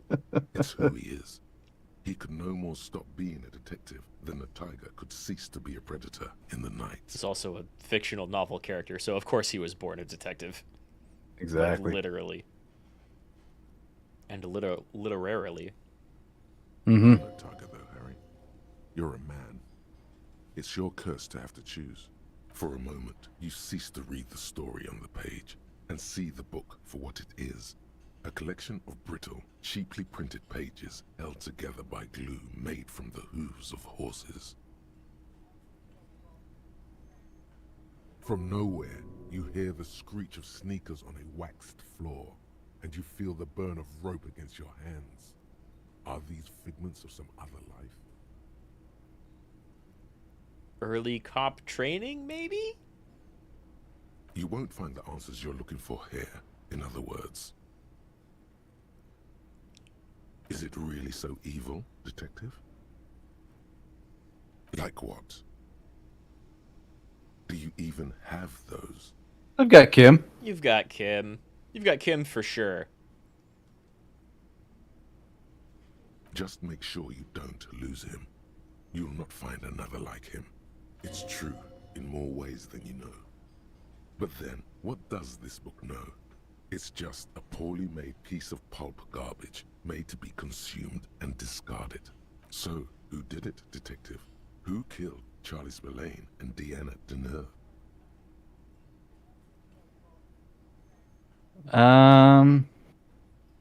Kind of hard to say given your choices. Probably not Dick Mullen. Unless it's so cheap that he has a split personality. Or, well, it could be that. Yeah, or it could be like a twin brother or something. Yeah.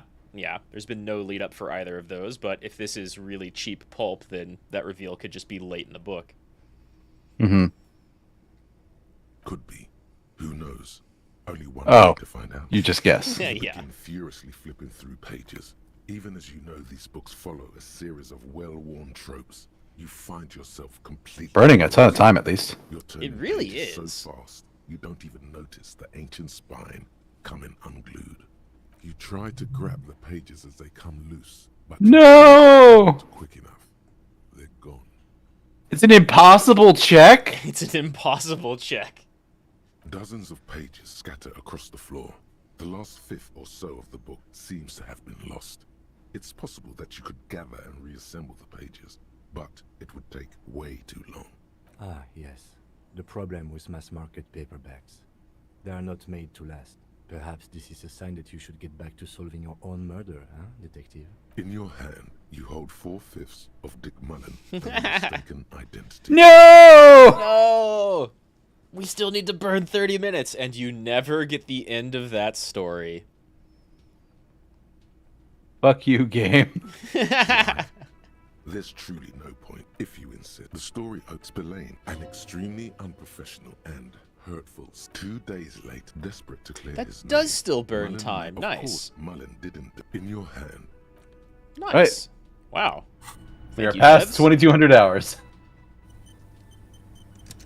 The devs yank the story out from under your feet at the very end, and they're still like, but if you need to burn more time, sure, go ahead. Not bad.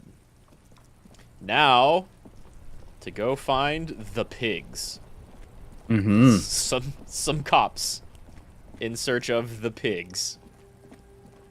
I love it. Yep.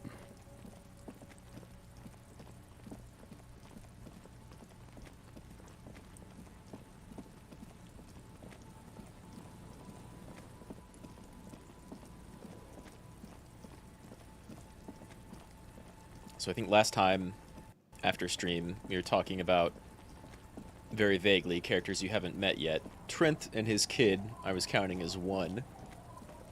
And the pigs is yet another. Which leaves, I believe, only 3. One is Ruby, which we said. One's Ruby.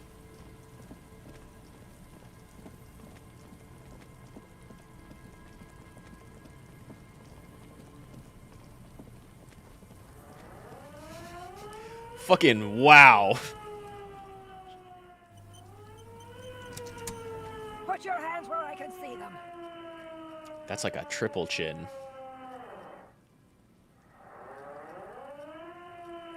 Show me your hands. This is the pace. Show me your hands. Right now! Scavenged, battery-powered police lights protrude from her back. The flickering light show reveals the gun. She's hand cranking the lights. Her hand is trembling from some sort of neurodegenerative disease. Madame, please drop the firearm immediately. Damn. I don't feel comfortable being separated from my multi-tool. What? I don't remember that choice at all. Failure to comply. Suspect is displaying aggression. Officer, under duress! Officer, under duress! Her eyes bulge with terror. Veins protrude on her forehead. I am the police. Don't move. Don't move. Hands on your head. Suspect is armed and dangerous. Suspect is on the loose. Suspect at large. Officer, administer street justice at our own peril. That one extra lick with a baton or extra knee strike above was what was actually required. Suspect is under control. Suspect is under control. Neurodegenerative indeed. Be careful, detective. Don't do anything that might set her off. Says the guy who pulled a gun. Yeah, he's the only one pointing. Well, have to go okay. for the gun sooner. He's definitely pointing a gun at Perhaps her you right can now. learn crucial facts before you do. Hand-eye coordination. And she is not wearing that body armor that you get bonuses against. No, she's not. But I also can... We can't leave. A delirious civilian is pointing a firearm at us. Your firearm.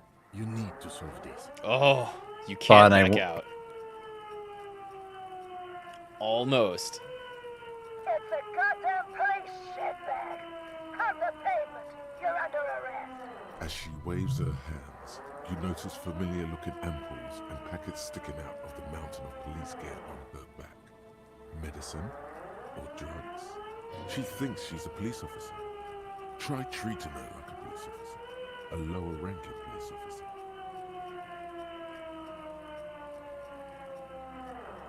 What?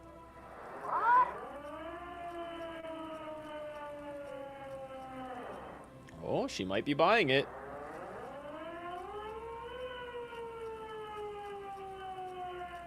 Sir?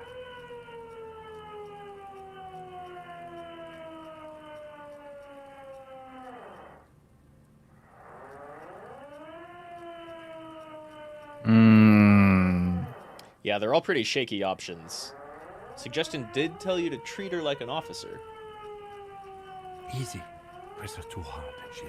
Too late, Lieutenant.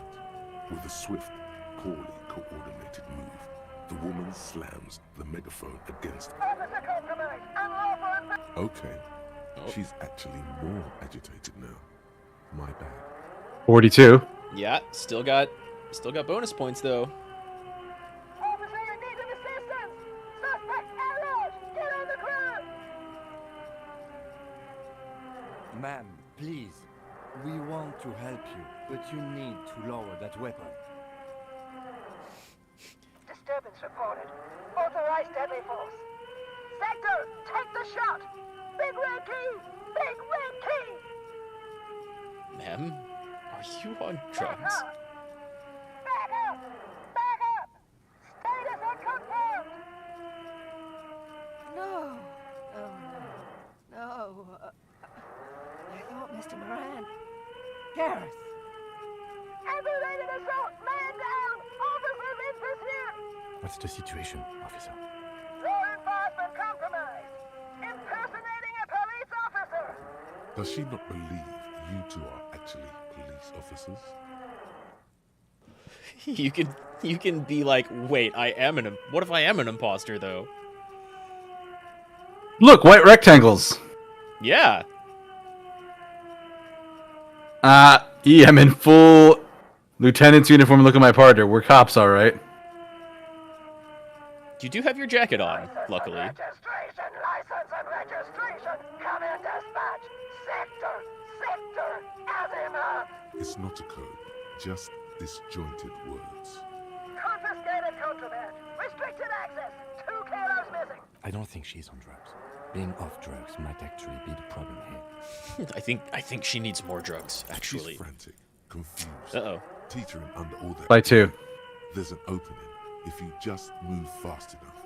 If not, the loop. Host almighty, don't count on that. You saw the Bino Cloud can't shoot for shit. Well,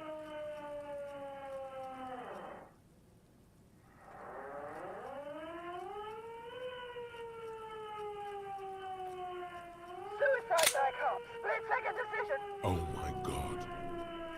In your peripheral vision, the lieutenant releases the half-squeezed trigger. God, I almost blew her head off. What is this? This isn't police issue. Police weapons have bullets. This isn't real. Police It's not loaded. bullets. What is this? Why did you sell me this? Grab the gun, right now. This might be your only chance. No one ever cares anymore. Poor woman. We need to figure out what to do with her now. She tried to shoot you. Nobody's ever around. Nobody ever comes to visit me. Her scratched skin is warm to the touch, but the person inside doesn't even know you're there. She's in a stupor. I've seen this before. God knows for how long. Could be days when they get like this. Honestly, I don't know. Dementia, probably. Dementia and Channel 8, and loneliness. Could be. Her hands were trembling, and she did seem uncoordinated. I don't think there's any need for that. In her current state, and we could let Titus know. This is a perfect problem for the local peacekeepers to handle. They might even know her family. Honestly, that sounds like a pretty good decision, right? Mm-hmm. They're all local. Once we get back to the whirling. But we have to hurry, because it's late, and they might have already gone home. But I think we're done here for now. Please, leave the radio on. Reflex to what? Being left alone. She stands motionless. Just a heap of clothes and flashes now. Maybe if you search her once more.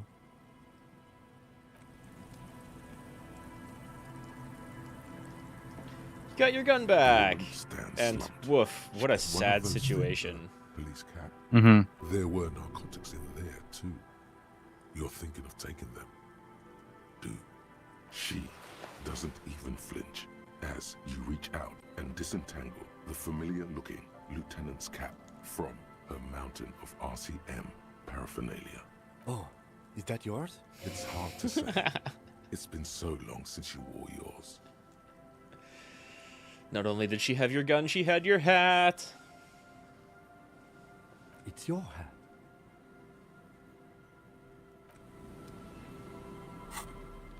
You got 2 items. And hopefully, Titus and the rest can take care of her.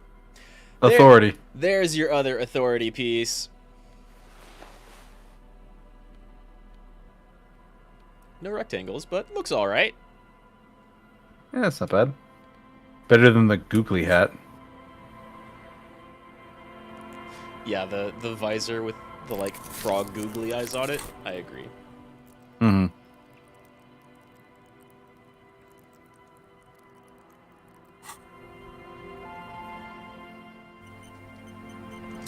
That took 20 minutes. Yeah. Yeah, a little bit more. Kim was pointing his gun at that lady for 20 minutes straight. Yep. He admits he almost shot her. He, in fact, let her try to pull that trigger before he did. Holding the gun feels natural and satisfying. It's like an extension of your arm, the polished wooden handle almost fusing into your palm.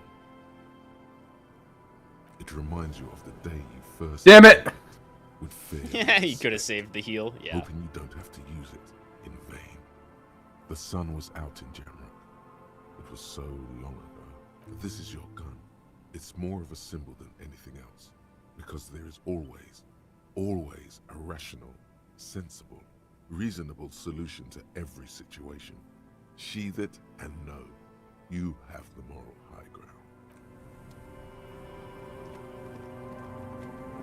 And I'm still keeping my multi-tool out. Oh yeah. Oh yeah. Run around with both of them, honestly.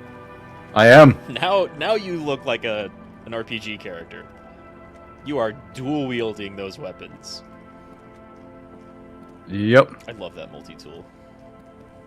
It is pretty great.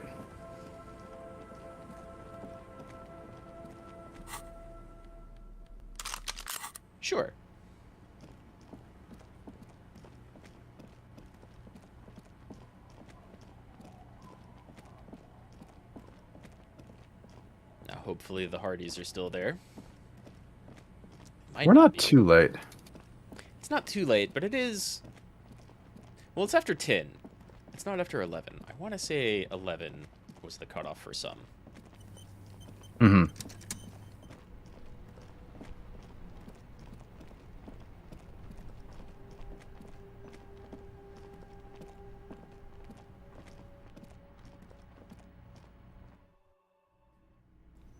Very nice.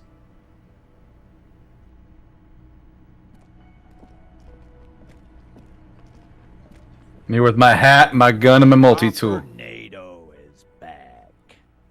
What do you want? Don't we look intimidating, Titus?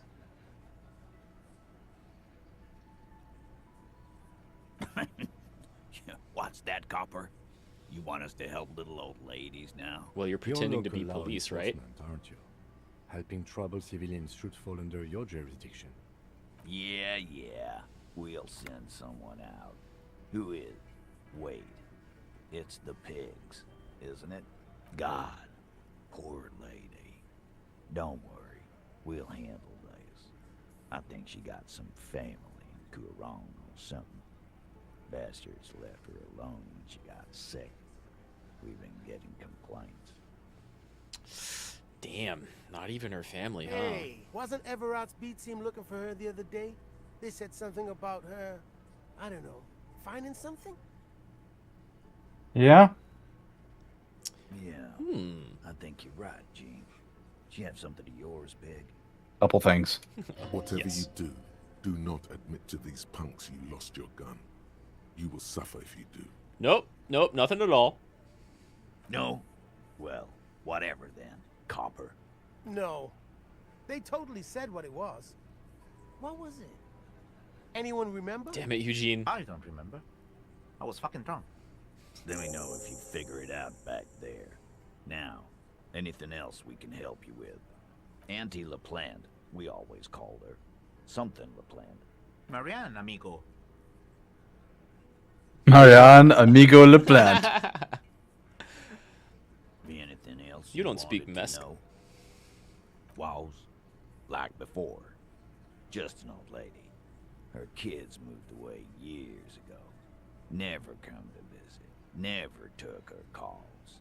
She gets out every now and then. She did right by lots of us when we were kids. Always was a little off, but still. Now she's way more Us than a little kids, off. That must have been ages ago. She was better then. The children kept her together. Get wanted to be a cop, you mean? Well, shit. I don't actually know. Anyone know why she started acting like a pig? No fucking clue. It's gotta be the crazy. Who'd want to be a pig? You're the peacekeepers around. You're the cops, Mm-hmm. right? Like, for the Union, at least. Law enforcement is a respectable occupation, sir.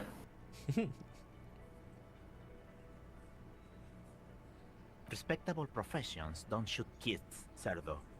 They don't beat confessions out of prisoners. Easy there, Al. Sit down. We got one of our own to take care of, so let's not get worked up. Dunno. She lives by the water. Shit washes up all the time on the beach. That's a lot of stuff to wash up on the beach. Then again, Police you have to drive paraphernalia your car doesn't into the just water, wash up on the so... coast, people. It's not like we dump it at night.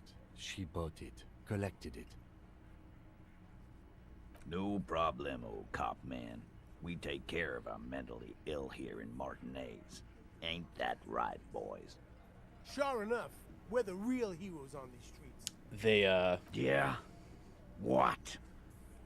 They have, like, therapists, medication. Anything else you want, Carl? Kind of doubt it. They're doing what they can. They have a hole in the world here, man. Yeah. I mean, that's very true. There's no avoiding that. That's the whole setting around here. They have, like, the literal hole in the world, but they've also fallen between the cracks of every other civilized place around them. Which, by all reports, is not doing so well. Mm-hmm.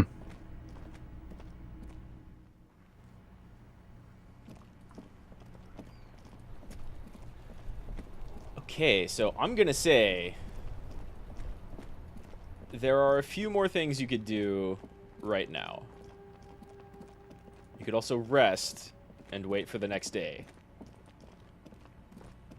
Good. If you wanted to go after Ruby, Mm-hmm. that can take some time, and we can do that. If you wanted to maybe spend just about as much time on the next stream and wrap up probably everything, we could do that too. But doing Ruby right now is fine. You could go see Lily and a few other things. Let's go talk to Ruby. All right. Now, where is she? There's something like getting up to the sign here? Mm-hmm.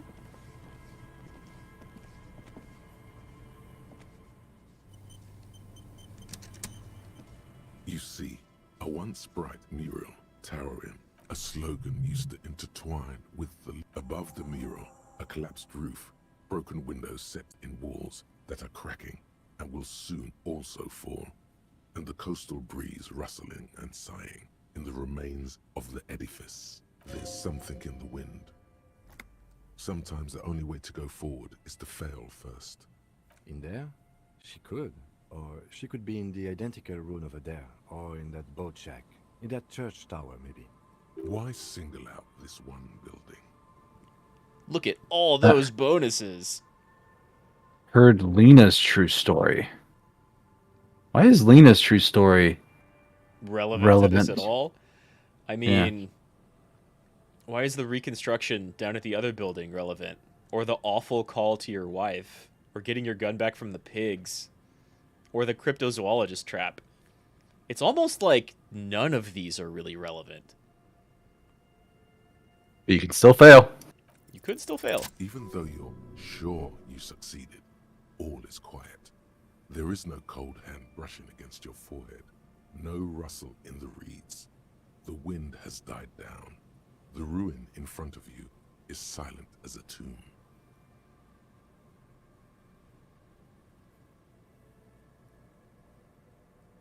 How was any of that relevant? And still, it was kind of a big check. You succeeded an impossible check. The wind, the city, whatever you thought would happen, did not. And now you're just standing there. Yeah, it was a 20. Jeez. With your hands fallen to your side. Is trying to talk to the city something you've done before? Is it in your secret repertoire? A trick for when you're out of ideas? I mean, it kind of is, actually. Yeah. How do we? I was really hoping she'd be in the village. Okay. She's probably north of the village, and this place is a peninsula. We already scanned most of the outdoor areas on our wild cryptid hunt, so we have an understanding of the geography, at least. And then there's the church. We've already searched that and can rule it out. I know it doesn't feel like progress, but exclusion is a step too. Anyway, we do it the old-fashioned way, sector by sector. Go over the whole peninsula, ask the locals, enter the places where we can enter first, like we did in the village. Then, if we're desperate, we can look where we can't enter. Bunkers, storm drainage, this place, I'm sure it won't come to that. Walk the coast, the old boardwalk, the reeds. You can always come back here and talk to the wind again. An adventure awaits. An adventure on the windswept urban coast. Same bonuses. Suddenly, there's a sigh, carried on the molecules around you, moving, flowing from high pressure to low pressure, like that of a woman emptying her lungs. She wraps the collapsing stone box in front of you in her breath, flowing through it. In through the collapsed roof, flowing down a concrete staircase to the basement, sweeping away footprints in the dust on the stairs, and then the beach below the boardwalk, its winding tunnels, a whisper away. The city breathes you into the building. She's down there.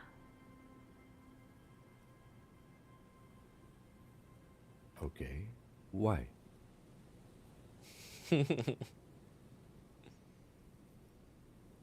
Try to explain How that do we shit to get in Kim. there?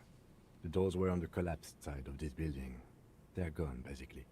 Finally, my time to shine. Perhaps you can climb them. We are not climbing anything. I'm 43 years old, and I plan to live to see 70. There has to be a way to use brute force. Climbing sounds unsafe. Brute force is safe.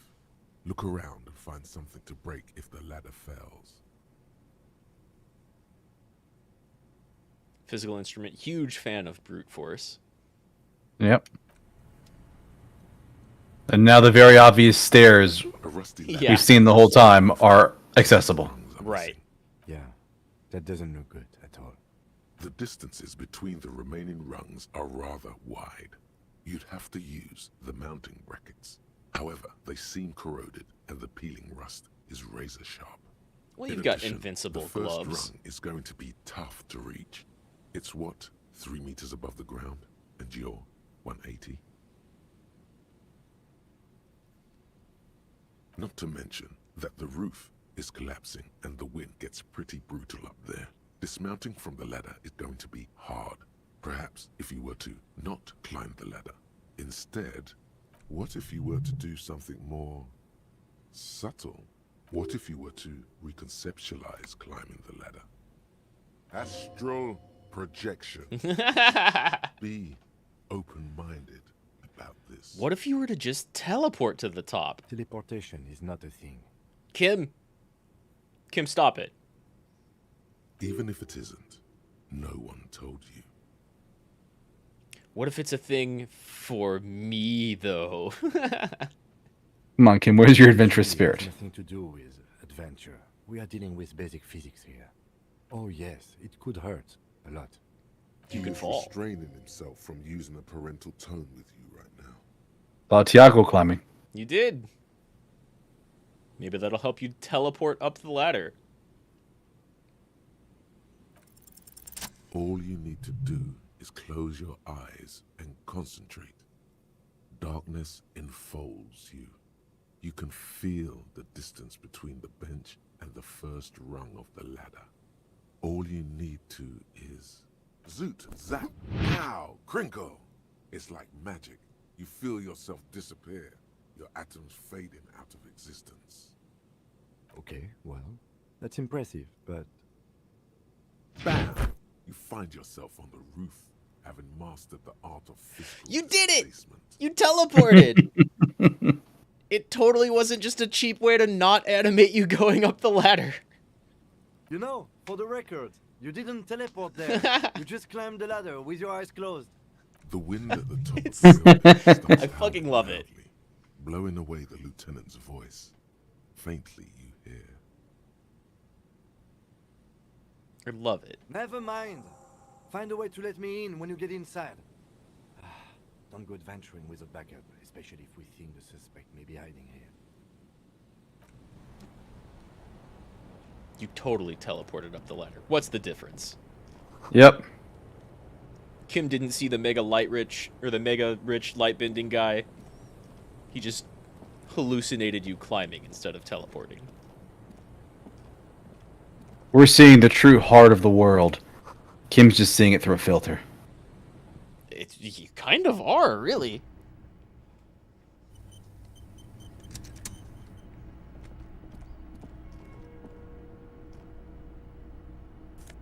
Now here we are, separated from Kim.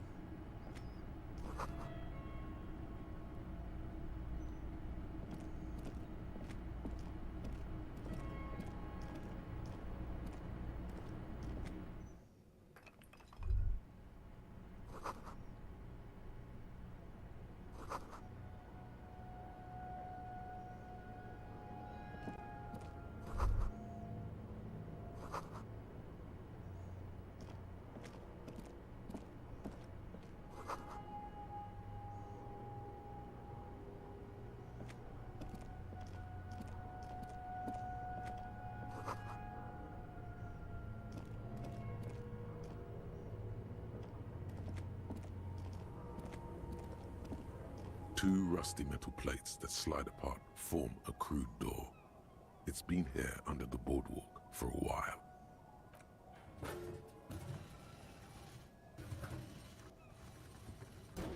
The doors seem to be on rails, but they've gotten jammed. You grab a side and put some strength into prying it open. With the help of your partner, the two metal panels slide open with a creak. Huh. I hope no one dangerous heard that. After you climbed up to the roof, you mean? There's a maintenance entrance under the boardwalk.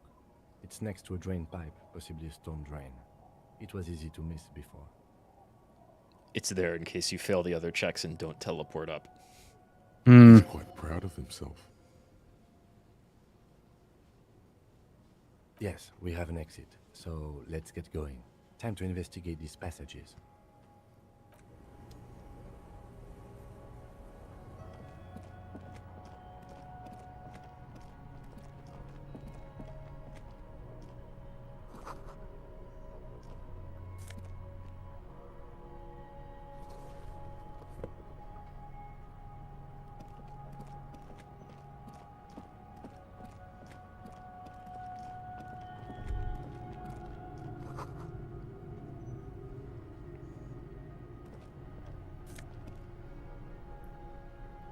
Hey. It's an old Soviet hat. It is.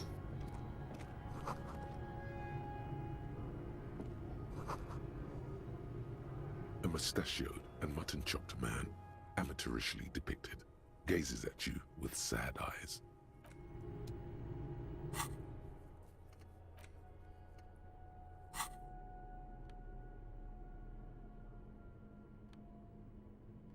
For the greater good.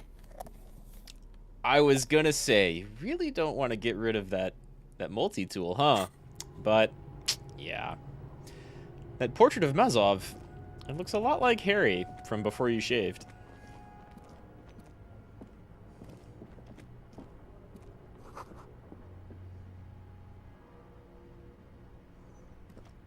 Sure does.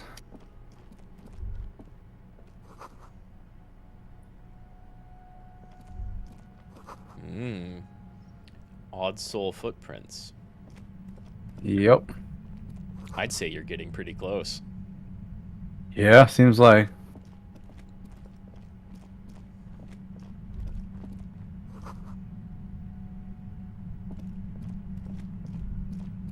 There it is again, like a swarm of hornets buzzing under your scalp.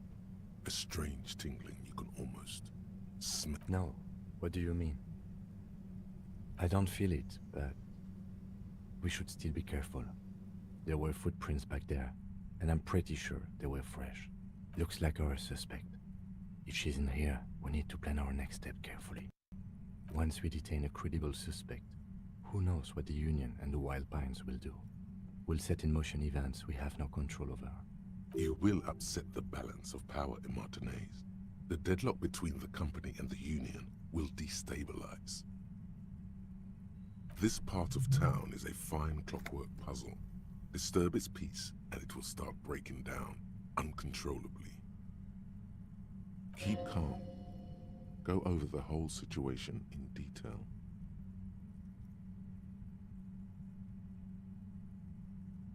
Well, we are not responsible for what we can't predict, are we? I don't think the entire city will be razed to the ground. If you can't predict it, there's nothing you could have done.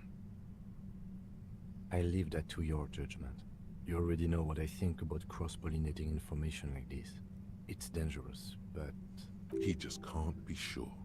Maybe it will yield something useful. I think I see a cavern. Maybe more cellars? I think we've been careful enough. We still have the element of surprise. I wouldn't be so sure. You haven't exactly been sneaking. I have a flashlight. Or maybe not. Either way, once we go deeper, there will be no turning back. Yup. Hint, hint.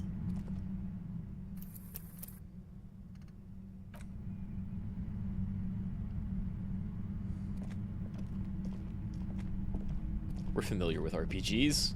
We're familiar with, like, be wary of going past this point messages. Mm-hmm. And yet they're still giving me Real. They are. Suddenly, your entire body is paralyzed. Aggressive white noise fills your skull. A strange pain, like you've never felt before. Through the static, you hear a woman's voice. It's like 1,000 radio stations are being blasted into your head all at once. But her words are the only ones you can make out. I know you're feeling pretty uncomfortable right now. Don't move too much or fight it. That'll just make it worse.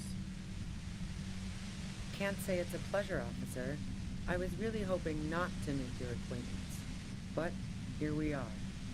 The voice coming through the whirlwind of pain is not malicious.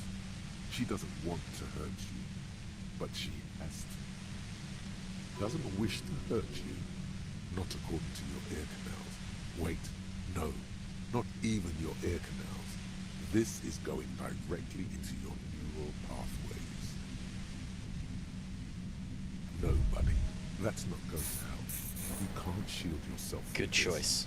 this. It's an entirely new type of experience. Way worse than all the previous ones. What stat is that tied to? Endurance? Yep.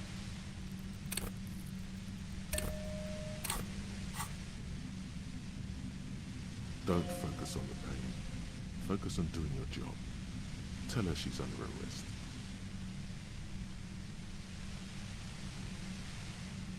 Really now? Check this out. You're overwhelmed with a new surge of violent static. It feels like a blood vessel exploded in your brain. I'm using a pale latitude compressor. You and your partner have been caught in its field. That sounds pretty bad. Mm-hmm. The explosion of static you're hearing is the ULAN frequency. Saw my equations? You've been sniffing through my lorry, right? I expected as much. I am a bit surprised you knew what you were looking at.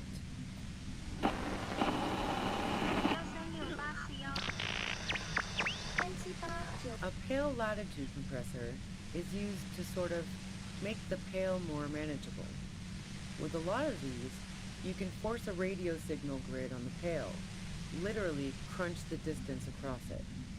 Signals are relayed across a series of repeater stations fixed to buoys. Not a fun job manning those stations. All alone out there in the pale, people lose their minds in just a few years. So, what we are experiencing is a concentration of radio waves. Precisely. This is an industrial strength paraboloid. It's meant for forcing dimensions on something that doesn't have them. Needless to say, the frequencies used are out of this world. At the upper limit is the large prime number generator station. Okay. It's used specifically for pale latitude compression. That's why you may be hearing some numbers. But you might also hear, or think you're hearing, local radio chatter. I always kind of felt like her voice actor was a little flat for this scene. Keep her talking. Yeah, she's very quiet and chill. Yeah. It's like the only voice actor in the entire game where I feel that way. Everybody else is nailing it. And she's not awful, but it's very, like, yeah, chill and matter of fact.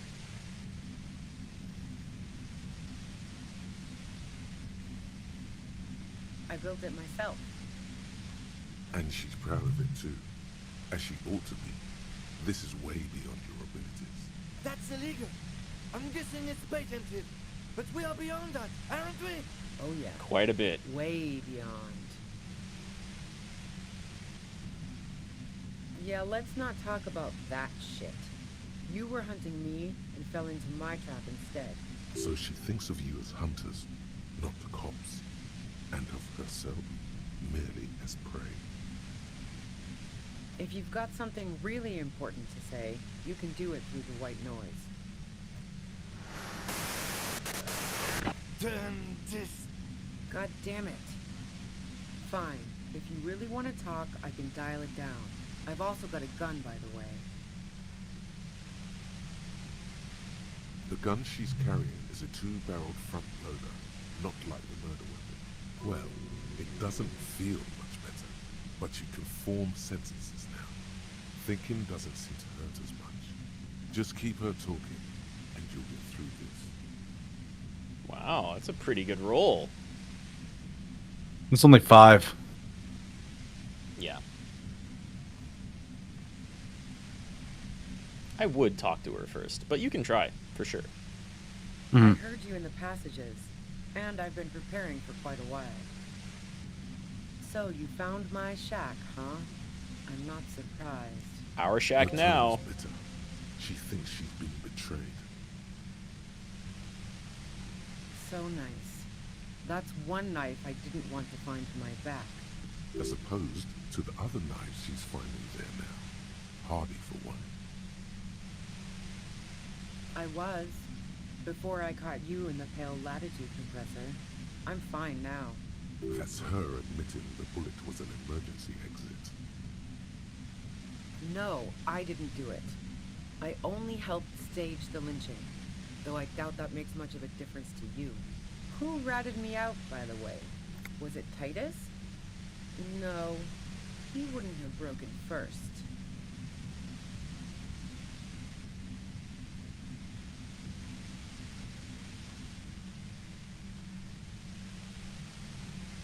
Oh, I knew the kitten had claws, but not like this. But she couldn't have known I was on the coast. How did you find me?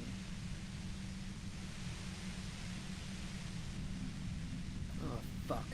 Took some convincing my ass. Those guys liked me, I know it. This is what happens to people whom people like. A dull despair is creeping into her voice. How the fuck did the rest of you get by?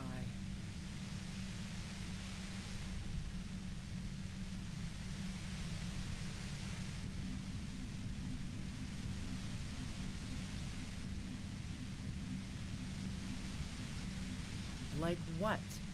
I already told you I didn't do it. A strong moral compass. She still wants the opportunity to make the case for herself.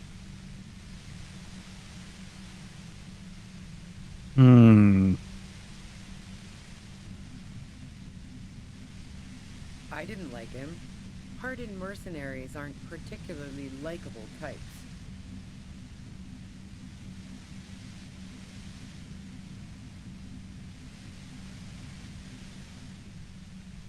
You think I was envious of his conquests? Look, pussy's not a problem for me, and definitely not a reason to off someone. Yeah, sure. And I didn't like Wild Pines sending in those foreign hirelings. Me and a fuck ton of other people around here. She didn't hate it, okay? So she wasn't super pissed at the mercs. She wasn't super hot for Classier. And yeah, she's with the Union, but not like super hardcore. I'm listening. Man, I was with the boys the whole night.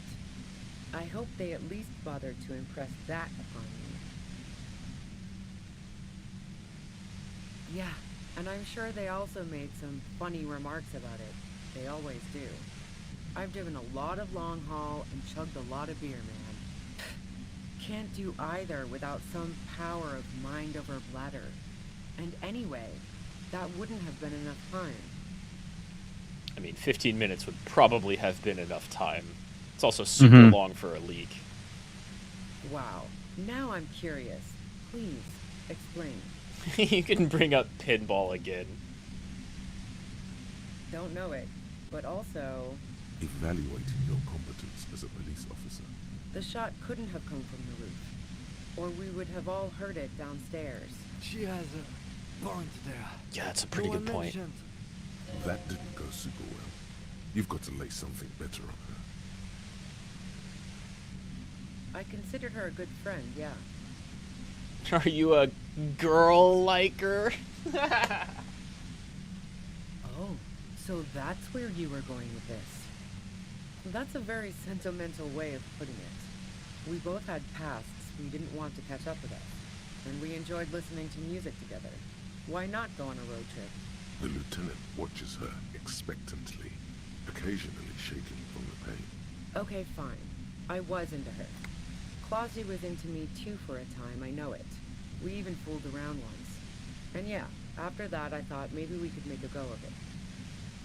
She rejected me with some wishy-washy bullshit about how she was confused because she felt so close to me and valued my friendship so much, and how guilty she felt for leaving me on. I knew that wasn't the whole story, but thought, fine, I'll take it and move on. No ill will there. It wasn't a problem for her. Yeah, really seems jealousy wasn't a factor.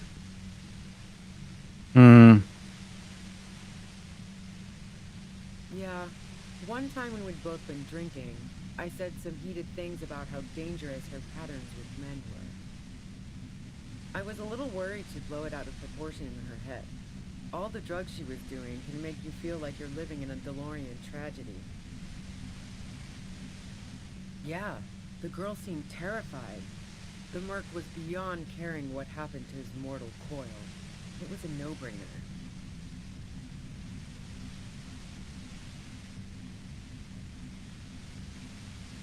Do we bring up the peeping, though? Well, the shoes in there did match her size.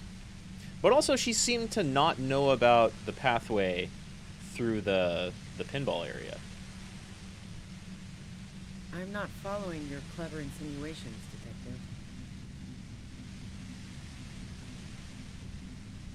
Look, I'm not aware of any hole in Claudia's wall. And if I had been, I would have told her to get it sealed. That's what friends do. Nope. Look, she has an effect on people. So it's someone else. Je ne sais It was quoi someone that else. makes it impossible not to look at her when she walks into the room, and very difficult to look away. But travel enough and you realize, for the same reason that she's everyone's type as an object of desire, she's not irreplaceable. She doesn't seem like she has much reason to lie right now either. Go ahead. It's your body. And mine too, he thinks. But keep on. This must be done. No. Gifts of flowers and candy aren't really my style.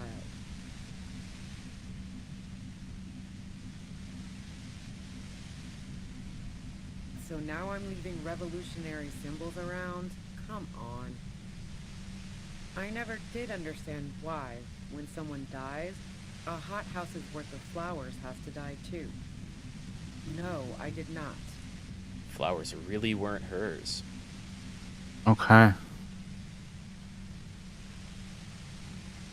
We know she has a gun, but it's the wrong type. She could have other guns. She's very mechanically inclined. Maybe she repaired one.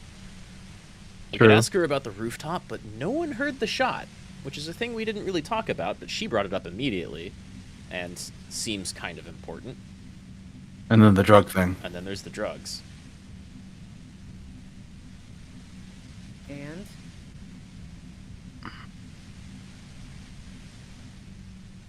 No, they're not practical.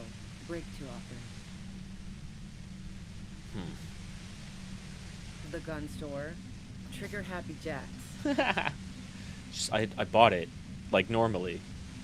What did you think? That I'm going to squeal on my gun supplier? Sorry, I'm not that kind of gal. Okay, maybe not so normally. Still, it's not the type of gun we're looking for.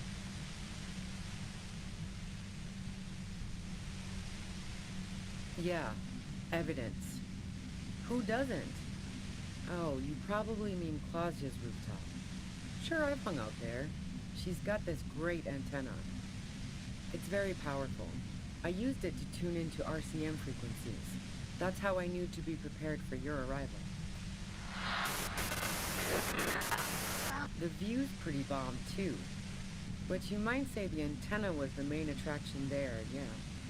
Along with Claudia. Yes, I'm sure. And anyway, as I said before, the shot had to have come from afar. Alright, not gonna push her on the drugs. I don't think that's gonna help. Probably not. It doesn't seem to be really too connected to the case, right? Maybe it's like evidence the union's doing something weird, but not to the murder. More questions before doing anything.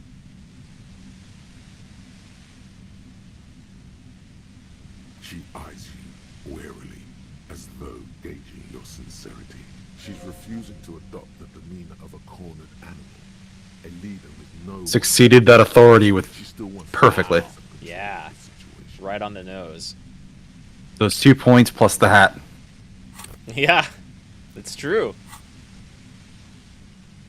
It's okay. We just want to... Alright, don't kill yourself over it. I was shooting the shit with Hardy and the boys over a few beers, like always. Then Klasha comes in, all pale and shuddering. She sits down with a drink, trying to steady her nerves. So I grab a seat next to her.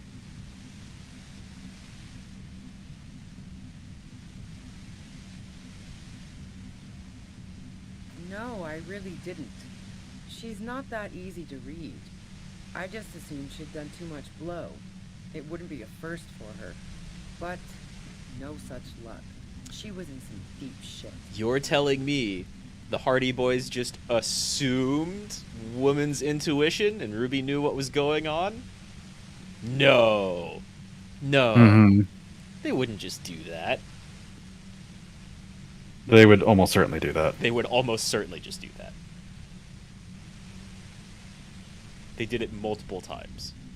Mm-hmm. She asked me to come upstairs. The merc she'd been going with was lying on the bedroom floor, dead. I knew she couldn't get the authorities involved, so yeah.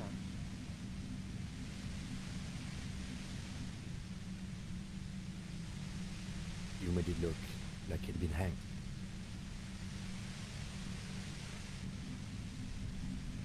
What? No. Faking a lynching was her idea. Oh, Yeah, shit. in cold blood. It really surprised me how quickly she was able to get a hold of herself once we got up there. It was like she was another person. The party girl was gone. Miss Corporate Espionage had some tricks up her sleeve. Mm-hmm. She asked me to help her drag him into the shower so she could wind the shower head around his neck to fake lividity. Then she dressed him while I went to get the Hardy Boys. Glacia knew exactly what she was doing. You can't remain calm under pressure otherwise. Yeah. It is pretty telling I that she'd wasn't be sure so whether calm. to admire her or be disturbed. As I keep telling you cops, we didn't hear anything downstairs. No gunshot, nothing. But even if this is true, weren't you worried this lynching might lead to... War? The thought crossed my mind. But the mercenary's death was going to have repercussions either way. Although the way things are going... fuck it. I'm not responsible for these people after what they did to me. What they did to her? Her grip on the gun is tight, her arms toned, her posture solid. Martinez lost a valuable defender. Physical Instrument is very admiring of Ruby right now. Mm-hmm. I saw you roll into town. I wasn't about to stick around for questioning by a goddamn La Puta Madre agent. So this is what she was scared to tell Titus. This cop. Yes, you. Everyone says you're his peon, his human can opener. Through the sudden sharp pain in your head, you hear the lieutenant mumble something to himself. Fucking hell. And why me? You hear through the white noise. It's especially bad suddenly. Felt like a vein exploded. She thinks you're corrupt, working for some mob agent. Can we really disprove that right now? Mm-hmm. Everyone in Jamrock, the cops, the criminals. Why do you think I'm holed up in here with a goddamn death ray waiting for you? If she knows that about you, she must know your real name too.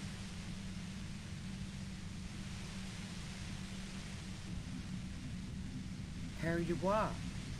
One corrupt motherfucker with the disco pants and a funny tie. Agent to La Puta Madre. So she knows your name. That doesn't mean you're on the take. Criminals make up bogeyman stories about cops all the time. Is that a joke or a threat? I'm guessing both. What a time to reveal Yeah, to somebody that you lost your memory. She doesn't believe I'm sure La Puta Madre himself will explain it all to you soon enough. You know what I did. I fucked him over. And now I have Harry Can Opener in my lair. Fucking Titus. She's not going to change her mind that easily. She still perceives you as a threat. The drug ring. One thing, possibly small, but she said you roll into town. Was that you singular or plural? She might know something.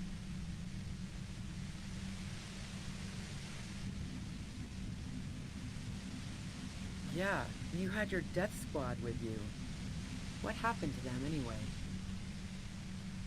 Death Sure you squad? do. I bet they're just outside waiting.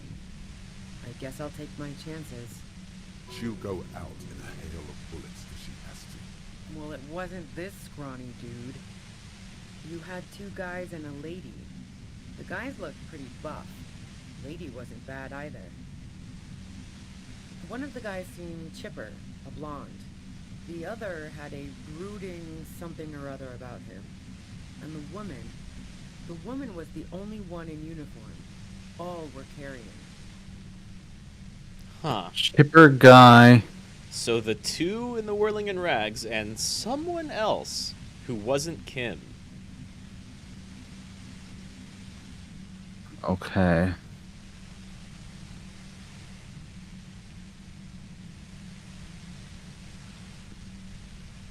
That sound about right? No idea who these people are. Literally. Satellite Officer Whitmere looks out of the window grimly, then puts his coffee down and turns to Patrol Officer Minot. We could either take a room here in the whirling or go home for today. Let's go home, Jean. Nothing's going to happen today, she responds quietly. Jean takes his blonde wig off. Call Heidelstein. He can give us a ride. Heidelstein. Friction, lock, set. Fantastic. I've got to get on the road. Then you can go find your friends. Unless you have anything pressing to ask me.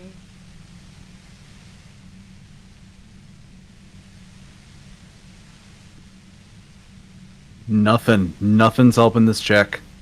Nope. You've got a pretty good chance, but nothing's really helping it. How should I know?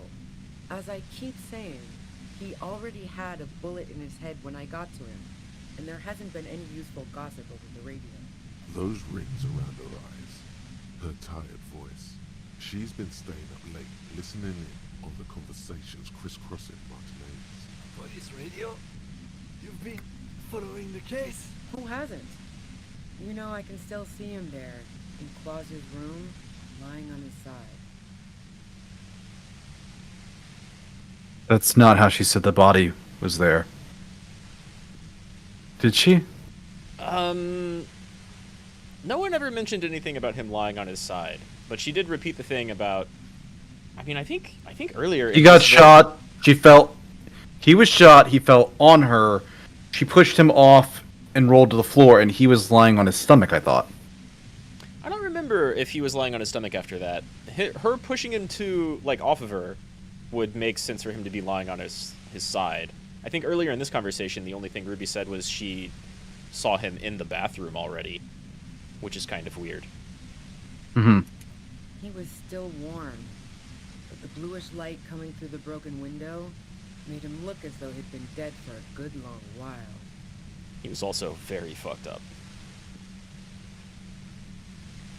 All right, let's go for it. Nice. Green.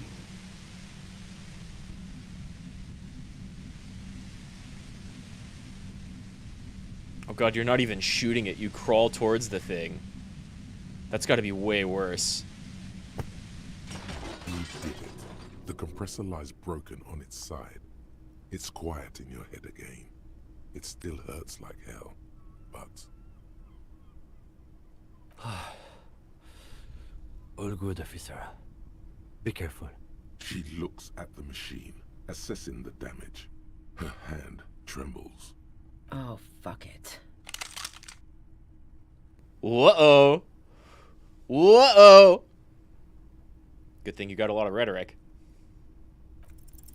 She's truly desperate. She thinks Barely. Wow! A 12 on 12, a 1 and a 3. Damn. Good thing you have all that rhetoric.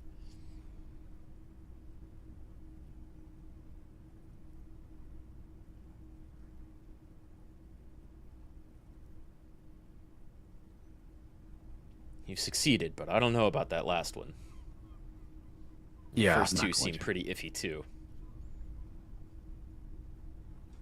This is how you talk her out of it. It's the only scenario in which she lives. She stares at you, frozen, the gun still in her mouth, eyes filled with dark intensity. Then something shifts in her. Gratitude, doubt. She's still ready to go.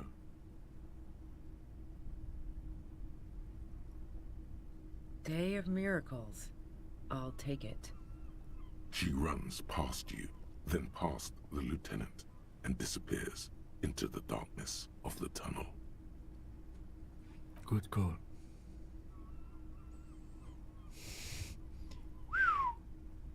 I would have done the same, had I not been incapacitated. He couldn't take it like you. It irks him. Then he gets over it. Her tent. We should check it out. She can totally pull that trigger. And sure. And the catalyst for it is you breaking the machine. That's not a thing she does if you don't break the machine. I imagine so, yeah. But hey, lots of successful rolls. Oh, thank God. Yeah, you needed that.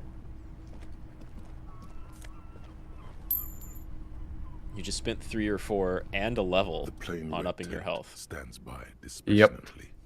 It was pitched by practiced hands. She's used to camping out.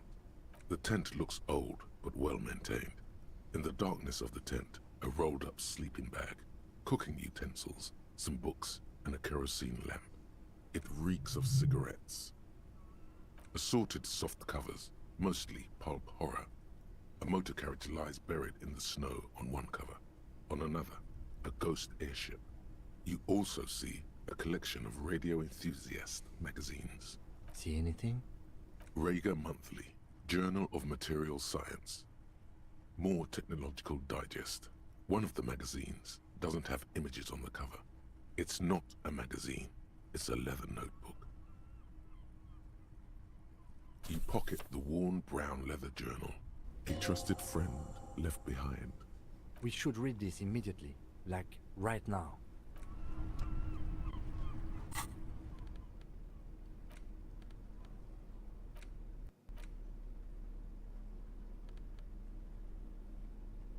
Man, that's a cool looking hat. It's not bad.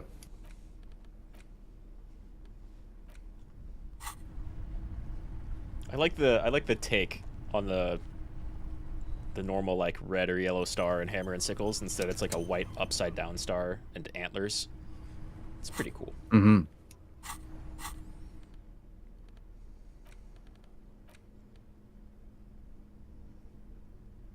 A thick journal. The cover is worn like someone used to carry it around in their back pocket. The journal falls open. About 2/3 of its ruled pages have been filled. The large cursive of someone who writes quickly and confidently, perhaps too confidently. Many phrases and even paragraphs have been crossed out, with tiny corrections scrawled above and in the margins. It's a mix of logistical notes, diagrams, and personal reflections, all dated. It's good she left in a hurry. We could learn a lot from this. Hard to tell exactly. It's mostly noted down in code. Looks like contact information, quantities, directions. There could be useful information about local operations in those notes. We have a junior sergeant at my station who's good with codes. I can give this to her after we finish this. Esoteric radio technology. The most recent ones probably pertain to the latitude compressor, sketches, calculations of distance and density. You make out a familiar spiral shape. Short, wry observations of people and places, probably a way to pass the time on the road.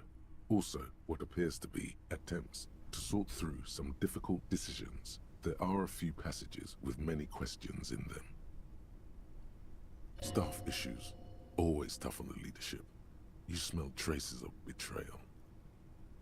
The first entry is from August 2nd of last year. It reads simply, I know my position is precarious.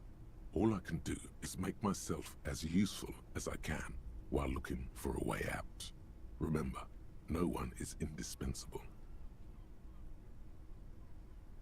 Nothing on March 4th.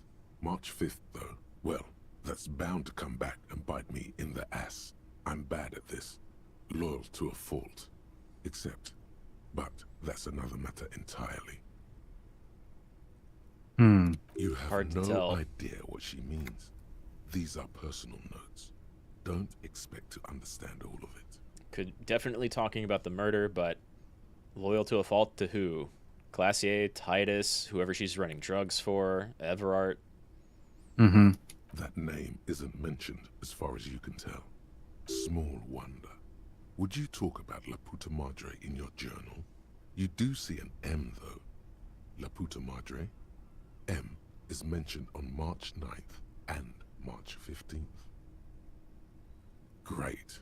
M's peon is coming to town, no doubt to investigate the lynching, but also, I feel it in my gut to finally put a bullet in my head while I'm napping in my lorry or on a smoke break. Well, I won't stick around just to twist my own neck by constantly looking over my shoulder. Yeah, that sounds about right. Isn't that what I've been doing ever since I got the call? About the call? The call? Did M call her personally? Why? Were you supposed to find her, even apart from the investigation then? On M's request? No, you wouldn't do something like this. This must be a mistake. Whatever you may look like, you don't feel like a hired assassin. Been holed up here for 3 days now. I'm used to being alone and all, but I don't know when I'll be able to leave, or if I'll be ratted out. They will rat me out, of course. I've made it a point to believe in the best in people, the boys, for example. But experience tells me. Did M feel truly betrayed by me? I was feeling threatened. He'd have to know if he threatened people, they'd take measures to protect themselves. Even I know that. Economic measures first of all. Gotta make a living, right? I can still hear his voice in the receiver. Taste the plastic. The entry ends abruptly. The call was a courtesy. He must have held her in high regard to personally tell her he knew about her plan to run drugs for the competition. The thick journal bound in brown leather is full of candor and diagrams. The most recent entry is from today. It reads, even when I leave here, if I leave here alive, what's my next move? Staging a lynching is a crime, even if I'm not accused of murder on top of that. Forever on the run. Not really my idea of the open road. Man, I was really looking forward to winning. It looks like she might have been framed? That would be a first, or a fourth. But who's counting, he thinks. Very rarely does anyone actually get framed. I wouldn't go so far as to say that. We have other reasons to arrest her. Besides, She did. I'm not sure her life as a fugitive is going to be much better than we does. Especially if she has problems with the Madre. No, I don't think you are. Ask someone in your precinct if you want to be sure. Well, we Hey, am I a corrupt cop and belong to a mob boss? Maybe that's why they're mad at you, on top of your previous alcoholism and telling them all to fuck off because they were cramping your style. Something like that. They definitely weren't around when the game started. His trust is well placed. You aren't. You can feel it. Classy was the one who pointed the finger at Ruby. Perhaps she was trying to steer us away from herself, or... But no one heard the shot. Maybe she had an accomplice. Either way, we need to keep an eye on her. One thing is for certain. We have business back in the whirling in rags. Questions to ask. We should get to it.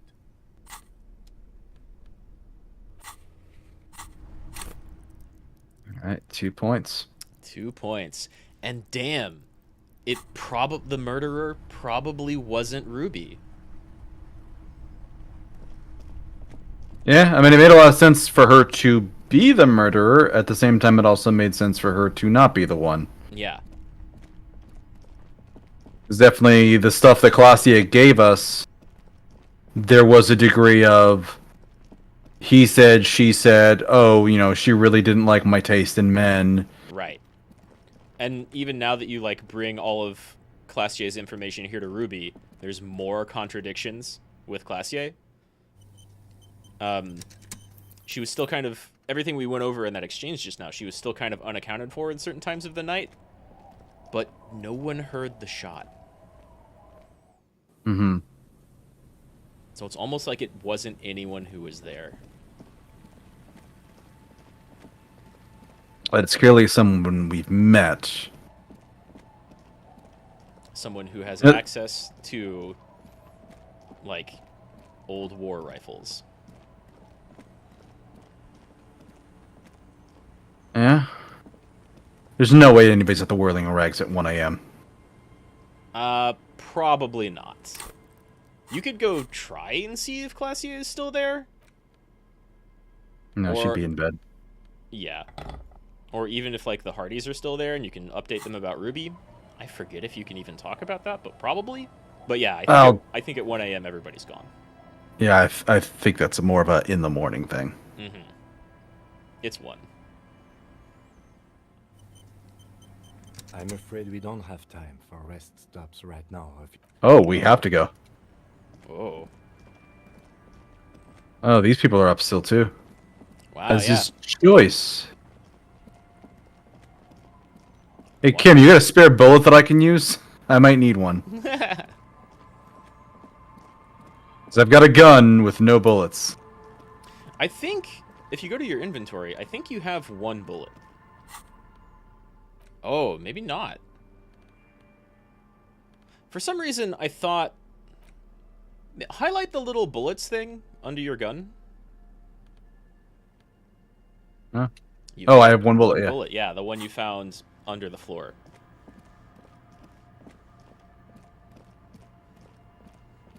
I'm trying to remember. I think you can have 2 bullets. Just up ahead.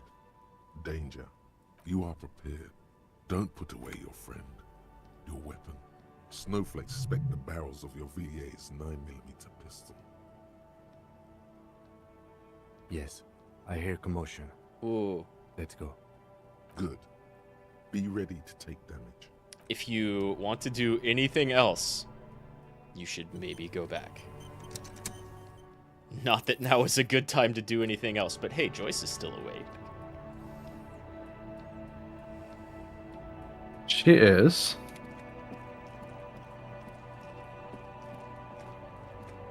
Legitimately, I kind of thought this would happen later. But I guess it happens immediately after Ruby. So I'm guessing this is the end? No.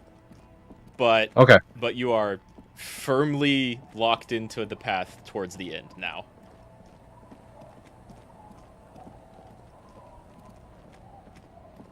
Anything else you want to do, you have to do right now.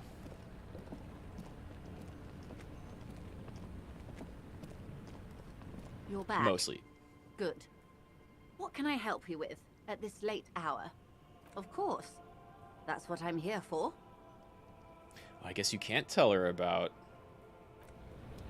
Everard. You're back. Good. Like, trying to start a war.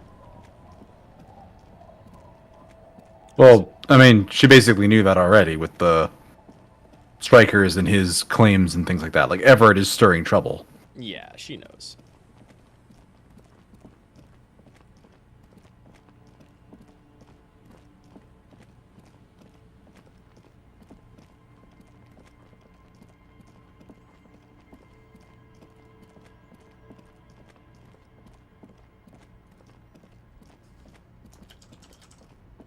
lot of shits to give, loincloth. Welcome to the fucking reckoning.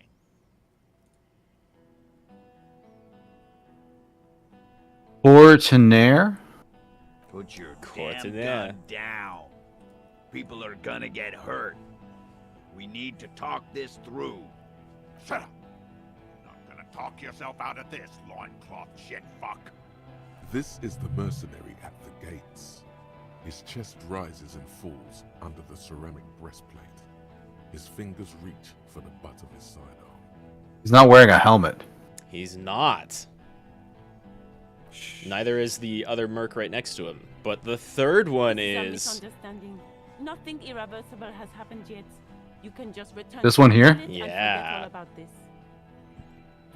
They look like ghosts in the snow. It's really cool. The Kipt I think I've only seen this happen during the day. willing to spare us if we just forget about our murdered and humiliated commander. I think we should just kill everyone, Corty. Where the hell is this then? I thought there was only Only two one in other? town. Yeah. Yeah. You got told there was only one other. So that's DePaul here is probably the one who was watching you and over the radio. You are all drunk. Come to your senses. You won't gun down 7 people in the middle of the street. This isn't a frontier town or a jungle outpost. You want a small spoiler that's not really relevant now? Sure. You can tell, if you like drag this out a little bit more, you can have more conversations with Joyce, and she'll tell you that another merc has joined their crew, but she doesn't really know anything about them. That's the only time you get a hint that there's a new one. Let me handle it. I know guys like this.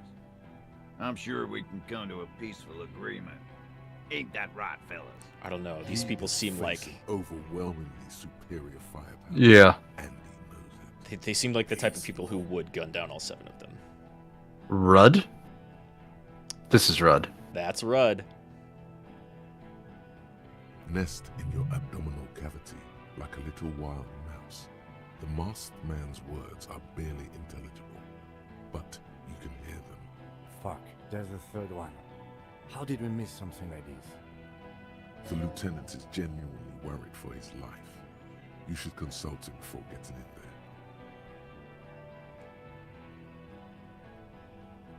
there. If this turns into a firefight, we should take him out first. A sound strategy. He's the leader. My plan is not to get killed, but we have to intervene. The Mercenary Tribunal.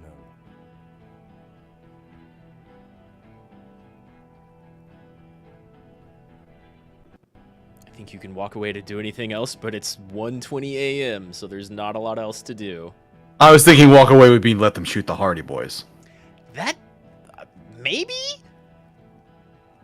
Get lost, comedian. You cops had your chance. We've had 4 days. Okay, maybe more. Maybe a little bit more. But to be honest, this can go on for like several days longer before it automatically happens. I think if you go like 9 or 10 days, this happens even if you don't find Ruby. Either that or it's just like auto game over. Then you have to load way back. Pig fuck!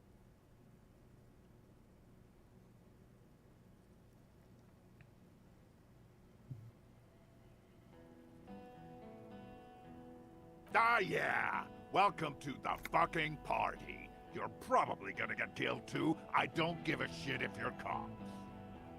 No one is going to kill anyone. Let's just put the guns down and talk like civilized human beings. I don't know how civilized they Seem are. to understand the severity. Yeah, she doesn't. She really doesn't. No. With a wordless gurgle, the killer loads his long rifle. The leader gives a small nod to the helmeted man. Suddenly, the grip of your sidearm feels comforting and warm in your hand. Feels like it's saying, do it. No, wait. It's good you have that gun. It really is. Just soften him up first. Present an argument. Even if it comes to a fight, it's always a good idea to drag it out first. Get under his skin. Peace. Always peace. It has worked thus far. Ooh. Start with the first idea you have, then move down from that. Please.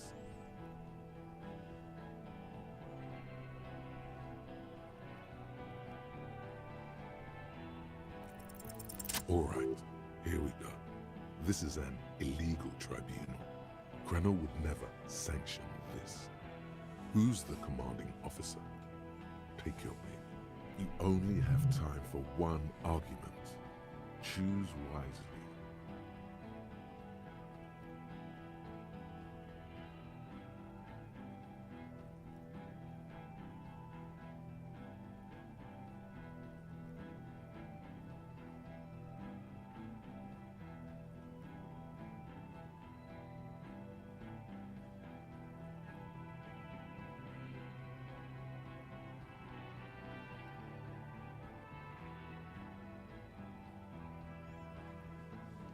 Only one.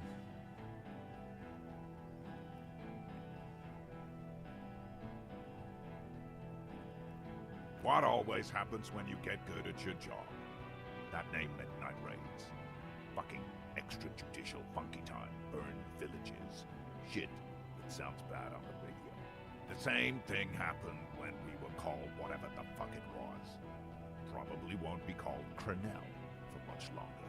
Not after this shit. Okay, it's not much, but he's thinking about something else, and his hand is off the gun. This did something. Now fire. Fuck them up. Easy now. Tell them these men didn't do it. There's a peaceful way out. Who the fuck is that? Glacia, the woman upstairs. Where is she? She left! Gart's here. She left! Her room's cleaned out! Right before these assholes showed up! We should have arrested her. You can feel how upset he is with himself. Just for a second. Then the fear takes over and he's back in the moment. Hey, Bushman! Your little cunt isn't gonna help you out of this one! She's gone. Forget about it now. For God's sake, tell him the Hardys didn't do it. Present a case. Yeah? Who did that? Do we have a murderer?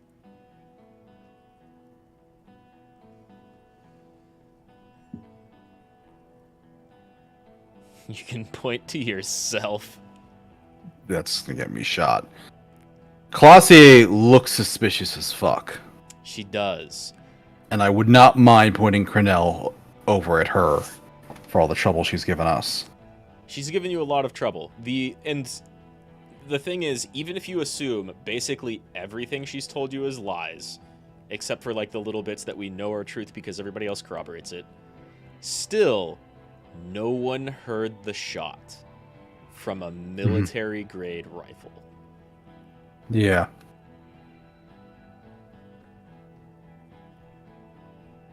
How fucking His fingers are twitching. That's a draw reflex. He's about to draw. You can point them at Gart. That dude up there.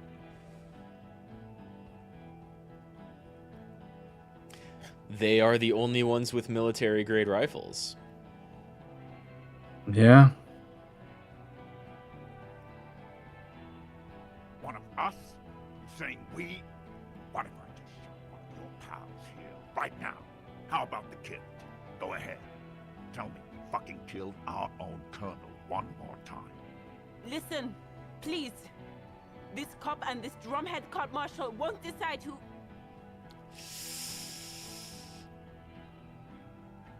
Well, you did save.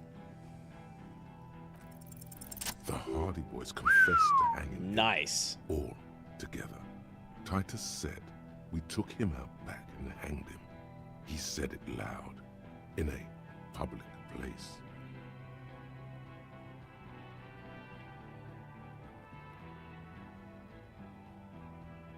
You're lying. DePaul heard it. You heard wrong. She and these men have been helping us find the shooter.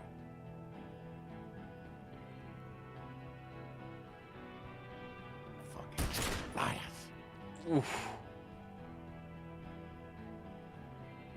Did he just fire into the air? I think so. The shot rings in your ears, a low, tinny ring.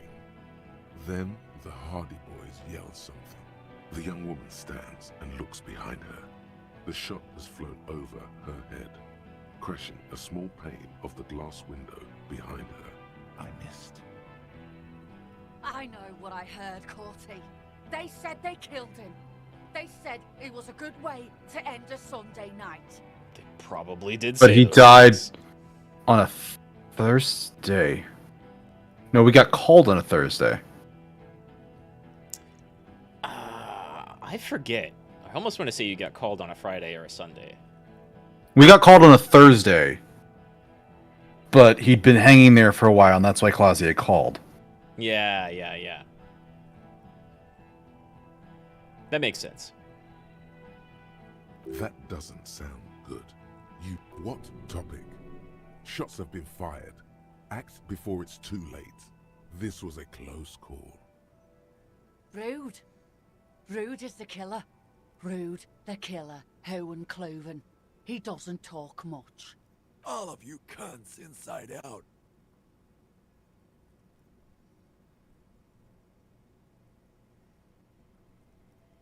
Rip you open. The gunner, the raddest, the killer. What do you think he does? There, on the rim of Owen Clerven's helmet, you count little stick figures.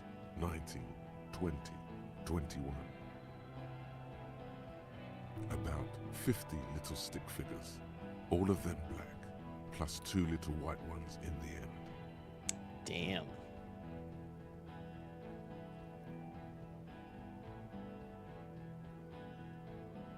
You're a tit-sucking pig. What are we waiting for? Lance Corporal, just fucking shut up and wait for your order. He is not used to commanding or leading. He feels uncomfortable. He'd rather shoot to kill. You think I care what that company cunt thinks?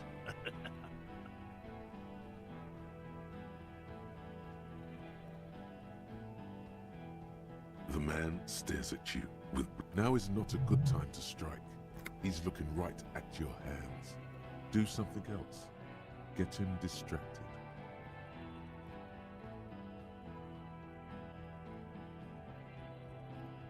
She's gone, you stupid fuck. Sailed off 5 minutes ago. She doesn't give a shit about you, Silo. As you look to the bay, you see a small green sail. Stay cool! Don't do anything stupid! The company bitch is gone. Laylee's cunt is gone. Laylee's gone. Fuck are we still doing in this shithole? Guys, I just get in the way. I don't even have a gun. Hold your ground. Any more of you run, I'll shoot you myself. We're doing this together. They're huddled close in a formation. Still, the rest will stay. Even if it means dying here with him. I don't think I've ever seen Shanky run off like that. That's cool. Yes. So what? Nah. I'm clear as day. Fucking government-ordained super soldier. Enough already! What is this? We didn't come here to fucking chat! Interrupt me again and I will execute you on the spot, Lance Corporal. Ooh. Well, this will be very good or very bad. It's a 50-50. Ask about him. Fuck! You don't Wow! know facts about his dead friend coming out of your mouth. He has to start it. Bunch of just barely scraping by rolls in this stream. On the end of this stream. This is nice. Reporting in to burn this fucking mud hut to the ground.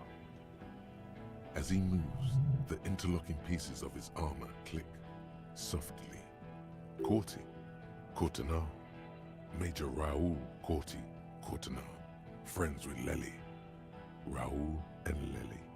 For killing, maiming, and humiliating our commanding officer, you're all sentenced to death by lead.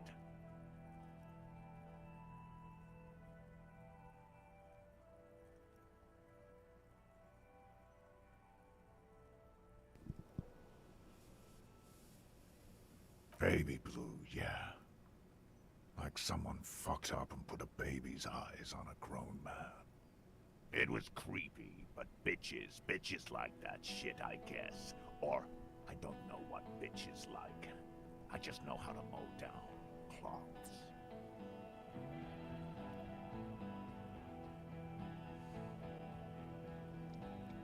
I don't know about everyone saying good things about him, but Classius Yeah, that doesn't seem right. things about him. Everybody Well, here, though. Yeah. Our colonel did what he had to do. It was either one cunt or 100 of them. Rude here. In your ship pipes, right in the fucking. He likes to fire mortars at random coordinates. Wipe out mud huts like that. When he gets bored, Lady knew how to command. He was a good commander. I can see you miss him. Oh yeah, he would have commanded this fuckhell way better than I did. But that didn't happen, because Hayseed, Bill, and Kipsy the Kipt here fucking murdered him. Had him stink the village up for 2 weeks after. And you fucks did nothing. Listen, man. We told you we... Told us what? What did you say? Who said that? Tattoo fuck. You'll die first. Woof. Woof. Find his killer. Cop. His killer stands right there. Shitting his pants. And you're standing in the way, protecting them. I know what this tactic is, Silo Sam. You're gonna die for them. Right here. Big talk, but you got him to admit he's a bad leader. It's a small thing, but it got him off center. Figured out the armor. Yep. That's the best you're gonna get. Nice. A plume of smoke and fire erupts from the gun, and your hand goes numb from the explosion. It almost looks like you shot at the one over on the corner of the building. Yeah. There is a hole in his cheek. Blood gushes out as he stumbles backward, eyes filled with rage and disbelief, gurgling, muttering something unintelligible. His lips, moving, swollen with fear, are trying to say, shoot him, but he can't.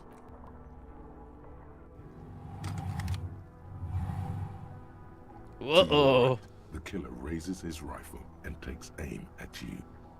His moves are steady, but the long barrel of the rifle sways slowly.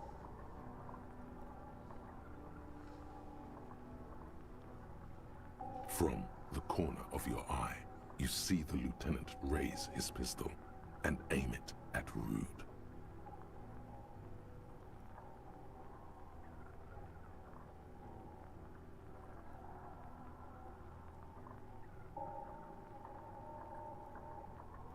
You stare down the barrel of the... Is there anything?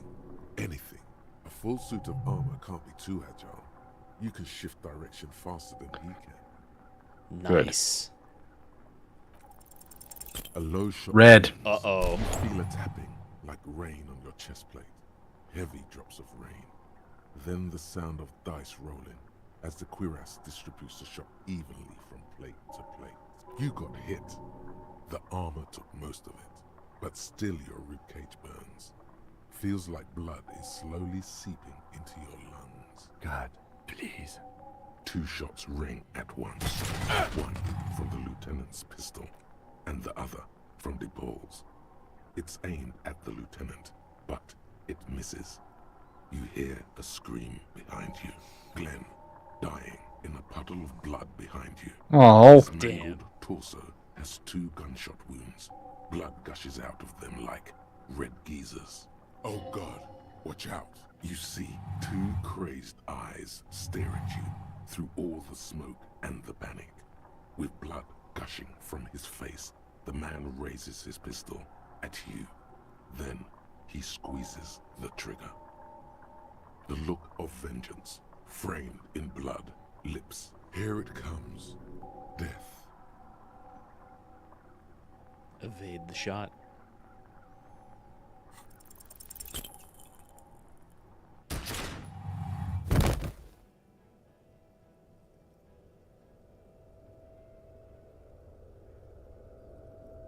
You can't. There is no time. Something inside your pelvis explodes.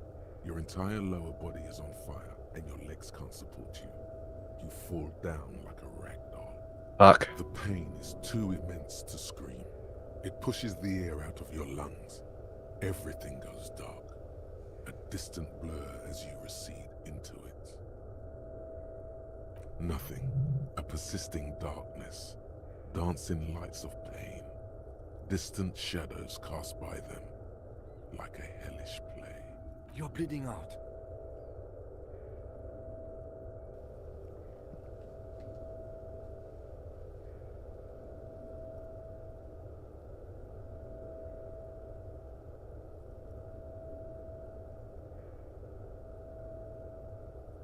Stay with me.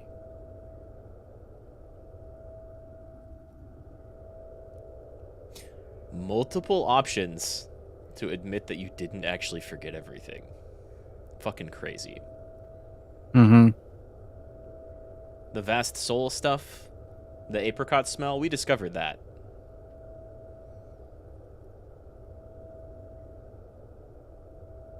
But Harry just recedes.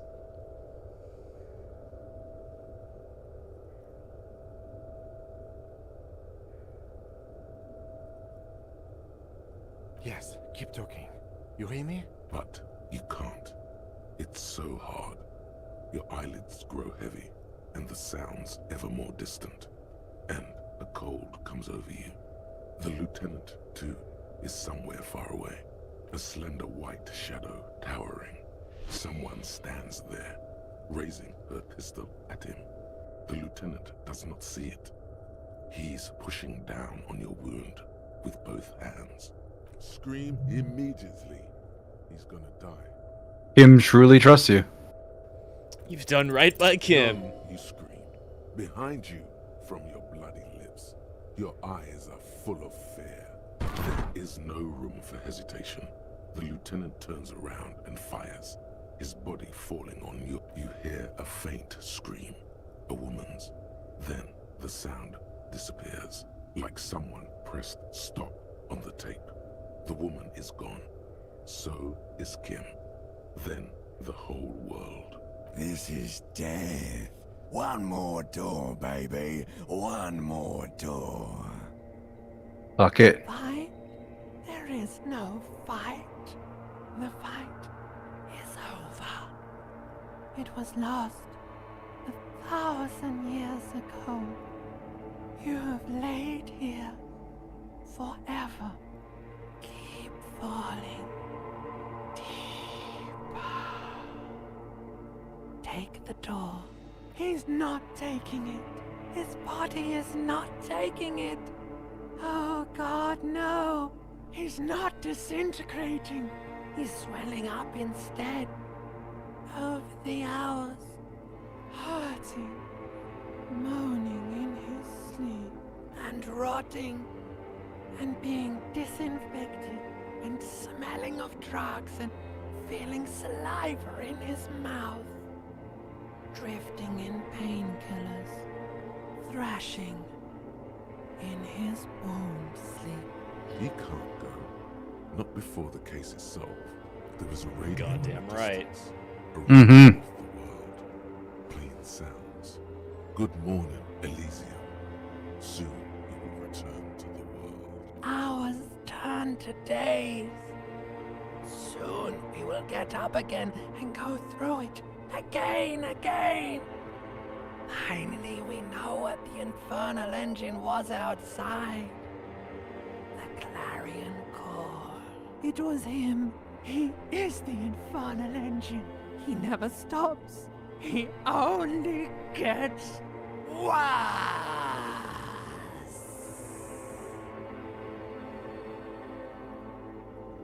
Damn limbic system. Mm-hmm. Mm-hmm. Mhm. What great delivery, but also like in the orange jacket. super It edgelordy. turns double, then triple from the pain. Sunrise, Parabellum. You're both alive. Nice.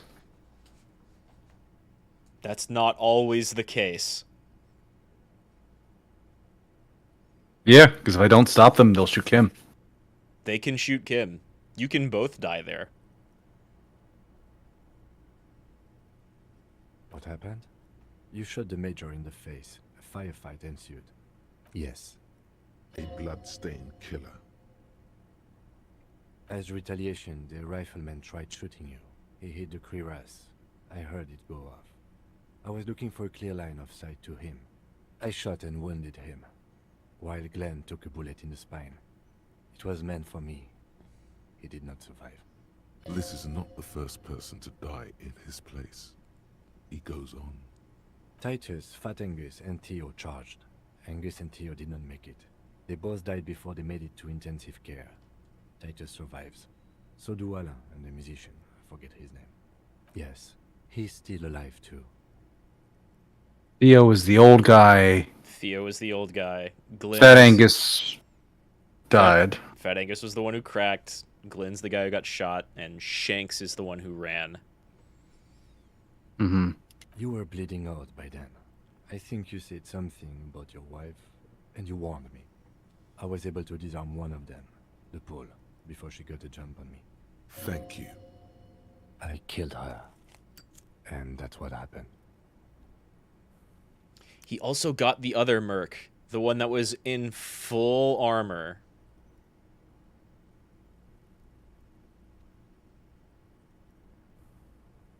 The Pole was the last to die. Everhart had their bodies returned to Connell for a funeral. Company is yet to retaliate. Because we deterred them? Or Joyce did? Maybe the harbor in full lockdown is too costly a target. Or maybe they are simply taking their time and will attack soon. I don't know. 3. Glenn, Theo, Angus. The fat one. He took a lot of bullets. And Theo, he was just too old for combat. This is the one. All.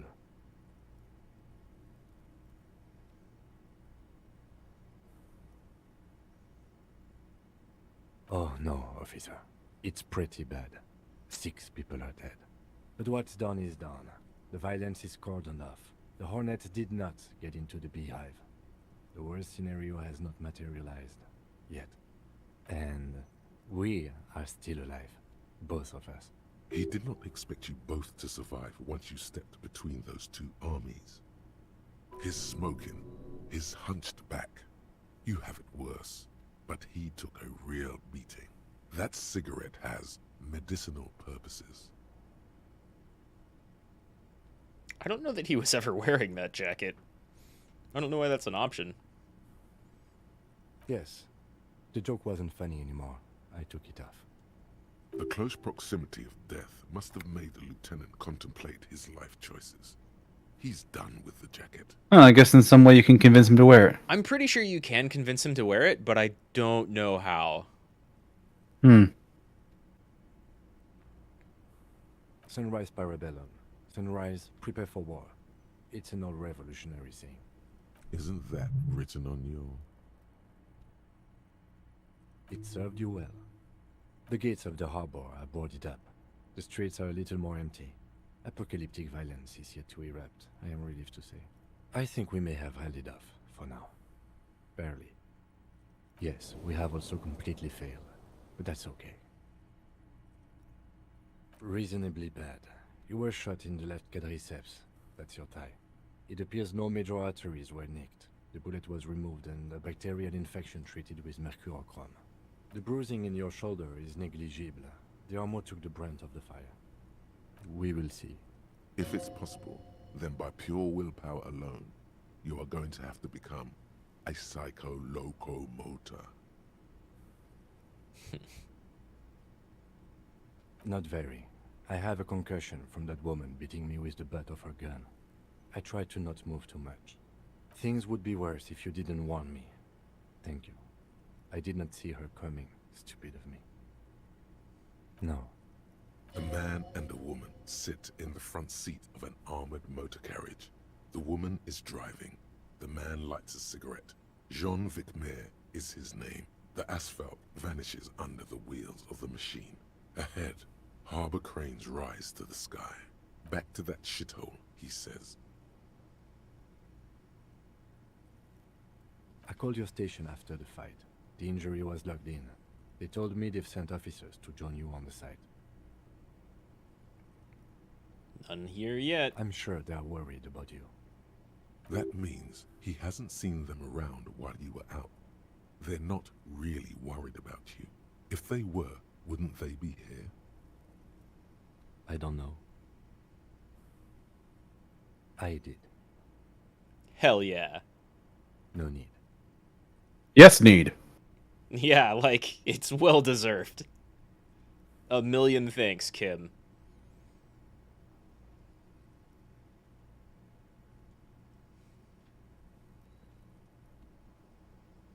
Easy now. Your balance is way off.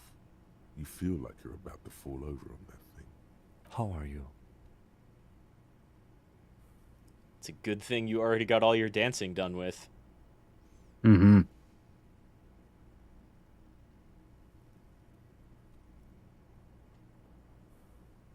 Your disco days should have been done quite a while back, Lieutenant ENVtuber.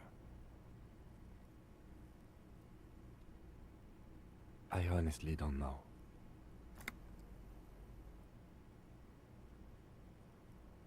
Good, because I totally do. Right? Might as well feign confidence. Do you? Because we can't talk to Everard. The harbor is in lockdown. Everyone in there is outside our grasp now. And Joyce has left too. Yes, she left yesterday morning.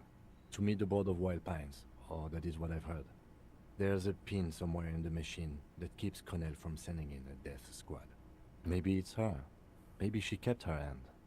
Either way, Ruby's gone. And Classio too. We really should have arrested her, you know?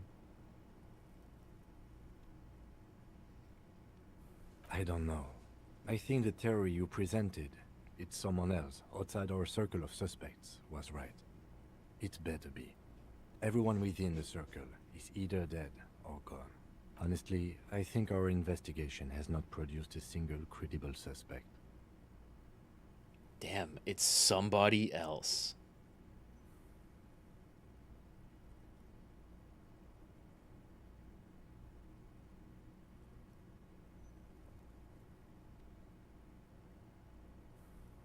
What?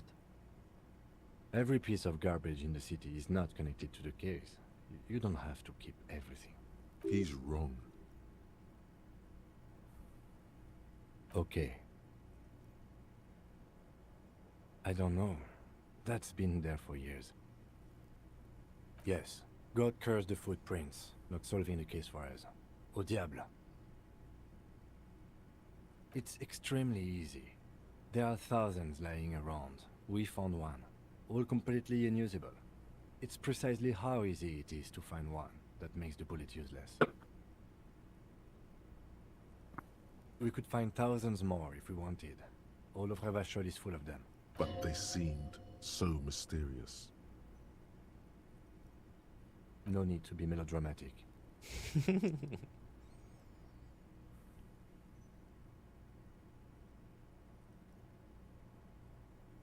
He arches his brow. The ceiling fan patiently spins overhead.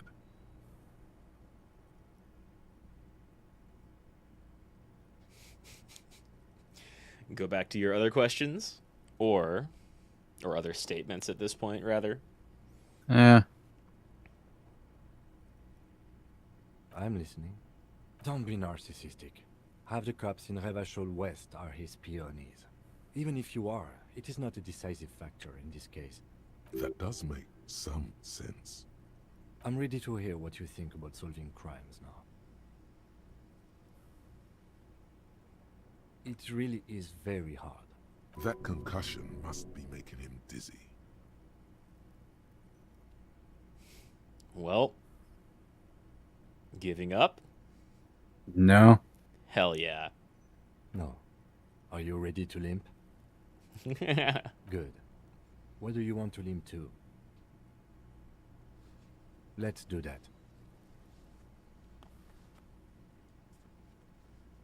Another look at the window, perhaps? The one he was shot through.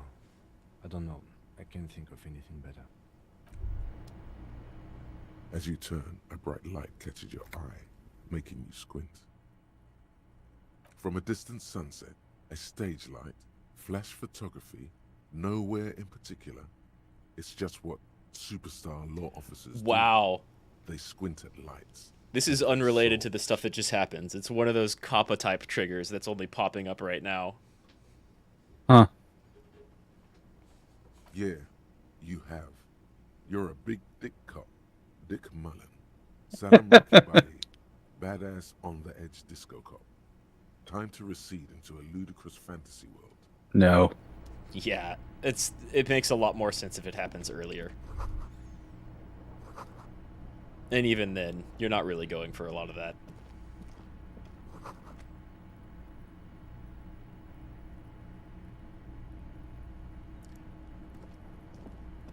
Oh, it's the door. I was wondering what that was too.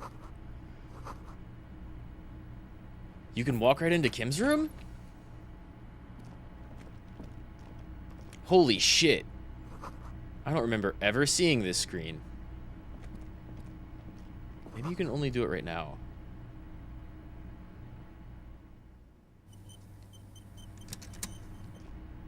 These papers bear the stamp of the RCM. They appear to be fragments of the lieutenant's paperwork, half finished. You make out notes on this and other recent cases. I had Gart open the door to your room. You were running a low bacterial fever the first night.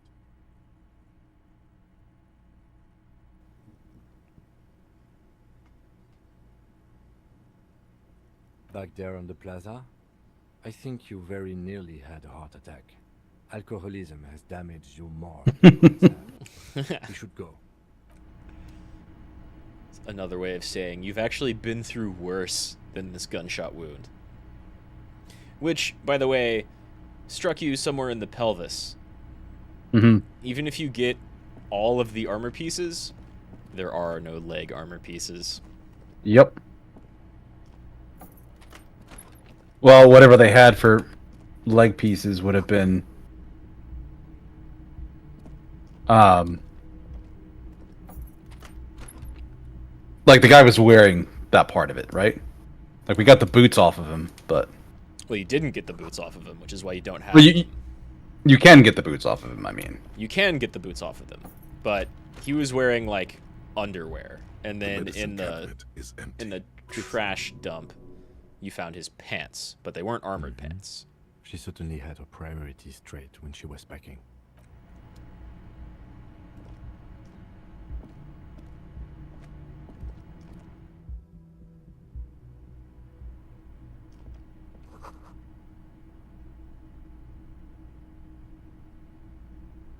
It's the bullet trajectory. It is. This window is pristine, at least on the inside. A red thread has been taped to the glass using adhesive tape. It trembles ever so slightly in the cold wind. This is ballistics. She's left a trajectory for us. Classier left you ballistics.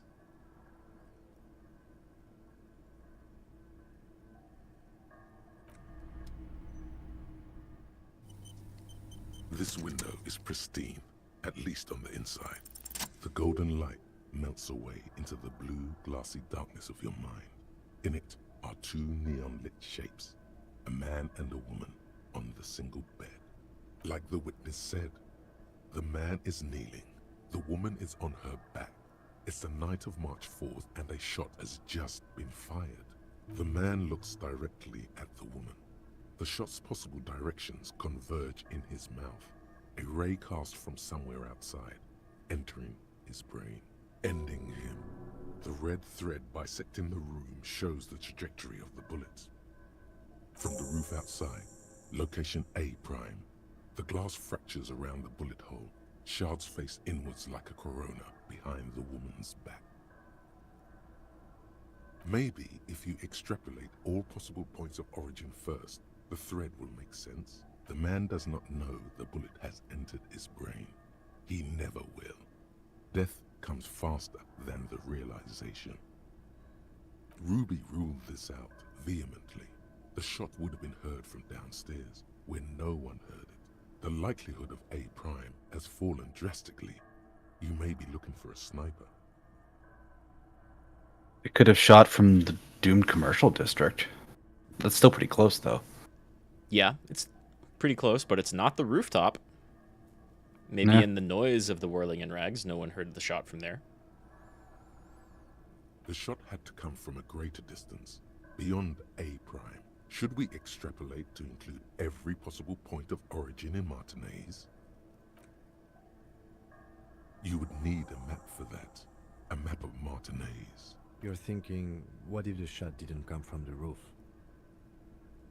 There was a map in the bookstore. We should come back with it. Compare the landscape to the radius of the shot. I'm going to let you know right now, because we've been going for a little over 6 hours, there's Mhm. probably more than an hour, maybe 2 left. Okay. But you're super close. Ah, I can taste it. You can taste it. You need a map, and you know where that is, and we can come back and extrapolate, and that'll give you a direction. Damn, they're down to 3. Yeah, because 3 died and 1 ran. I think the one who ran is here. But yeah, Glenn, Angus, and Theo died. And Theo, yeah, that's it. But that's still only 6 of the Hardys. Yeah. So No, where's you're right. the there would be like a 7th one. Maybe Yeah, there should be Shanky's 4. not here. I think that's Eugene and Shank, or Shanky. Shanks. No, this isn't Shank. That's Eugene for sure. Yeah. Crazy motherfucker. Didn't think you had that fury in you. But I guess I've misjudged a lot of people lately. That was one hell of a shot. Hell of a shot. The fucks did not expect that. I guess what I'm trying to say here is, thank you for intervening, fellas. That was mighty brave of you.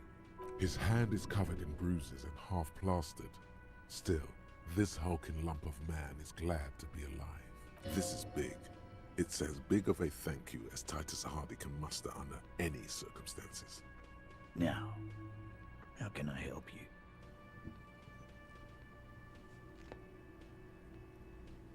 Theo was old. I think he'd be pretty happy with the way he went. Never could imagine him withering away on a sickbed. But Angus, he was just a stupid kid. Didn't realize the mess he'd gotten into. Trusted me. Still, the balls on that kid. Went down fighting for someone else's shit like a fat, angry bear. Here it comes. The last one is the worst one. He only deals with it by drinking copious amounts of 8% beer. And Glenn was my friend. Best I've ever had. I love that crazy homo like my own brother. We're all fucked without him. But what do? This job is shit. What about Shanky? Dennis, you saw him run. He's a mean little shit and I never trusted him. He'd better run real fast now. Real fast.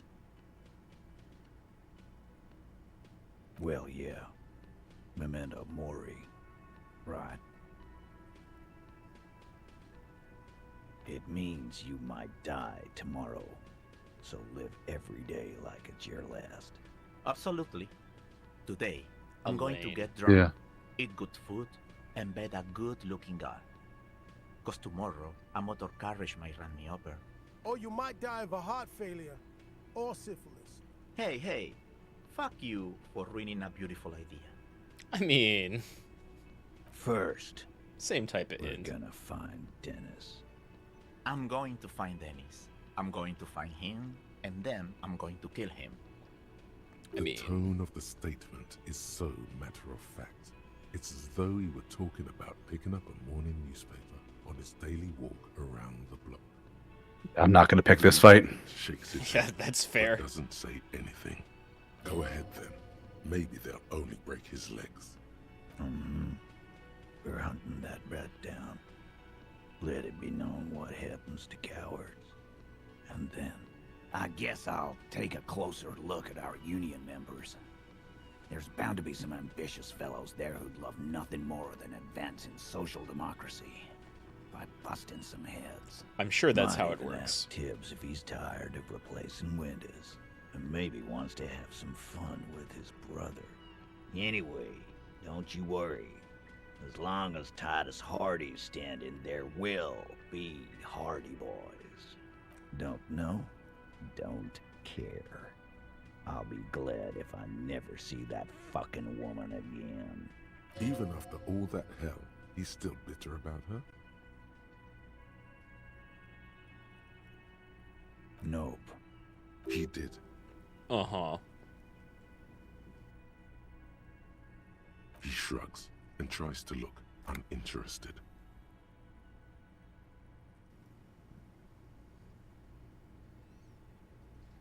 Judging by the sight of you, I'd suggest crawling into bed with a bottle of whiskey. Oh God. What did you think his advice was going to be? Go pay Monica visiting Janro. She's got a knack for making men forget about their worries. Biggest pair of milkers in all Rebacho. Hell, you both look like you could use some feminine company right now. Thank you for your advice, Eugene, and you too, Alain. I do always appreciate a good use of the expression milkers. It's sincere. I love you, Bless you, Kim. I love you, Kim. Typecasts themselves. You're welcome, Bina Claude. You're all right in my book. Take care, coppers. You two look after yourselves now. Death passed on you today, but men don't get that lucky twice. Copo loco. And normal cop, I guess. Good luck in Shamrock. Scars made the best tattoos, they say. Thanks for getting involved, guys. Not a lot of cops would step into that line of fire, but you did. And if you ever feel like the uniform is holding you back, you'd make one hardy boy, copper. And Titus Hardy himself would make a good officer. That man was born to lead. Right back at you, I Titus. will, Capo.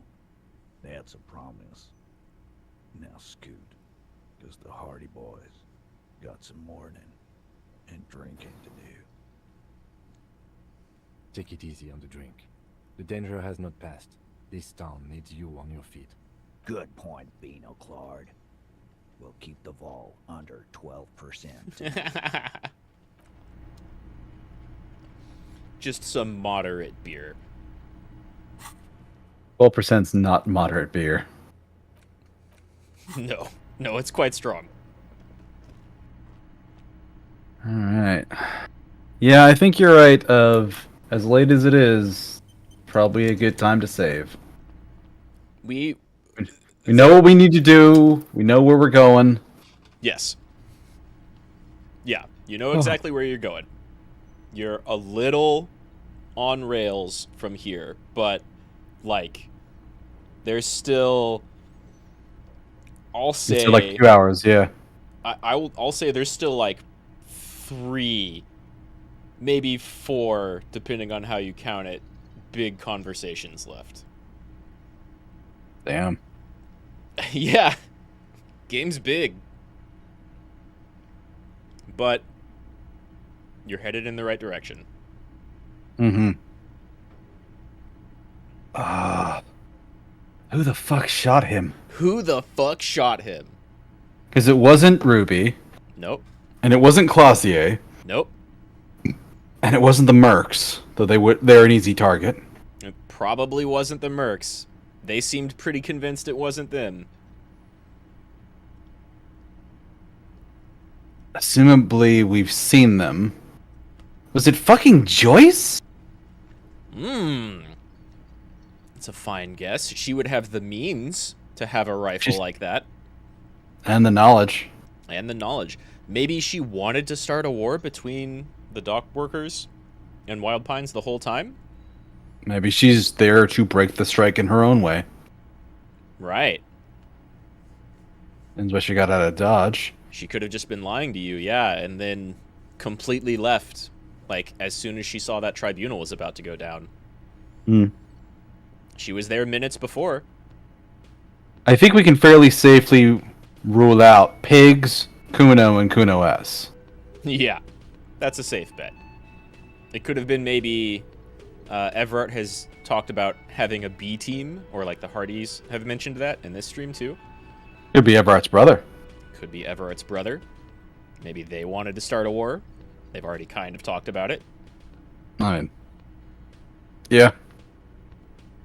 Presumably at this point we've met them in some capacity. Right. Like any good story, you beat the you meet the suspect within the first act. So we've met them.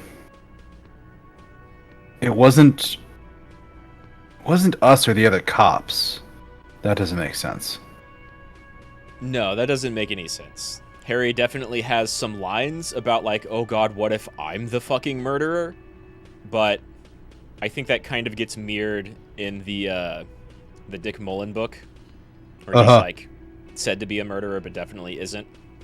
But then you don't learn the end of that story. The game prevents you from learning the end of that story. Yeah. But still, you got called here to address the murder, so it doesn't make sense if Harry did it before showing up here, even if he was wild and drunk when he showed up. Yeah. And then there's... It's not the dice maker or Placier. That doesn't make sense either. Plaisance? I No, doubt probably no. I doubt it's the art lady. Cindy I do the kind of Skull. want... Cindy the Skull. She is the one hard gangster you've met in the entire game. She actually is a skull?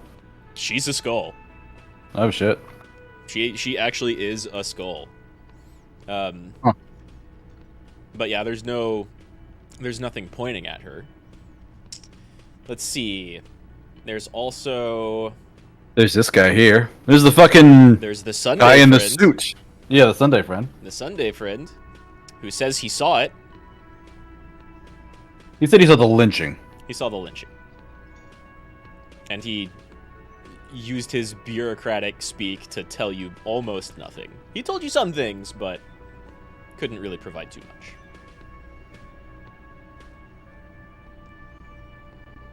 Let's see. There's any one of the lorry drivers or other people we've met. Not much pointing True. in their direction. Could be the Paled Rider for all we know. Could be the Pale Rider. She might not even remember. Or think she was living out some other memory when she did it. Probably not any of Lillian's children. Probably not any of the children, period. Probably not anybody over in the church. They have very clearly defined goals. Yeah. Though one of them did have a gangster father. Yeah? Though it makes no sense for her to stir up trouble here. No, yeah, she was quite appreciative of like you steering them away from doing the drug den. I doubt it's Crabman, though in terms of skills, he is... Holy shit, he's probably the best candidate. Yeah, he's got the dexterity for it, that's for fucking certain. And he's always in the top of that church, which might give him a pretty good view. I don't think it has the right angle, because that's... The shot would have had to come either straight on or straight on and a little bit to, like, the, this direction. Because, like, the angle for the shot was coming, like, this way. Yeah, it was. So it's... It couldn't have been him, because he's way too far south. It feels a little off. Yeah. Or it's one hell of a shot. And hey, those are Classier's ballistics taped up to an already fixed window, so they may not be perfect.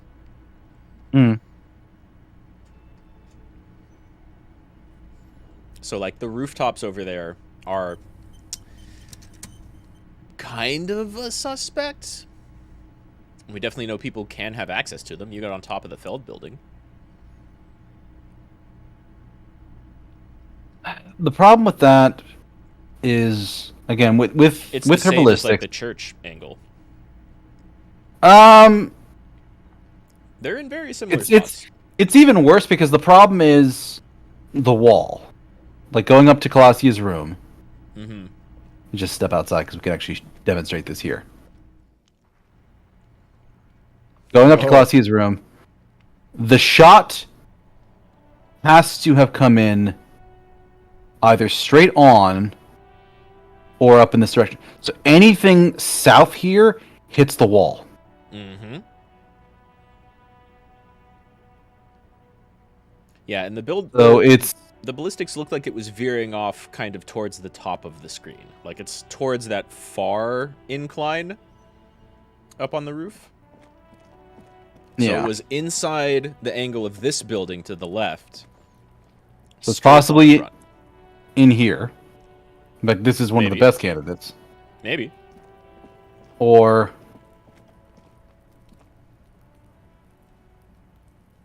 it's definitely not any further north or east than that. Yeah, they either took the shot from the doomed commercial district or there's nothing else out here that's that tall.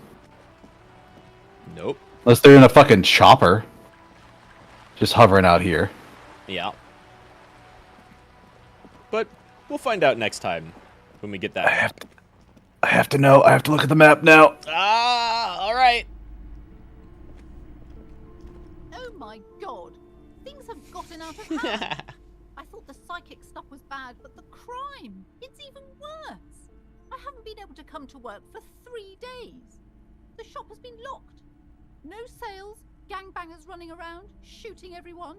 I know I shouldn't have bought a shop in this ghetto. Gangbangers? They were a bit more than gangbangers. Yeah, there are no actual gangbangers around Mem. Take care of all of this. Just look at that limp. Maybe I should close the bookstore and I could teach people to protect themselves against bad energies. Plaisance, shut up. Yeah, that's not going to go very well. No. In the meantime, do buy the books. As many as you can. I'm very sorry, sir. Some of these old paperbacks just don't have the durability. Great.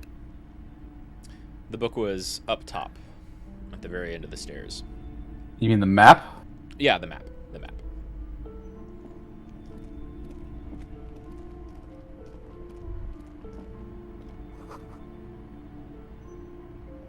All right. Several maps have been attached to a bulletin board hidden. The maps look old and faded. Your eye... Map of Martinez. This could work, maybe. You can try and steal it from her. But I mean, at this point. Officer, discard the thought. For your brave efforts against those thugs, you may have it for free. This large map displays Ozon, Lorenta. In the northeast, a dust mite stands on the north, radiating outwards from you. The suzerain Revachol. With a radius of the ocean breaks apart into connections to other 850 million people live on these. All right. I think you have to go back to the ballistics room. Classier's room. Probably. Makes sense. There's also, this. Unjur. Jasarai. The graffito has been painted over the traces. Director something? It smells of blood. Predatoire. And heavy fuel oil. Predatoire. Smells of blood and fuel oil. She finally did her art piece.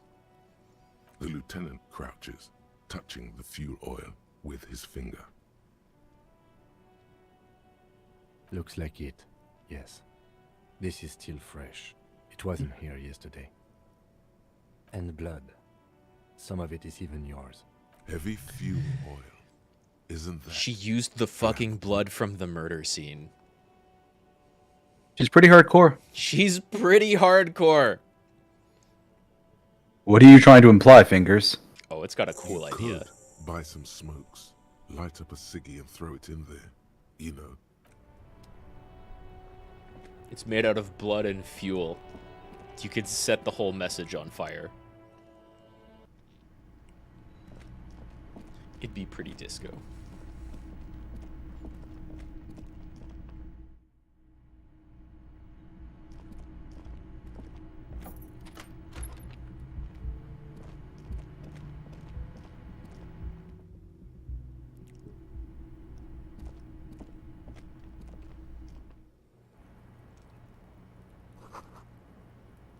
I do the antenna.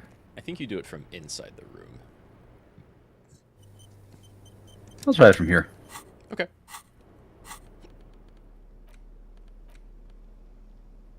The worn map features the patchwork grid of the streets of Martinez, with directions to appropriately touristy locations.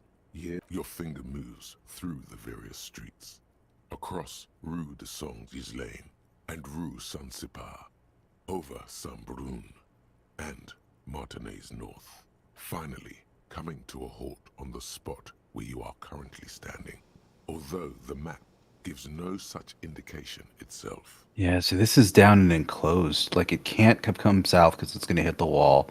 It can't have gone too far north. For a more detailed view of the map, go to your journal and select the Map tab. Hey, you have a map now.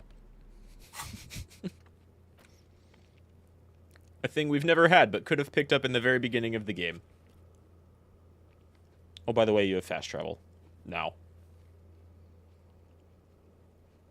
And This is the thing I wish you had spoiled me about. yeah. I'll be real. There were points where it was like, when do we unlock fast travel? It's got to be around here somewhere. I think if you have the map, it unlocks as soon as you visit the church. But I forgot about the map. The fisherman shacks. Mm-hmm. That's the right angle. Well, see, it's weird, because here it's showing it as the window facing down south towards the fisherman shacks, whereas in the actual game it's facing more... Yeah, the map is not super 100% accurate. It's from a couple of years ago. Who knows what that broken egg is? There's the old Ferris wheel that's totally not there anymore. And a weird cube in the southeast. Yeah.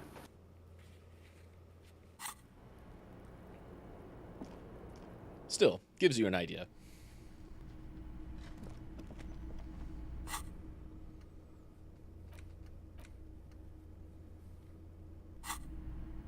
And use it on the window. The same two neon-lit shapes.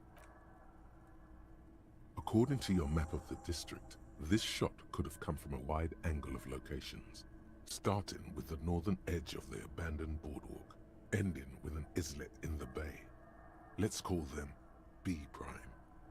B prime for boardwalk, B double prime for Land's End, and B triple prime for the islet detective. There may be smaller points in between, but those are too fine to zoom in on. 700 meters away, the likeliest of these B positions, 20% chance. A skilled sniper could have made the shot, provided he had a safe sniper's nest. Even with the light on inside, we're talking military training. At that distance, the perpetrator would have had to take wind direction into account. I think these are supposed to look like they're coming in from kind of above and not through that wall. Because it definitely came in through the window. Why no one... Well, this is showing, like, on the map. Like, this is me looking at the map coming in from the west, yeah. Yeah. 1.2 kilometers away, the least likely of these positions. Let's say 3%. A truly skilled sniper could have done it, possibly from a tent. No, too far-fetched. 1 kilometer away, an unlikely point of origin. Beyond the docks somewhere, on an islet in the Bay of Martinez perhaps. There are islets there, badly charted as they may be. The shot would have been a small miracle, 5% likelihood. There is an extremely narrow field of view from the bay to the window, between Rue de Saint-Ghislain 8B and 33A. The angle would have been extreme and access to the islets is questionable, but it is a possibility. Then there's the thread the witness left. She did have a first-hand view of the event. Perhaps she found something in the outer reaches of her memory of it. You need to inspect it again. It suggests the bullet came from the extreme upper quadrant of possible angles, from a point beyond the roof. B triple prime. From the islet. The island in the bay.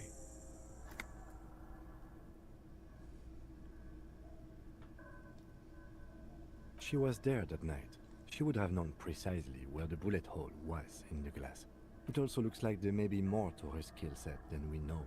The question is, should we trust her? I mean, probably not, but she knew I what she find was that doing. hard to believe, but at this point, what difference does it make? Unless she thinks the perpetrator was standing on the ring antenna. That is where the thread seems to point. Haven't been there yet. So Yeah. it is. For a second he seems tired.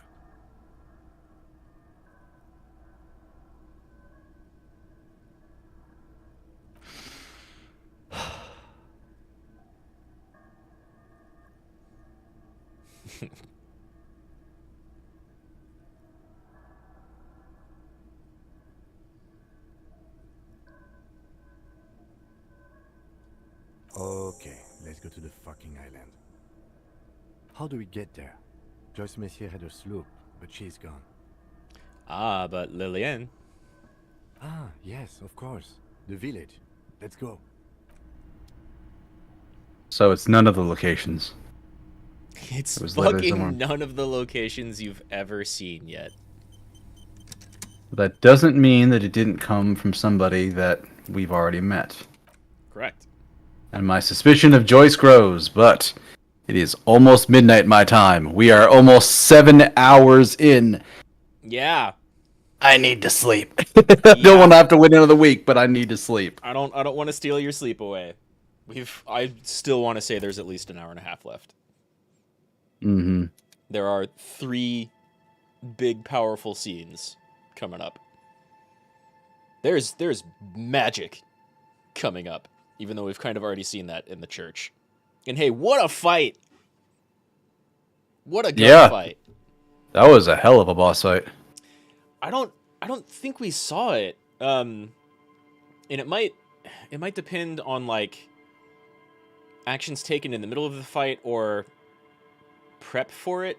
There's kind of 2 things I want to tell you about that we missed.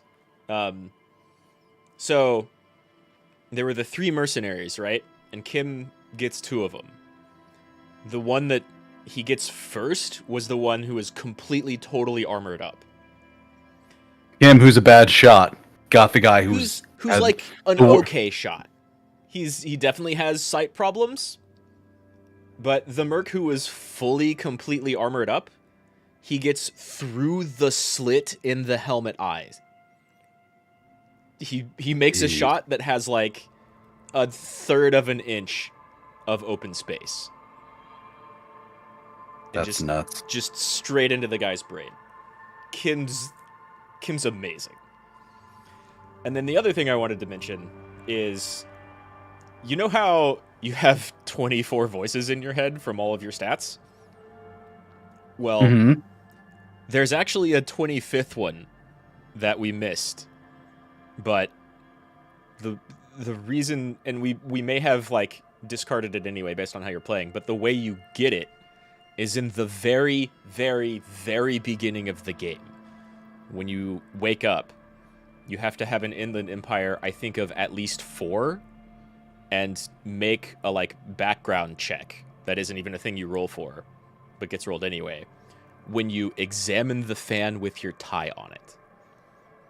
If you pass that check, the tie becomes a character and talks to you throughout the entire game.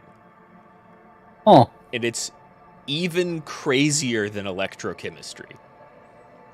Oh my god.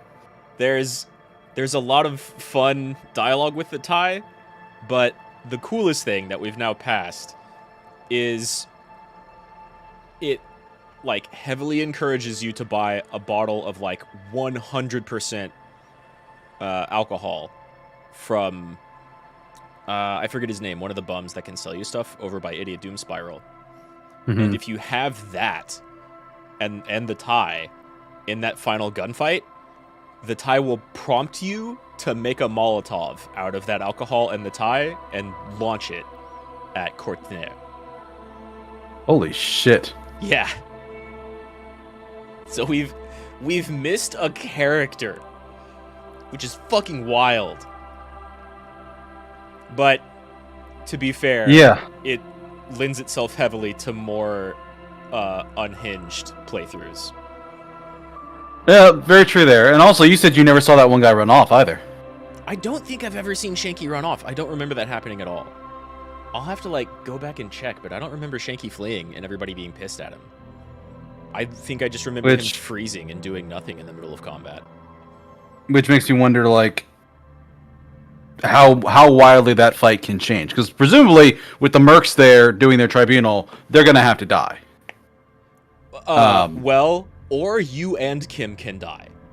Well, yeah, it could be a game over. Yeah. To progress story, they have to die. It's just a question of me wondering how many Hardys live and which Hardys. If it's always the same ones or... I want to say Glenn always gets it. But I'm not sure. And I'm not sure that Angus and... Theo? And Leo. Theo? Leo, whoever, yeah. Yeah.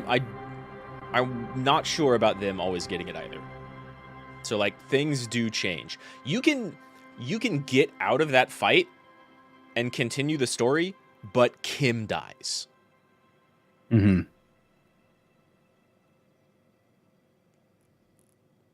I mean, that's genuinely impressive as storytelling and writing. Yeah. Yeah, there's a lot of variety going on here. Like, things are kind of, sort of, always the same, but there's a lot of variety in your characters, and events can change a little bit. Mm-hmm, mm-hmm. But then you always finally get to the end of that tribunal with, like, well, who the fuck is the murderer? Where did that shot come from? Okay, now, like, even if you do a bunch of visual calculus stuff beforehand and you have the map, it'll just be like you don't have Clausier's ballistics yet. And so you'll be like, okay, we have these more likely positions and these less likely positions. And way the hell out on the pier and all the way out on this little islet, that's crazy. Let's look at literally anything else first. Mm-hmm. Yeah, because even the percentages Harry was calculating, it wasn't anything like, they didn't add all up to 100%. It was just like, it's a 20% chance here, it's a 5% there, it's a 3% there. Yeah, exactly. So there's... Fuck it if it doesn't seem like Joyce now. God, it really seems like Joyce. She didn't tell you she was leaving, right? She just kind of up and left, and in the middle of that tribunal, you see your boat going off. Well, not even that. Just in terms of, like, she has the means of getting over there. She has the training to do it. She's representing a company that desperately wants this strike over, and it doesn't care. They already have questionable morals since they sent the fucking mercs to end it. Oh, yeah. So, like... Yeah. She's fed us a lot of pretty tales, and seemed upfront with most of it. Even, like, going so far as to talk about how she wishes the revolution was successful. Yeah, she has a bit of a cowboy in her. Right. But you're right. She still works for what is basically like an analog of the East India Trading Company. Mm-hmm. They're big trading, shipping, maybe oil barons, whatever. There's some big conglomerate. And that's where Joyce is coming from. In fact, at this point, since we're definitely not going to get to it, you can, through a couple of different ways, or a couple of different successful checks, deduce that, wait, she's not just here, like, negotiating shit. Joyce Messier is almost certainly a member of the board of that company. She's like top brass.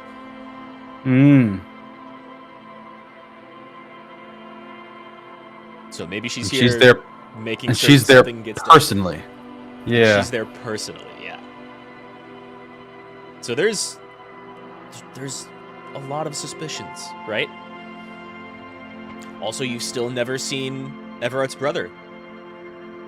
We Yeah, have true. No idea what any of them were up to. All we know about them is they're clearly corrupt. Yeah, very true. But we are still streaming, so I'm going to hit the big button to end it. I'm thinking no raid tonight. Not for me, at least. It's late. Yeah. But thank you, everybody, for joining us. Looks like there's going to be one more stream of this next week where we find out what the fuck is finally going on. There will be one more stream, and I promise magic. It'll also probably be like half as long as this, even if that. Yeah. But we can spend some time talking about it afterwards. Yeah, I think this game's gonna require some decompression. Sure. But anyway, have a good night, everybody. I will see you again this weekend for possibly finishing Octopath 2. Nice. I'm gonna be having a stream on Thursday where I just enjoy my brand new controller that rules and play a lot of games and maybe finish Resident Evil 4. We'll see. And then I'm starting Hi-Fi Rush on Friday. Nice. We'll be streaming this weekend. Anyway, take care, everyone. I will see you later. Bye-bye. Rad Mahou. See you next time.